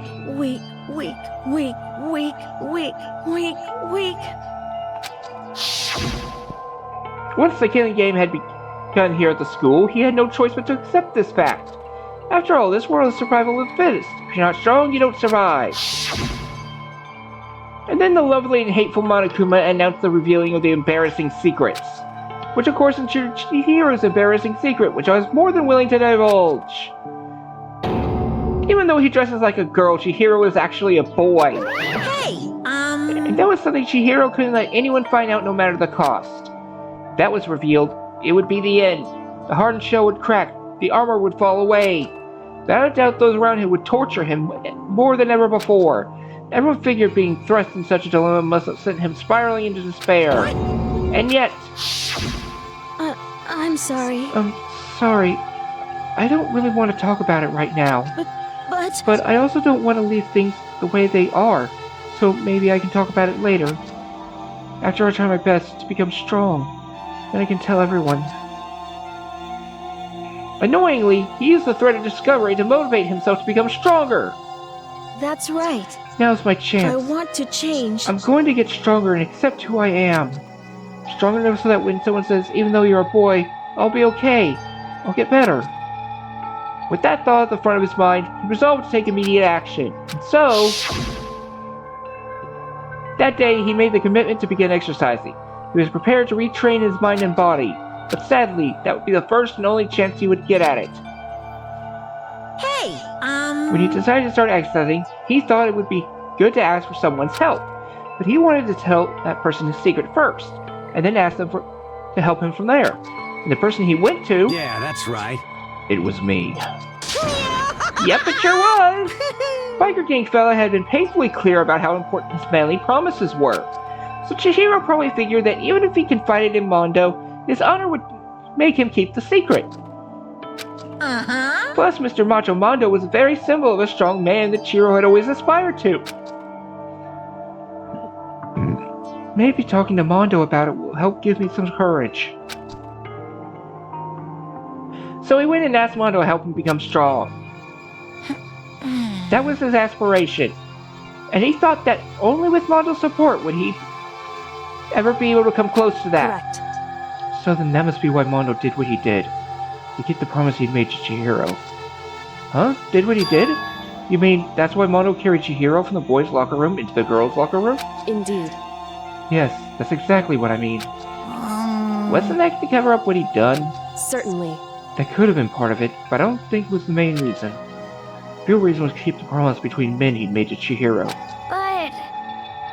But how does moving the body keep his secret? Because Because if everyone knew he'd been killed in the boys' locker room, then everyone would have been arguing about how she got into the boys' locker room, right? Once that started up, at least a few of us would have immediately begun to suspect his identity, so he tried to protect Chihiro's secret by putting him in the girls' locker room and stealing his handbook. See? Then Mondo did all that to keep the promise he made to Chihiro, who he also killed? Why would he do that? The more I hear you talk, the more I don't understand. I mean, you guys trusted each other, right? So why? Why did you? Because no matter what, I didn't want anyone to know. I knew it. So that's what triggered it after all. The possibility of having your embarrassing memories and secrets exposed. What is this? That's impossible! Nothing could have been that bad! Something he didn't want anyone else to know, even if it meant killing someone? You're wrong! It's impossible! Don't make me repeat myself. How many times must I repeat myself? To judge others by your own standard is the height of folly. Even if you can't comprehend it, he obviously can. That's all there is to it. Well, we're on the subject. Why don't I tell you? That embarrassing memory, that secret he didn't want anyone to know? Hey, You know what Mondo did? He killed his own brother.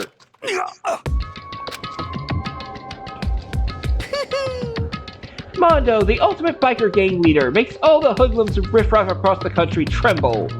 But the only reason he had a chance to join a gang in the first place because of a certain someone. Mondo's older brother's name was Daya Owada. Mondo had nothing but respect for him. It's because of Daya that Mondo ever got on a motorcycle. Mondo's brother was his only family growing up. He was the only one Mondo could trust or respect. He wanted to measure up to his big brother, so he imitated him in everything he did. Mondo was the epitome of the starry-eyed kid brother. Meanwhile, the charismatic older brother had put together a local motorcycle gang. Before he went into it, it had grown into the biggest biker gang in the country. Daya, the older brother, number one in the gang, and his number two, his younger brother, Mondo. In the beginning, everything was peaches and gravy. But when Mondo started to think about how he would have to take over the gang from his brother someday, his brother's greatness, his reputation, began to gnaw on Mondo's very soul. The kid's gonna take over for Daya, huh? Daya created this game with his bare hands. Mondo's just along for the ride. Can someone like that really be our leader? All that'll do is make the gang look bad. Almost every day, Mondo heard gossip and whispers from the other members of the gang, which is why I gotta get stronger. Stronger than Daya.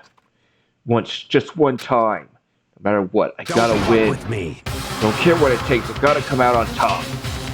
And on the night of his amazing brother's retirement ceremony, Mondo challenged him to a street race. But during the race, tragedy struck. The kid brother pushed ahead with reckless abandon, eager for victory and dashed into oncoming traffic. But suddenly,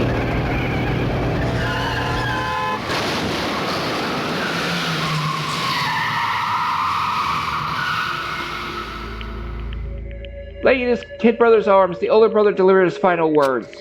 My bad, kid. I fucked up. Sorry. Of course, he knew it was his brother's fault, but Daya never blamed him for what happened. Hey, kid. The rest is up to you. No matter what, you gotta keep the gang together. Because the team you and me put together, it's a promise between men. He decided to hide the truth of what happened from everyone else in the gang. In order to keep the gang together, and keep the promise to his brother, he could never admit to anyone that it was his own weakness that had caused the accident. And as a result, the team was made even stronger under the banner of the kid who bested his big brother. Dave was gonna lose to his kid brother, so he got stupid and got himself killed. That became the explanation for what happened. Mondo's lie became the truth. He wanted to lead the team so bad he was willing to tell all kinds of lies about his brother. I'm strong. Strong. And yet, as soon as our killing game began, he realized, no matter how tough he pretended to be, he was just another weakling that could die in an instant. And then the lovely, the hateful Monokuma announced the revealing of the embarrassing secrets. At that point, it was clear I would have no problem shedding light on his secret. Mondo killed his own older brother. No matter what, I couldn't let the other gang members find out. If that happened, everything would have been ruined. Everything me and my brother had worked to create would have been destroyed. His death, all the guilt I'd been carrying around, it all would have been for nothing. So that's why. Mondo. After I saw what Monokuma had on me, my head filled up with a kind of fuzzy uneasiness and just started swirling around.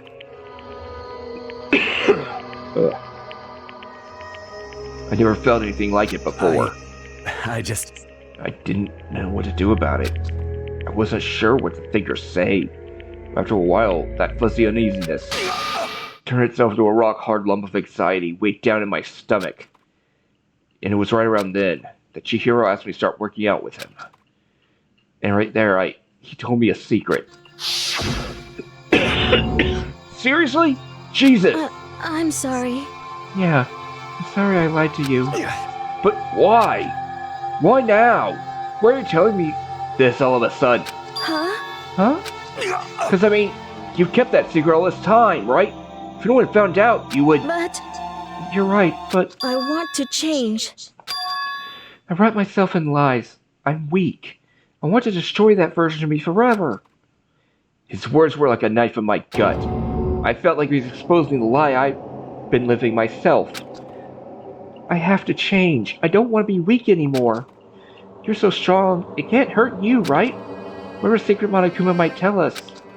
You piece of... So what? You're saying I should just say it? What? You say if I really am, I should just be able to tell everyone my secret? Huh?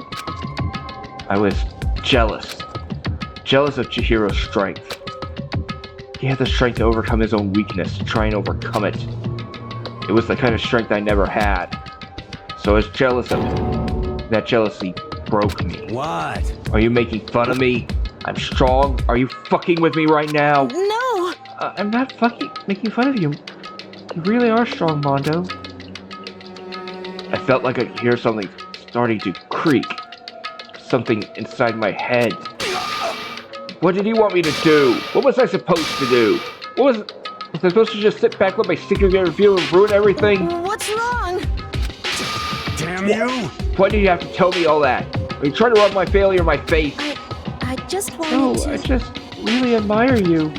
I admire your strength. Yeah, that's right. I am strong. I'm strong. Strong. Stronger than you. You son of a bitch. Stronger than Daya. I don't remember anything after that. When I woke up again, he was laying at my feet, covered in blood. I had the demo in my hand, and I was just staring at him, down on the ground. Hey! I killed him. I killed Chihiro. Even after all this time, I'm still just as weak as I've always been. And thanks to that, I did something I can never take back. I killed my boyfriend. Mondo. He was normally so aggressive, so angry. He hid that weak side away from everyone. That was the secret. A weakness like that lived in a heart like his, and it turned him cold-blooded. God damn it. Look at him, you see? You're all just like him. For a secret from the past, for a memory.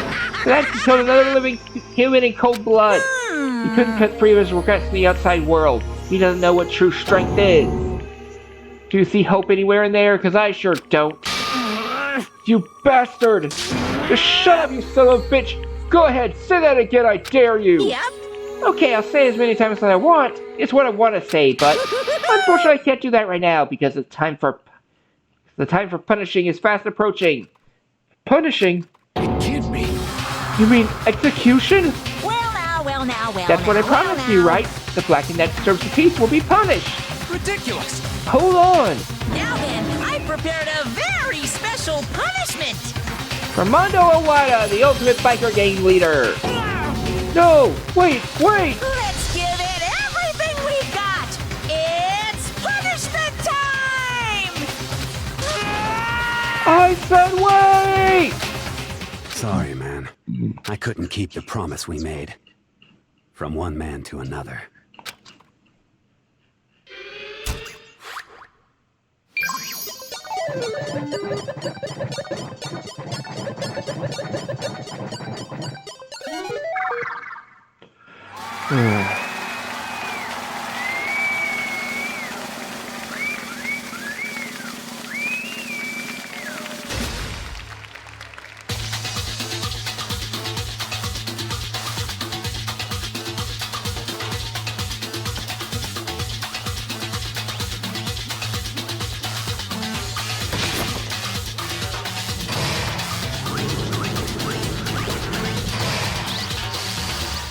The Cage of Death.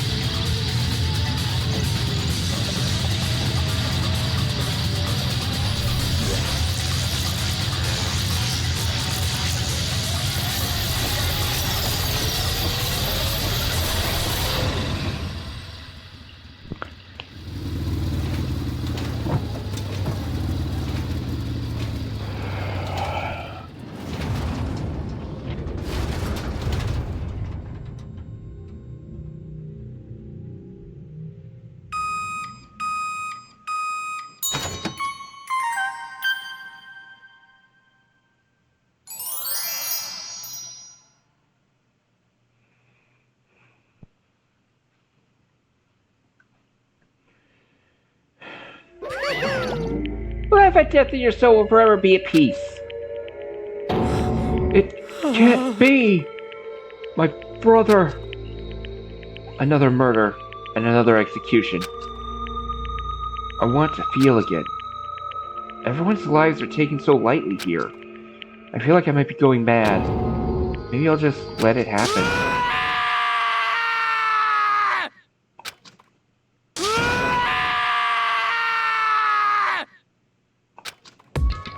As Taka's sad screams invaded our skulls, we were each forced to realize once again. But of course he had to. What a disappointment. Is this the end of the game? Byakuya? What is this? You're completely insane, you know that? A game? One of our friends is dead, do you realize that? Naturally. Of course I do, because this game is life or death. Hey. I don't have anything to say to you. I don't have a response except that... However... I just don't understand why. Why did you go out of your way to disguise Mondo's crime? What?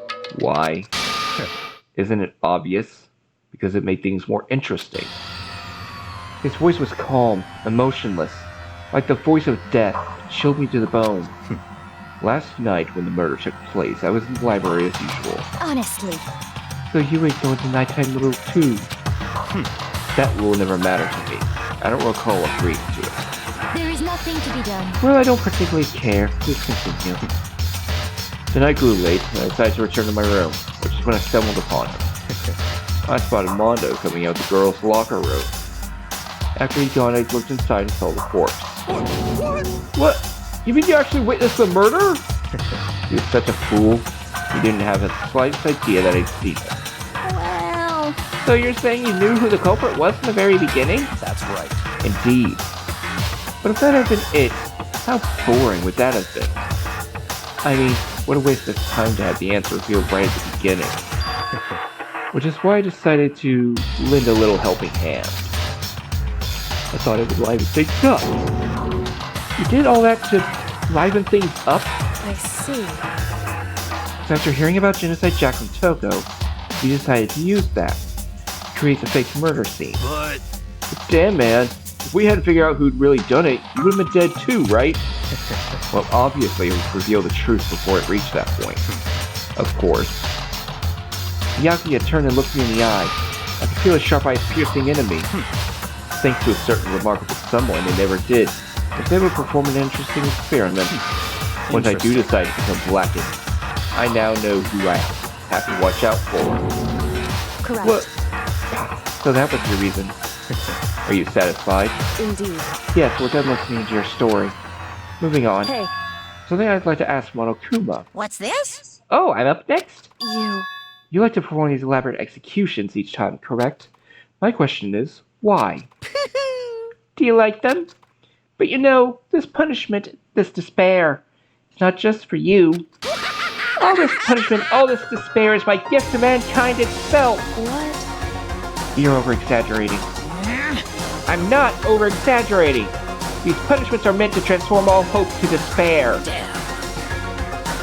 What do you mean? Mean? Mean? Mean? Mean. Good grief, I don't understand why you had to pick apart every stupid thing. Whatever, it doesn't matter. In the end, I'm going to stand alone as the victor, and then everything will be revealed to me. Ooh, how exciting! Ah, the noble son of a noble family. Surely you understand me. This is the start of a terrifying friendship. That's enough. Shut up. I would never stoop to the level of a childish criminal like you. Let me just say this. After I've achieved complete victory, you're up next. I'm gonna find you and kill you. Understand? In the name of my family. The name of the Togami family for its victory is a foregone conclusion. You're getting all riled up! Oh, so cool! It's like you're the main character of a video game or something. No trash mob for you! I swear, whatever it takes, I will kill you. Temper! Sounds like someone needs a nap.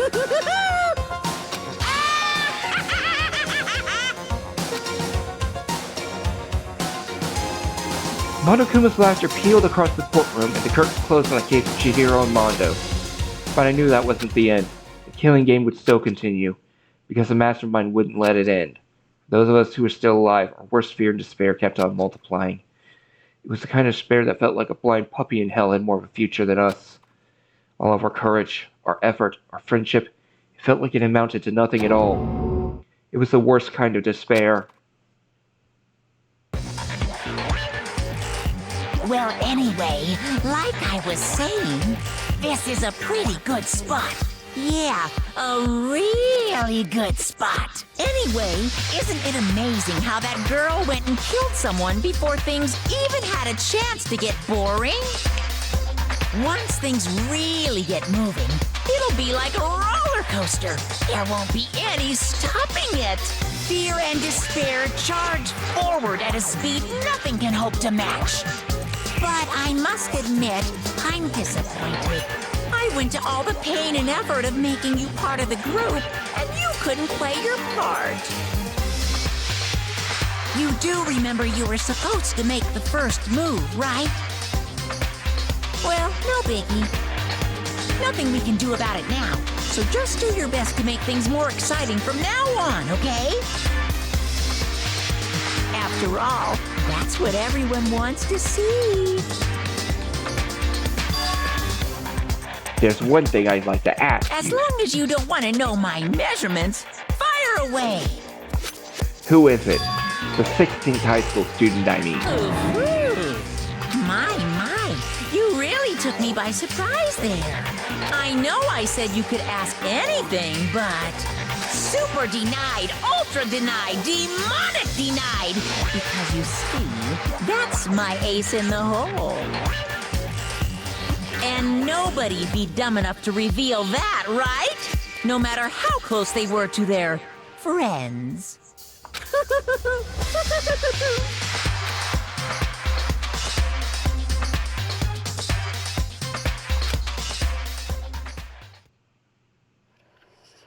Chapter 2, Boys' Life's Despair. The end.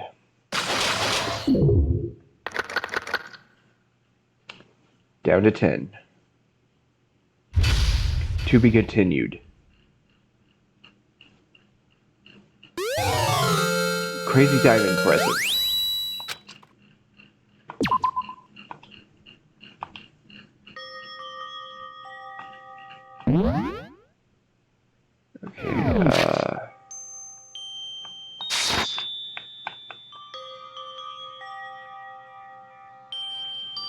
Okay. Well. Just gonna have to close that out. Alright. So. That's it for today's stream of Danganronpa Trigger Happy Havoc. So. Let's see. Who's available to raid? Oh! Tom Fox is playing Mario Kart 8 Deluxe. Why don't we go raid him?